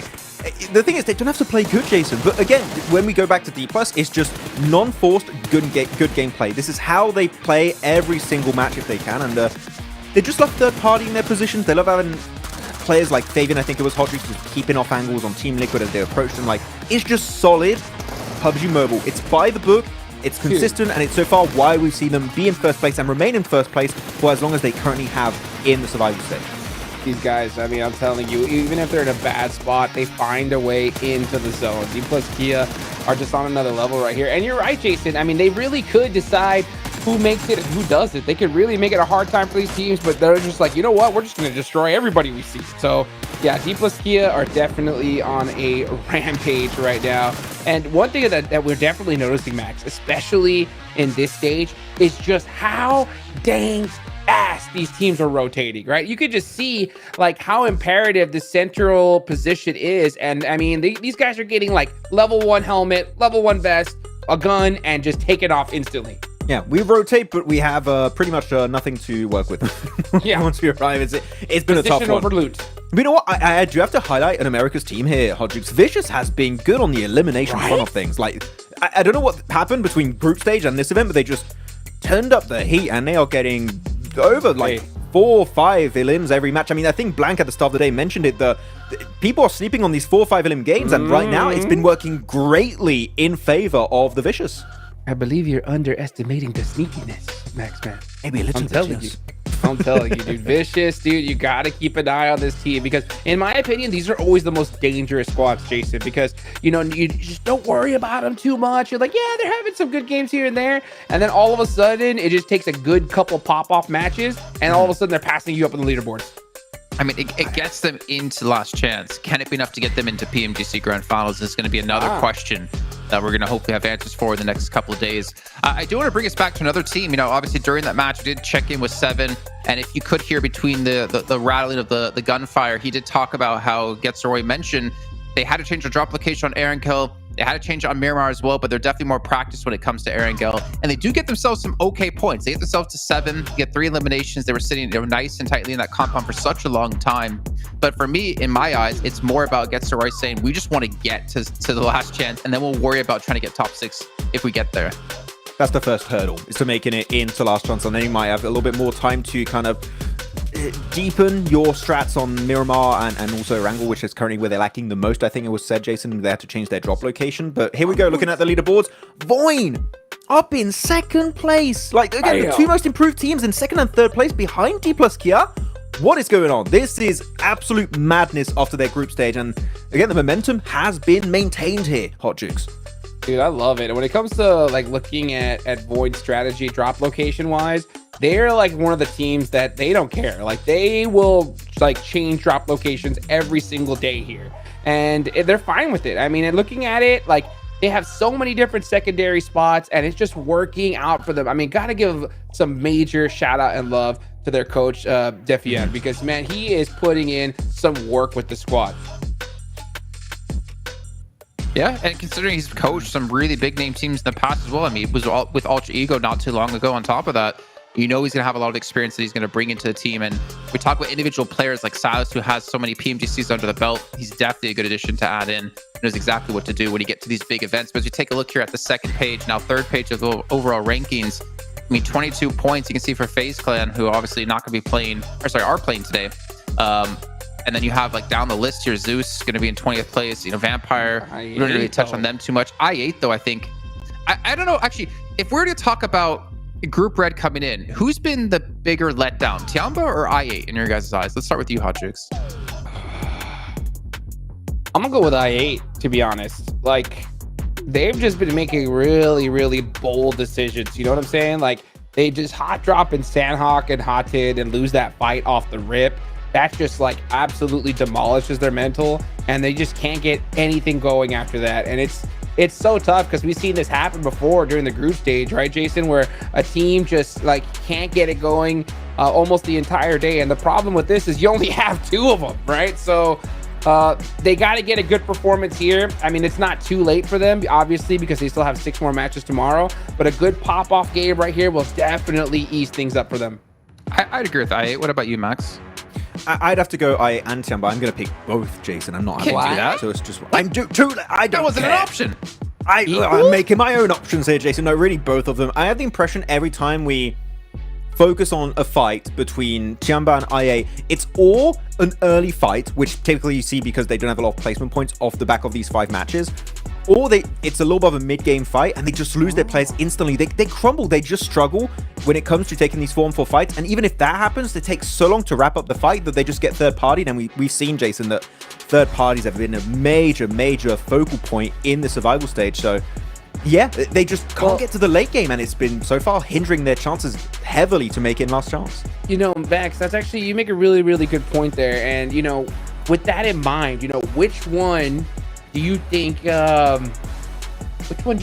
is worse? Okay, you want me to put one above the other or one below the other, I guess? It's similar, but I'd have to go I8 right now. I think that they are maybe a little bit under. Yeah. You got it, Jason. Yeah, I see. I agree with the I8 talk, just because I feel like when we've seen a lot of these teams coming from PEL, it takes them a day or 2 to really get going. So I wasn't necessarily expecting Tiamba to like hit the ground running in this group, but tomorrow, like, they have a lot of work to do if they want to get themselves safe to get into last chance. And then of course, right, because it's technically then 5 days, well, I guess it's 4 days of play for you, then Tiamba can really start to hit their stride, which we typically will see them do when we get to like these longer mini events where we have like 3-4 days of play. So that's why I'm kind of putting I8, unfortunately, a little bit more of a surprise than Tiamba. But then again, as you guys are saying, it just takes that one game and it can really change things completely around. And on one team who needs to have maybe a change of fate as well, which you haven't really, I think, talked about a single time today, it's FaZe Clan, Max.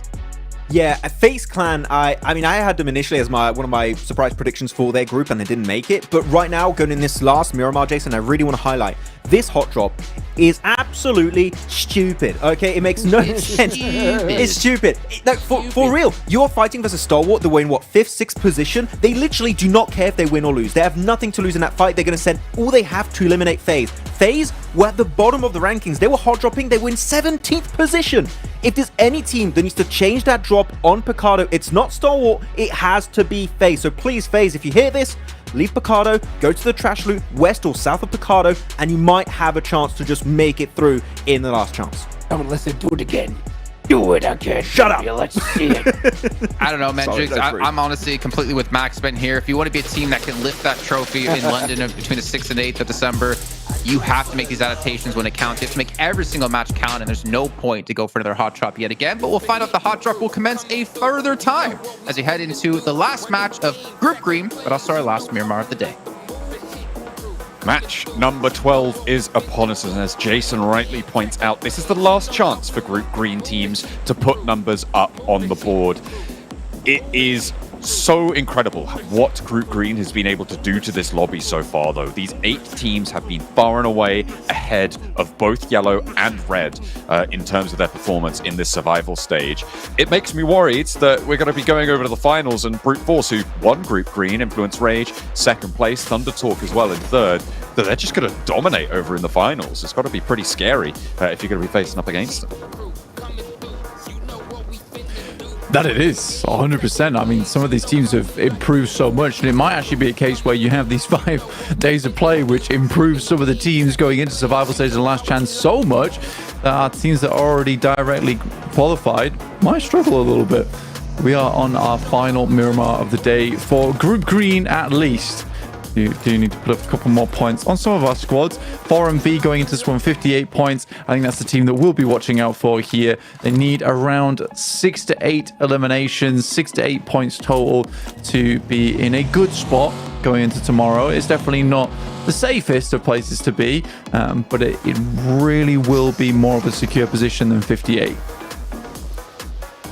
Definitely want to be pushing up nice and high into the high 60s, and you're probably going to be safe here. Very, very likely going to be safe. Southeast side circle shift comes on through. And for D+ here, their last lap around, they did manage to get 100 points blank on that last game. I didn't think they'd quite be able to make it all the way, but there they are. The triple digit showing on 12 matches.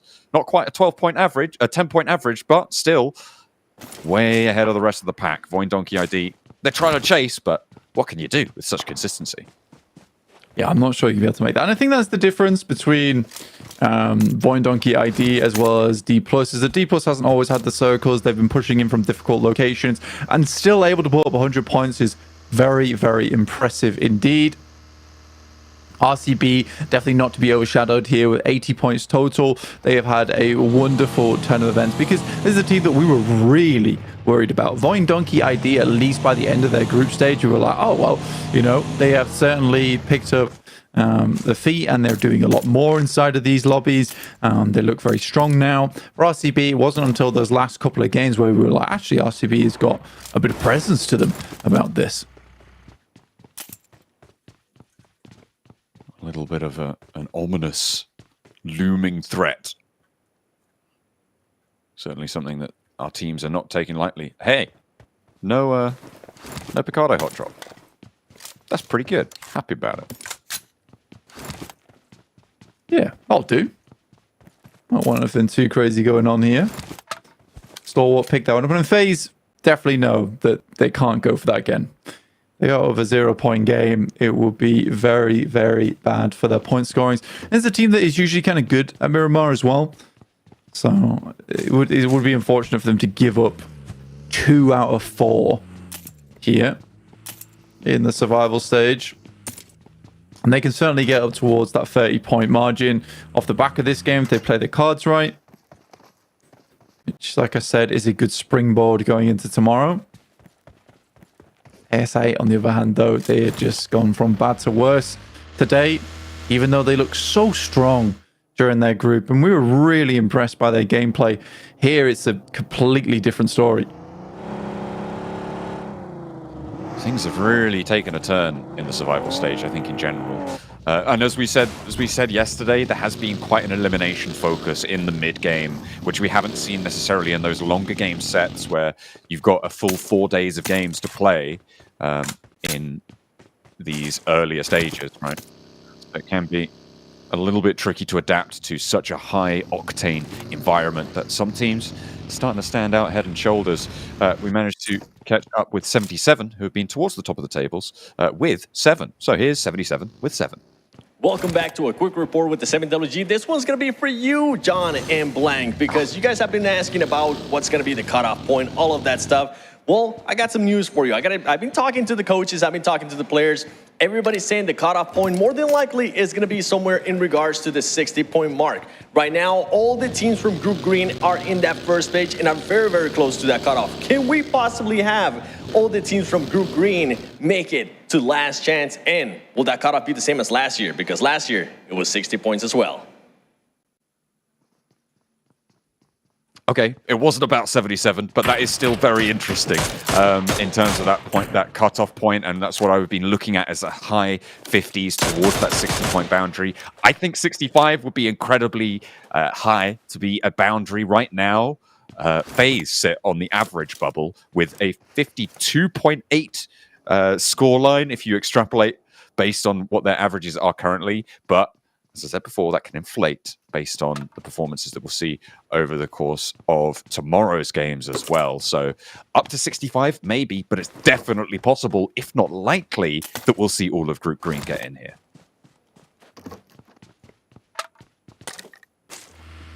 I mean, that is an astonishing result, right? I think that when we look at it that way, all of Group Green getting in, I mean, it was a seriously competitive lobby. They were all hunting for more of those points, but I don't think we were expecting Group Green to do this well. And I do think if you look back on it, right, you know, Group Yellow was the group of death because it had such incredibly strong teams within that group, but it was very specific teams, whereas there was other squads that maybe fell down in the lobby because they weren't quite up to par with those top squads. For Group Red, that was, again, a few teams towards the top who were munching away at a lot of those points. Group Green, on the other hand, was the most competitive by far in terms of performance, getting very close, but didn't quite have those teams that looked indomitable, right? But that kind of would lead into what we expect here in terms of storylines with Group Green all making it through, because they're all very, very good teams, whereas the other groups maybe didn't have as strong of a lobby down towards that middle pack. It is interesting. And I mean, in general, we're cutting from 24 teams down to 16 teams, right? So we're getting rid of, we're getting rid of 8 of our teams from this lobby. So 1/3 of the teams. 8 teams come in from each group. So you're looking at a third of 8, which unfortunately doesn't quite divide, but it's almost it's 2 2/3. So you're looking at Group Green. Which 2 or 3 of those teams would you actually push down into the lower bracket? And that's where the conversation gets interesting, I think, for me, because I think the Vicious would definitely be one of those teams that I would have said in Group Green, looking at this lineup, they're towards the bottom of my tables. And I think Team Liquid may also have been in the conversation, but I don't think 4MV would have been there. No, I think 4MV being down towards 8th place right now is a bit of a weird one. And they certainly can do better. Baron going down here would be disastrous for 4MV because, again, they do need more points. You had word that, you know, last year it was 55 points on the cutoff. But that was considering a large point sponge at the top of the lobby in survival stage, which I don't think we really have here all that much. Maybe you could talk about D+ as that point sponge, but they're about 40 points ahead of 60s, that's what you would expect from a first place team, though. That is true, but you've also got to consider DX Xavier as well, who on average are still outperforming D+ Kia. Their average score per match right now is 9.67, and D+ Kia is at 9.09 after their 11 matches played, which means that in terms of the top spot in the lobby, DX Xavier still hold that accolade. And so there could still be a point sponge tomorrow. We'll have to wait and see. I think in general, Group Green has just been such a vast point sponge. On average, they are taking every match 53 or 54 points, somewhere in that region, to Group Green, whereas Group Yellow took 37. Group Red is taking 32 to 33 points per match. So on average, Group Green is taking over 20 points more than their competition, which is quite a big point sponge in my book. Looking over towards southeast side, Puerto Paraíso. They have had 2 days, though. 2 days to make this happen. Can be changes. But Puerto Paraíso, very much the focal point right now. We had the chance at an East Island finish. It was denied to us. But we are heading over towards that urban environment, the hilltops, the sound puts around Puerto Paraíso, as well as Impala, towards that north side with D Plus currently holding that location. Void Donkey ID making that rotate in from that north side, surrounded by the Vicious, who are attempting to envelop them from the northern edge. A late push in from that north side, definitely a bit of a risk here. A lot of that east coast road occupied, and you can see one of our teams on board right now, Tianba, hold a very central position to it. 77 losing a player to that outpost. That's the second point to be earned. Falcons were able to find ASI8 with 1 earlier on. RCB, they're on the northwest side, across the road from ASI8. And Team Queso on their south side. I think this might be the pickup for Falcons over towards ASI8 earlier on. Yeah, the rough stuff. Again, when you look at this one, ASI losing another player at 7 points does hurt their point scoring potential inside of this lobby. We'll wait for this next phase though, because I think that's where things will change. Most teams have opted to head over towards that hillside, towards the western edge of Puerto Paraiso. You got 77 currently there, though I think they have lost a player already, but it's a strong spot to hold going forward. 4MV down towards the south though with 4 players. I think that's the... Again, we're keeping an eye over towards that team. Team Liquid equally, who are central. Both of these squads looking to push above 60. Get over that barrier and as far ahead of it as they can. D plus Kier. They put the 101, teaching the lobby a lesson. From the high ground, Ocel raining down hell on the Vicious, who have managed to put themselves up to 71 points. And again, a very safe position for them to be in. If they could just get out of this game 3-4 points, it would be beautiful. So safe for that last chance stage. And a chance at those 6 spots available. The last 6 spots for the Grand Finals in London. Vicious sending shots out. And to control this position, I mean, D Plus have already lost a player on a knock.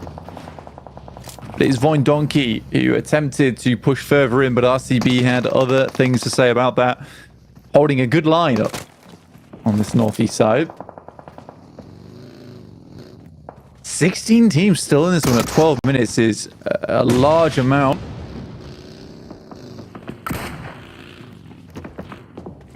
Minute 13.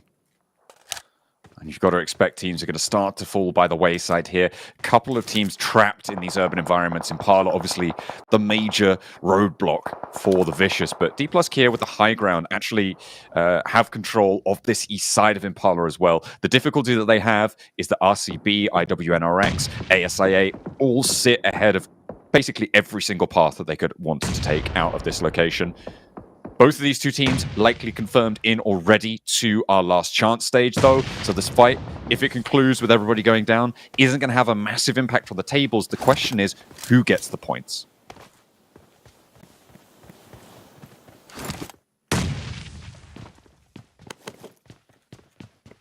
Really doesn't confirm over to anyone right now. I think Team Liquid definitely have the best chance inside this circle. Really strong location to hold, which is going to keep them safe for a while, because the way this circle is assembled is like there's a lot of positions available to play around the map. You aren't shifted over towards one side here, so a lot of teams all taking their individual engagements on every point of the compass at the moment. Team Queso on a 2-2 split, 18 points. I mean, they have done not amazingly. And the amount of times we've seen them, they've done not amazingly, but I do think there is signs of life on this team, because the amount of times we've seen them in an endgame circle, just making some minor mistakes, which doesn't go their way, it's quite a lot today. So I do think there's hope for Team Queso going forward. Definitely an opportunity to change their fate, especially with Group Green not going to be in the lobby tomorrow. What can they do here to close down the day? Falcons across the road from them on the northwest side. D plus Kier, they managed to move out with everybody but Nolbu alive. They've got the blue zone pushing them in. David may be able to change this one around. Another knock sent over towards D plus Kier. These chips down in the blue zone. Stage 4 unresable. Osal and Fabi are going to have to move on as 2. And even then, I don't think there's much opportunity to make things happen here.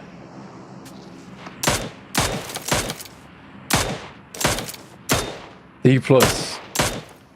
Troublesome spot at the moment. 1 elimination found. The Vicious, not likely to go much further here, but 71 points, fairly safe. David trying to put even more points on the table. He knows that is their last match. Try to get as much done as possible here. RCB up to 4 eliminations on the game. Really, really good stuff from them. But there it is. Stalwart versus 4MV. And guess who? It's Doc. Oh no, he tried to flex go down out first. On an off angle to the north side of Stalwart. Completely goes for the wraparound, and there's no way that 4MV can get him back unless they just win out the fight here and now. He's so far flung from them. Baron's trying to keep that position suppressed, stop them from getting over the ridgeline. They can pop a nade over and it's all done for Doc. And will it be enough for 4MV? They've only got 1 elimination so far. Doc gets flushed away. If they go down like this, I mean, it would only be thematic to their journey so far. I am glad they eliminated Doc there. I'm glad they flushed him because I really did feel like 4MV was going to pick him up. Reefus attempted it. You can play as 3. If Doc does something silly like that, count it as a scout. That's fine. He's figured out there's players over towards the western side. Good for him. He goes down because of it. There's nothing you could do. Don't try and pick him up. Play on as 3 and get some more points on this game. They figured out that there was teams on the west in the meantime. Ooh, okay, Getso Roy. The Miramar strats with 1 player left alive. The strat is don't die, get eliminations. On this roadside compound as well, in this next circle, Tiamba struggling. A nade could be good on the cook here. Needs to pop it out perfectly. Nearly gets the flush on the Bond. Drops out the window. Goes for the challenge with a DBS, but has he bitten off more than he could chew? Yes, but the point is earned. However, wait a minute. That didn't go to Getso Roy. Someone purloined it. Pilfered it away. It's 4MV. They're playing on with 3. D plus, go down. Their mark will be 101 points. See if anyone can break that one. DXavier might be able to do it tomorrow. 4MV though. Looking for some more. Aero goes down and Shan will flush him. They do get 3 elims off the back of this. There's potential for more here. 2 players inside. They can get 5 eliminations. It will place them in a precarious place, but playable going forward. That puts them on 63 points blank. This may be enough. Placements will start to come into play as well here. IWNRX looking to move 4MV out of this lobby though. And they need to draw them down right now if they want a chance to keep them out of the finals. IWNRX shifting down towards the south side. I think for IWNRX, it's a little bit more considerate over towards getting 40 points on the day because that sets you up very nicely coming into tomorrow. And maybe taking a 2v2 with Swain currently holding off the majority of RCB on that northwest side. That could be called a bad play. 77 pick up the position in the center. After Team Liquid, still on 4 players do move out over towards the northwest. Both these teams have strong positions. Team Liquid now in the same boat as 4MV.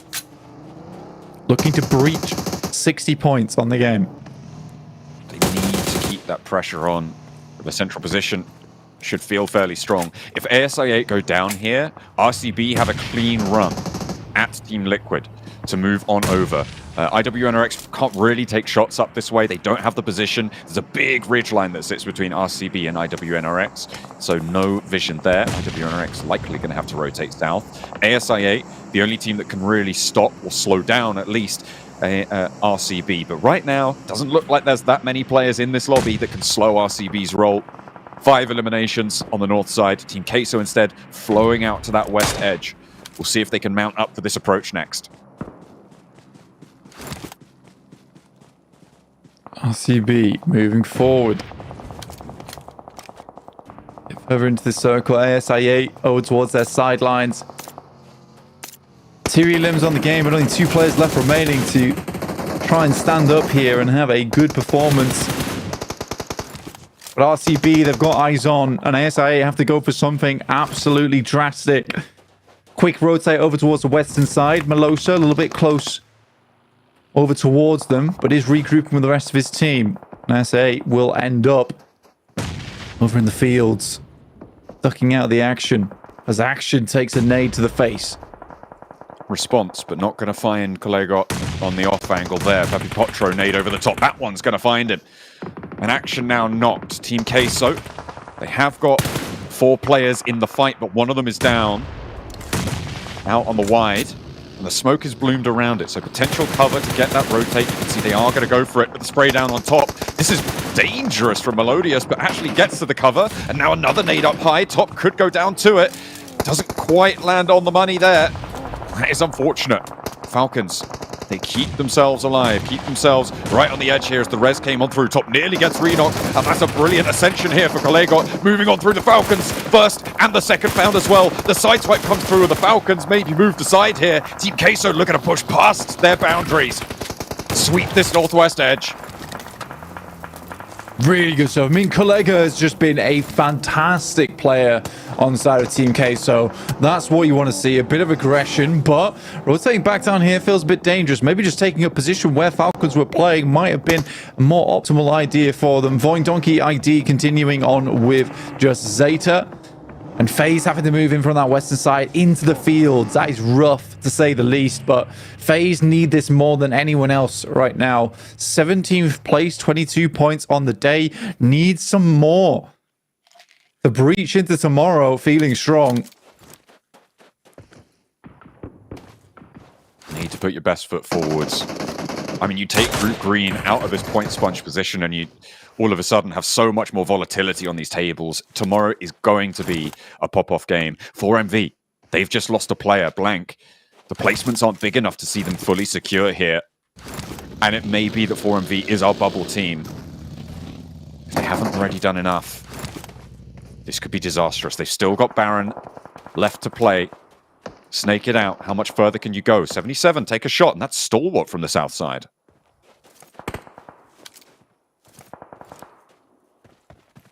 IWNRX making their way down.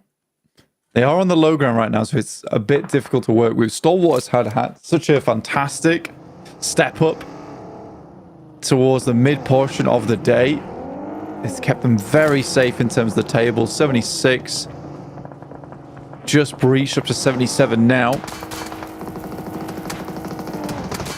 Okay, so doing something quite dangerous, I would say. How has he not gone down there? Melodious actually getting to this ridgeline. The rest of Team Queso can't really give suppression over to RCB's spot, but Melodious hits the deck. Team Liquid don't quite have an angle, Wild though able to step through. That is the backline not being there for Team Queso on that roll-up. They needed to be more prepared if they wanted to find that one and work it out. But now they know there's a team on that ridge. They have to play through. RCB going to have to move as well. Team Liquid rather, will be the object of the crash. Papi Potro, Kolegot, both going in. And now Team Liquid have their test. Can they stand up when it matters most? Put themselves safe? No. The breach is open and 2 players go down. There is a response, but they're falling like flies. Blank, Team Liquid stay alive, but for how much longer? Hit the deck. Cardozo needs to survive for Team Liquid to get further into this one. RCB not crashing. They could get the full reset. This is so important for Team Liquid. 2 eliminations. Goodness me, Isla had to immediately go for the first aid kit. Even a stray bullet would have taken him out there. Stalwart sending nades through. God, for Team Liquid, that looked absolutely disastrous. But them staying alive might just keep them alive in terms of the tournament.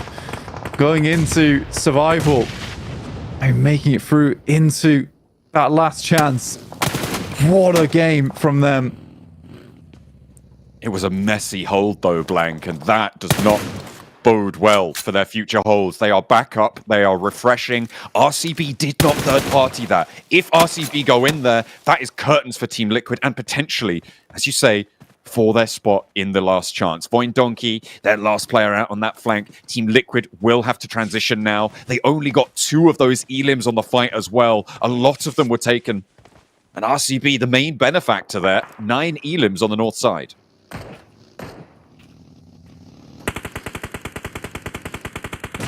Nine elims for RCB. I mean, they're just securing their place, right? At this point in time. IWinnerX Kine looking to move down, but Loxy looks on form. Looking to take down even more. Around the shack, gets back up in play, but the pump action through the window is dangerous, but not quite enough of a bite to it. So that's the double-digit elim count. 25 minutes on the clock. Zedwolf on the off angle looks for a little bit of an answer. 3 players still alive for IWNRX. No, wait, hang on a minute. That's turned around very quickly. It is only the one.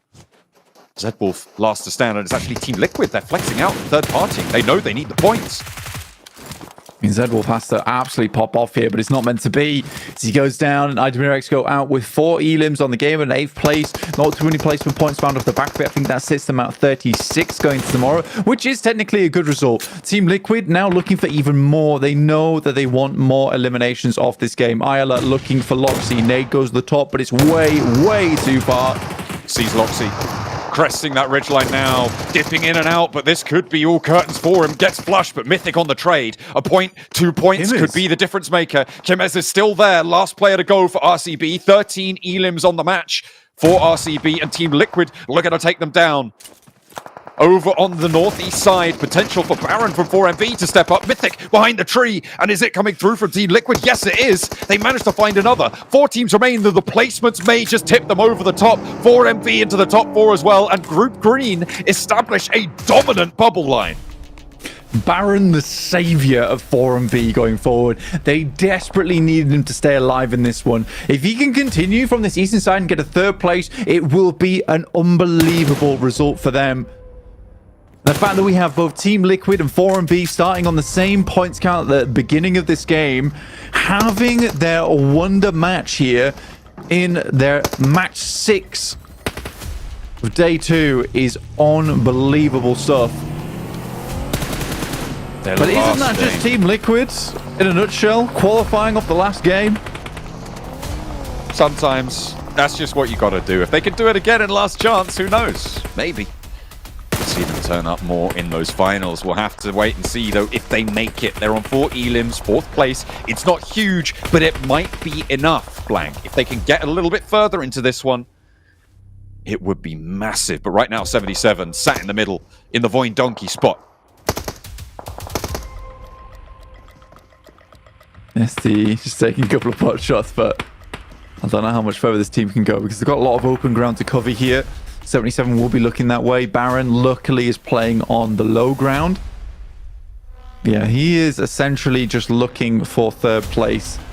4th will give him some points, sure, but a 3rd place at 5 points total on the placements is going to be the thing that really tips 4MV into a secure spot. But that does rely on one of these teams going down. They're all at pretty strong force here. Chief steps up, next ridgeline found. Stalwart gonna have to lead this hilltop. I think they're at the most danger right now. 77 have shots, so do Team Liquid. Team Liquid just about in the edge of this circle. This approach for Stalwart makes it they're the most likely to take a tumble, but they can just go for this crash. Ogtaguri up and in, looking for that window hop. Now on the ground floor, 77 have to worry. Cardozo trying to break out for Team Liquid on them in the meantime. And they are looking for it. The backline spotted, and Sanchez takes a tumble for Stalwart on the approach up the stairs. A second falls. And now for 77 with 2 players on the inside, they're holding out Stalwart. Can Baron survive just that little bit longer? Last stage as well, we're in zone 9. He's taking out Mythic, in fact. The rest of the team's coming across. We'll get 6 eliminations off the back of it, but a 4th place, and he was spotted, but at least he gets 1 elim off the back of it. A 9-point game. Not bad at all for 4MV. Stalwart moving in towards 77, looking to secure their position in the tables, but it's Team Liquid who need to come out on top. Bringing up the rear of the points tallies for Group Green, but it's not going to matter. They are still here to play. Chief is down next. 1 player to go. And Team Liquid needs to stride strong into this one. The fight in the middle. One player up the top, 2 players for Stalwart. Cardoza needs to move, and it needs to move now. Stepping on in, stepping forward. Shifu looks for the res, but thinks twice about it. A little bit slow on it. A nade up through the window from the off angle from Cardoza could be the difference maker. Does he have the middle of the circle? Shifu catches one. And now there's only one player to deal with. Around the sidelines for Stalwart. 77 looking to hold on to the building and Stalwart fall. One player on the inside and Team Liquid are looking to go all the way. Looking for that chicken dinner when it matters the most to them. Their last match in this tournament. They may be able to turn it around and give themselves 2 more days to play. In the last chance. Up the stairs. Cardoza no nades. But he's got a UMP and he's got a dream. Team Liquid need it and they need it now. Shifu on the inside. The shotgun drained on the door frame and it will be able to take him down. Team Liquid gets second place. Is it enough? The answer to be tomorrow.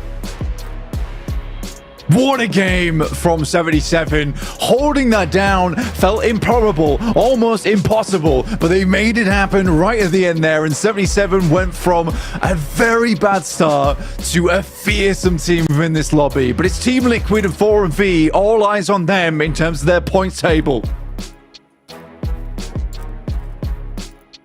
I thought that was Kalaris there with those biceps, man. I was getting a little bit afraid. I know the Ginger Man made it here to PMGC, but 77 close things out. Shifu, bro. Max, you were like kind of commenting it play by play there. You're like, Shifu, reload. And then he gets the final elimination onto Stalwart, and he popped off. I was thinking, like, reload, man. You only got 1 bullet. But he's like, I'm going to make that bullet count, man. He's like, he did.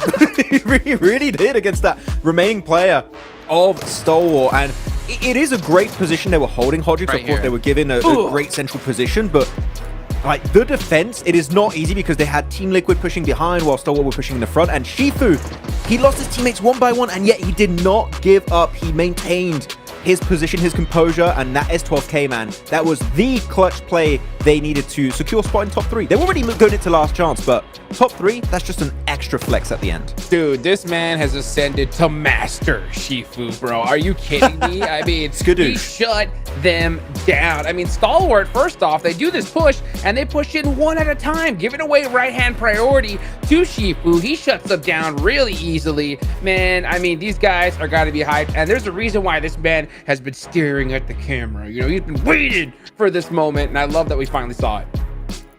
Man, 77 putting themselves even further up the leaderboards, which to me is interesting because we're going to have even more of a point soak towards the top. I mean, it's even more difficult now to make sure you're holding on to those top 16 positions. I'm actually curious to see how our overalls will play out with this one, but also Team Liquid. As we heard John and Blink talk about their last match here in the group, trying to put as many points as they possibly can on the board. And the question will always come down to, is it enough for them to maintain their position and hold on? And I would say it's looking possible, but they are on that kind of brink of the bubble that we're kind of expecting. But for which team name? I didn't catch your team name you said. For the Ponies. The Ponies? Oh, that's right. I was going to bring up 4MV, man, especially. Baron kept the dream possibly alive for them. The fact he made it so far in this game and also got some sneaky limbs on that. Who was it? Team Liquid 2 Hodrix? If they qualify on the brink, 4MV, you need to give a raise to my man Baron because he kept your spot in the last chance alive. It's going to be close. It's going to be pretty damn close here because, man, I mean, I think they're going to be ND. No, I think they should have it. I really do think they should have it after that. It's close. Because prior to this match, what did they have? 58 They had 58 points? Yeah, 58 points. With this performance here, these guys both should be rock solid. So I think that, man, it's going to be wild that we'll see an entire group green of the team that didn't play in the last day make it. And that is a huge feat, at least in my eyes. Yeah. Group of Death is group green all along? No. Don't say it. Vlad be, yes. Vlad's like, he's going to find new analysts next year. We got to chill down. No, actually, I said group green, group of death all along. I don't know what you're talking about. Yeah. Man, I mean, what a way to end things off as well. I mean, we talk about Team Liquid salvaging points. They definitely do so here in the very end of the game. But again, if you're Group Yellow coming back into this, you have to really be worried. I mean, seeing what Group Green was already able to put up, you have to kind of find the weak links and what's going to be in Group Red. As we're eventually going to transition here into our match rankings, we're going to see how many points a lot of these teams did get, more importantly, into the overalls after that. And we can see here, 17 points for 77. That's a lot. Ooh. Dude, these guys are set. I mean, what a great past 2 days from Group Green. I mean, they've impressed everybody at this point. I mean, look at that. Ragnar Kari was 16. You got Team Liquid, finishing it off, doing that what we like to call damage control in the last Miramar, baby. 13 points. We'll take that all day long, you know. One team, though, I want to see more of for sure, though, tomorrow, Max, man. It's got to be Tianba, man. And the thing is that we were talking about it earlier, Jason, how, yeah, these PEL teams warm up. But the problem is that they're facing an entirely new group. So there is no warm up, right? They're back to square one tomorrow. So hopefully they can just kind of grit their teeth and make it happen. Yeah, I mean, you only have 2 days of play also in Survival and then Last Chance. So your warm-up should be that first Sanhok, realistically. Really? And after that, you should be raring to go in this one. But Shifu, MVP, who is surprised? Well, not me, because that's pretty much as you would expect it after how he performed this game. But with now all the teams of Group Green, though, you said, Hodgix, that they should all qualify normally for the Last Chance. It set up this very interesting prospect of all the teams at the bottom are not going to have like some easy squads of Group Green. They're not playing to overtake their spot, right? So it's going to be pure competition for the top 16 between Group Red and Group Yellow, with no teams that are just going to falter at the bottom. That is going to make it really tough for the competition in tomorrow's matches. I mean, look on this front page. Yeah. All Group Green. Of course, since they did play out all their matches, you can see 4MV can be the lowest one on the tally at 68. And I kind of agree with you, Hotchix. I did mention before, I actually forgot to update my side of the standings, saying that Team Liquid should be enough. It's definitely enough at 71 points. Right, they should be pretty secure. But every team above them, like, are all very confident they're going to be able to hold on to this. It's more about how the second page is really going to play out here for all these teams and where the standings are. I don't know. Maybe give me your like most impressive team in survival stage, Hotchix. I mean, the obvious answer is D plus Kia. These guys are just like rock solid, you know, that's for sure. So besides them, I really like Regnum Karga. I know it's the second place team, but man, these guys have been really, really getting it done here, you know. And as far as a team that isn't in Group Green, I'm going to go with Major Pride right here, man. Major Pride have been so dang impressive. I wonder if they're still going to get that farm drop. I'm going to definitely keep an eye on that for tomorrow. But they are pretty set up here. Just a good couple of decent games. They're going to be fine. But at the end of the day, like, tomorrow is going to be just chaos. I wonder, boys, what do you think? How's it going to go, right? Because you got Vampire that need a ridiculous amount of points. I8 is in the same boat here, right? So do you think that we're going to see like more passive gameplay and like everybody playing it steady, or just kind of like just straight aggression? From the really bottom teams like I8 Vampire, they need to reach a 9-10 point average per game if they want to have a chance to compete from like what we see in 60-65 points. So them, I'm going to put them out of the conversation unless they start hot tomorrow. I'm talking like win or top 3 in the first match or 2. Otherwise, no. The thing is, placement points alone is not going to cut it. You need to see bigger limbs coming through for these teams if they want to have even just a chance to make it through. I mean, I'd even say there's a couple of other teams that are on that threat, like Inco. We haven't really seen anything crazy out of them in survival stage, obviously only having 15 points, but not too many crazy matches either when it came to their own group. As we take a look here at our MVP of the day, Nobu, I think definitely deserving, man. This guy popped off constantly, having multiple games with a ton of eliminations. I think he's still going to be our elimination leader, which, again, you kind of expect considering they played out all 12 of their matches. But before, we were talking only about Osal. It's nice to see that, you know, D+ had that depth in the roster of other people who can step up. I think every time we had a South Korean team, Jason, join global events, we were like, oh, this guy on this team is really good. But every time we mention D+ Kia, if I'm not mistaken, we just say D+ Kia, the team. We don't say like, oh, it's Osal, or it's Nolbu, or it's Fabian, or it's Chips. Like, no, every player is just popping off. They are just such a good team together, and they just... The timing is so good. We saw that fight earlier versus Gets a Roy, right? Where Osal is alone, buying time to wait for his teammates to assist him. Like, that's the kind of synergy that wins you global trophies. And right now, they are kind of on that trajectory to maybe go the entire way for the Grand Finals.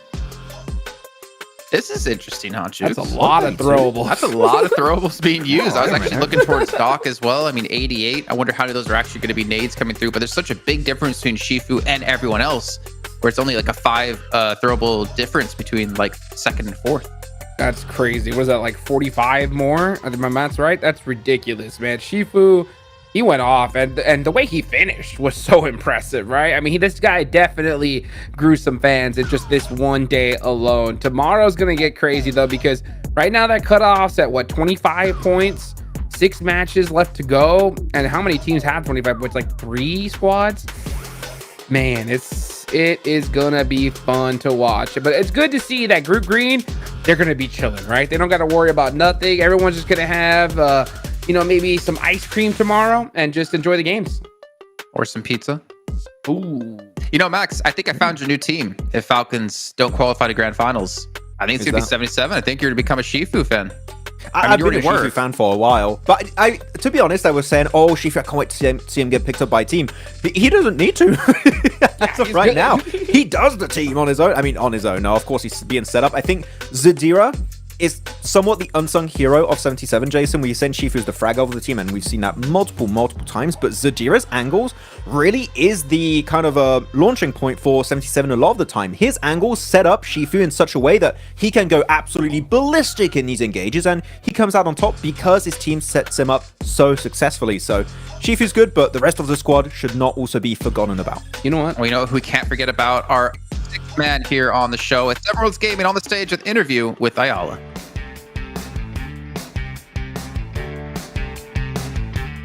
That's day 2 for survival stage, and alongside with me, I have none other than Mythic from Team Liquid. Once again, Miramar saves you guys. You guys finished with 71 points going into tomorrow. You guys aren't going to be playing tomorrow, but going into tomorrow, how comfortable are you guys feeling that you'll be able to survive to last chance? Então, ele falou mais uma vez, a Miramar salvou vocês. Vocês vão, amanhã, não vão jogar, mas vão ir com 71 pontos. Quão confortável vocês estão que vão conseguir ir para a last chance? A gente sabe que dava para ter pontuado mais, né? Mas com fé em Deus vai dar tudo certo, a gente vai passar, a tabela vai ser zerada e se Deus quiser a gente passa no top 6 e chega na final da PMGC. So he said, of course, they could have done better, get more points, but he feel comfortable. He said, at least they get, maybe top 6. So, that they're going to be going, to the last chance tomorrow. Right on. Now, the team hasn't really felt the most comfortable throughout this whole PMGC, considering that coming into this, you guys were one of the favorites. What has been the biggest issue from group stages and now survival stage that just you guys haven't been able to feel as confident and as favorite as you're expected to? Então, falou que, em geral, vocês eram uma das equipas favoritas para esse campeonato, mas vocês não se desempenharam muito bem, nem na fase de grupos, nem agora nessa fase. Então, o que aconteceu? Qual foram alguns problemas que vocês tiveram? Um dos problemas foi ter mudado de spot, né, em Erangel e Sanhok. Não que seja desculpa, mas atrapalhou um pouco. A gente não estava tão bem preparado assim para ter mudado de spot e tudo mais. Mas vamos chegar mais fortes, vamos fazer partidas agressivas, como é nosso estilo de jogo, e vamos pontuar muito mais para chegar muito grande na final e ser campeão. So you say one of the biggest problems was that they changed the spot from Erangel and Sanhok. Of course, you'll not be they just this one problem, but they try to fix everything so they can be stronger and come more strong for last chance, even coming for the finals.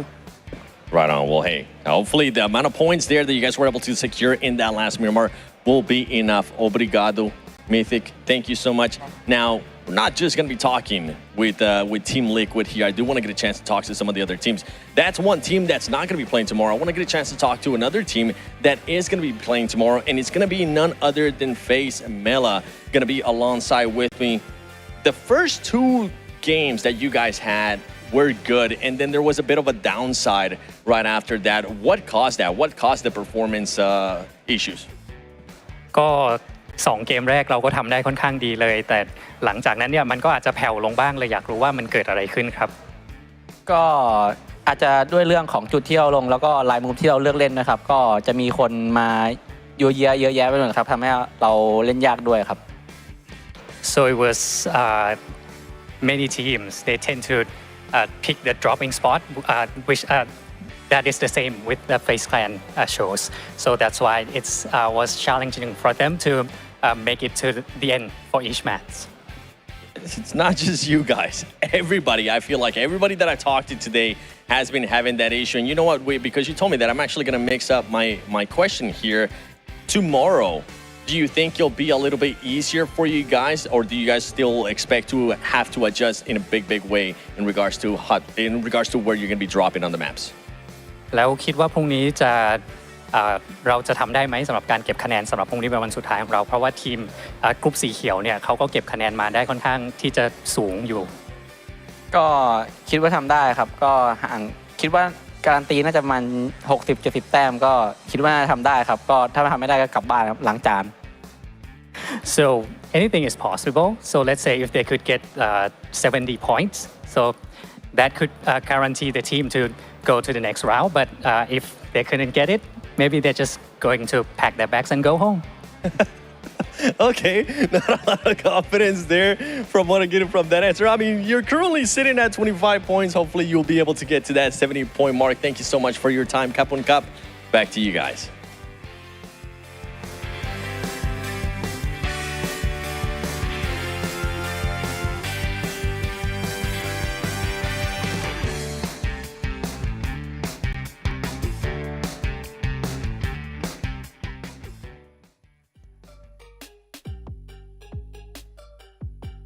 Good to hear from Mythic and Mela there in particular, gentlemen. Anything that stands out that you want to discuss between those two interviews, other than, I guess, the calculations being a little bit odd for Mela?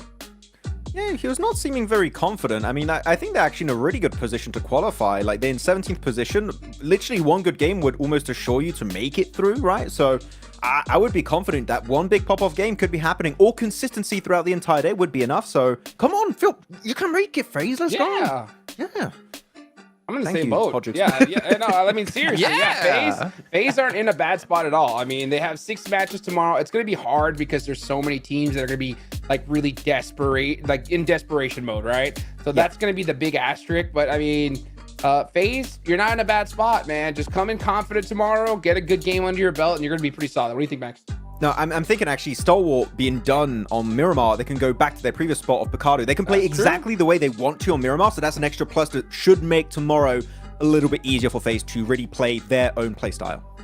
I mean, even thinking for like Getso Roy, well, actually, yeah, in Group Red, right? They have another day of play. We did hear from them earlier on saying the problem they were having was they had to change their drop locations and kind of like adapt to that. And maybe they can go back to their normal drop locations now there's a different group coming back in. And honestly, that's kind of the coolest part of the survival stage is that, yeah, you might be able to set your place in stone in one day, but when the groups swap around, you might have to change things up. So you might be done with the matches, but you're not done with the day. You still have to prepare with what's coming up tomorrow. Yeah. It's going to be so much. Sorry? I can't tell you how hard it is, right, to switch drop locations, right? These guys train all year long to go into one spot. The timing is locked down. So if you have to change even a little bit, like Team Liquid, they changed their secondary drop location. And you heard Ayala said that he had some problems with it. So it's pretty crazy. You know, it's also crazy, Hot Jukes. What's that? The fact you don't have one of these. Infinix GT20 Pro. It's so close, Hot Jukes. And yet so far, one, dude. With 120 FPS, 144 hertz, maybe you can also put pictures of Johnny Allen on the wallpaper. Who would you put in there, Hot Jukes? Huh? What would I put in there? Say like tomorrow you wake up, ring, ring. You have I mean, I don't know why your phone's ringing. It's your front door, and it's like, here's your Infinix GT20 Pro. Who do you put up on that wallpaper? I picture Vlad, dude. Why not, dude? The prediction king. You know what I'm saying? With Vlad with a crystal ball right in front of his head. People in the chat like, huh? Who? He's really trying to get an Infinix phone here, man. Like he's even sucking up to Vlad. I really went for that one. You like that? I was like, yo, come on, man. Well, you guys at home, there's still tickets available for the Grand Finals over in the UK between the 6th and 8th of December. All the activities you can participate in, seeing your players, your favorite players going head to head, maybe some of your least favorite players if they're beating your favorite players. And of course, root your teams on and see who will be crowned the champion and be the one of PMGC 2024 this year. But gentlemen, I think it's going to wrap up the show. I'm not going to give you any chance to give a quick little recap of the day because you know what? We need to get out of here so we can get to tomorrow quicker. It comes down to the final day of survival stage before we jump into the last chance. Hope you guys have a great night. We'll see you tomorrow with some more PUBG Mobile action.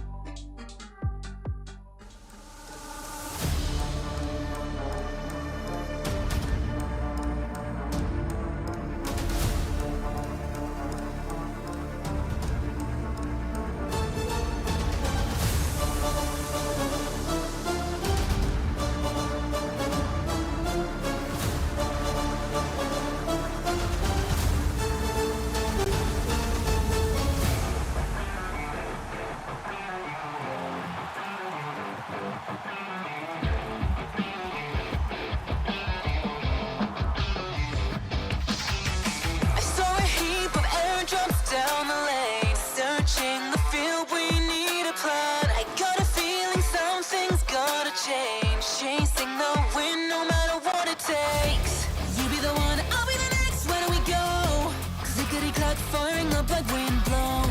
You don't wanna lose, neither do I. Hearing the siren that has never changed. Out in the world, run from the low. I got your back, you're not alone. Flare up, even at the lowest ebb, nothing's bending us down. Time's up, blaze brighter with every challenge we face. Ignite, let the glow of my roar overshadow the darkness of our glory. Never thought of giving up, it's never ending. Some of us got too lost to find the path. Some of us had way too much pain. I understand, but hopelessness goodbye. Warriors are meant to rise and shine again. You're stepping down, I'm moving up, put on a show. Clackety click, last minute countdown. You wanna survive, just stay alive. Rising up in the zone, champions for the top. With my crew strong, facing the storm.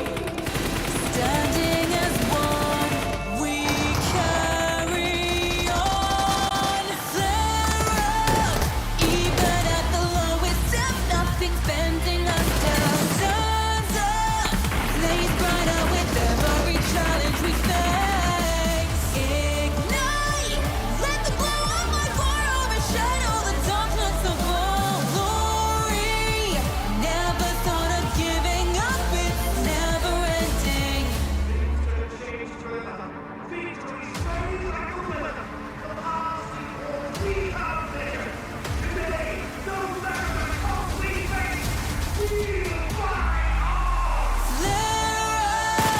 Even at the lowest ebb, nothing's bending us down. Time's up, blaze brighter with every challenge we face. Ignite, let the glow of my fire overshadow the darkness of our glory. Never thought of giving up, it's never ending.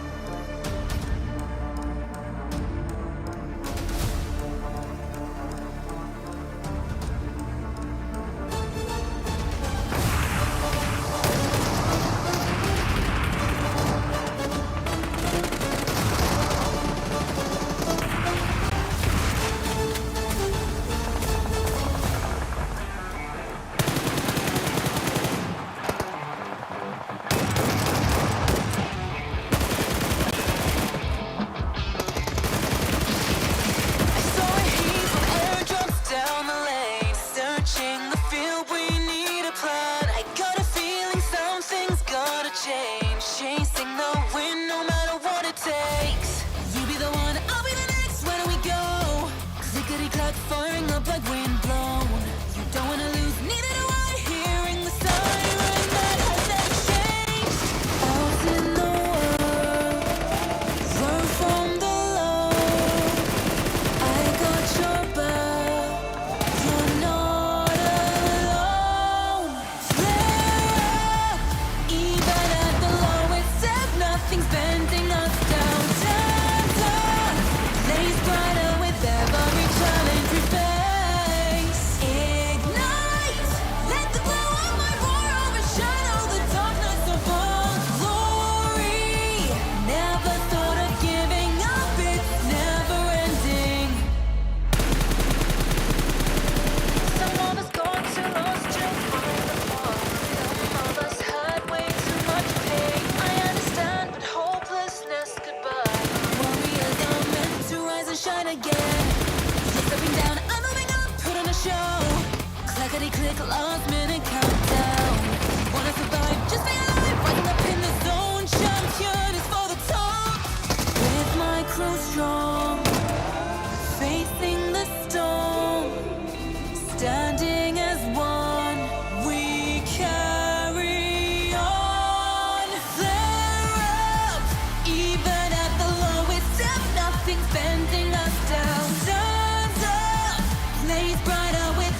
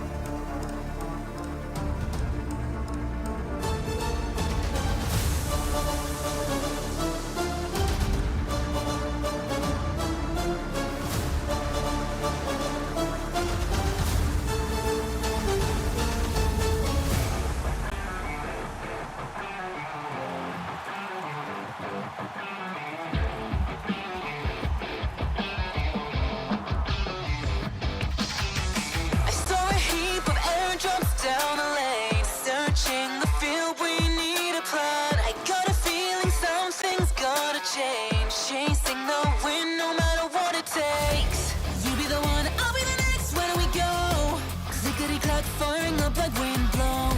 You don't wanna lose, neither do I. Hearing the siren that has never changed. Out in the world, run from the low. I got your back, you're not alone. Flare up, even at the lowest ebb, nothing's bending us down. Stand up, blaze brighter with every challenge we face. Ignite, let the glow of my roar overshadow the darkness of our glory. Never thought of giving up, it's never ending.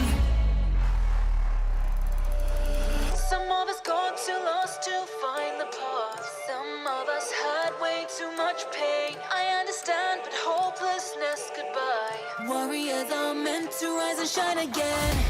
You're stepping down, I'm moving up, put on a show. Clackety click, last minute countdown. You wanna survive, just stay alive. Rising up in the zone, champion is for the top. With my crew strong, facing the storm, standing as one, we carry on. Flare up, even at the lowest step, nothing's bending us down. Stand up, blaze brighter with every challenge we face.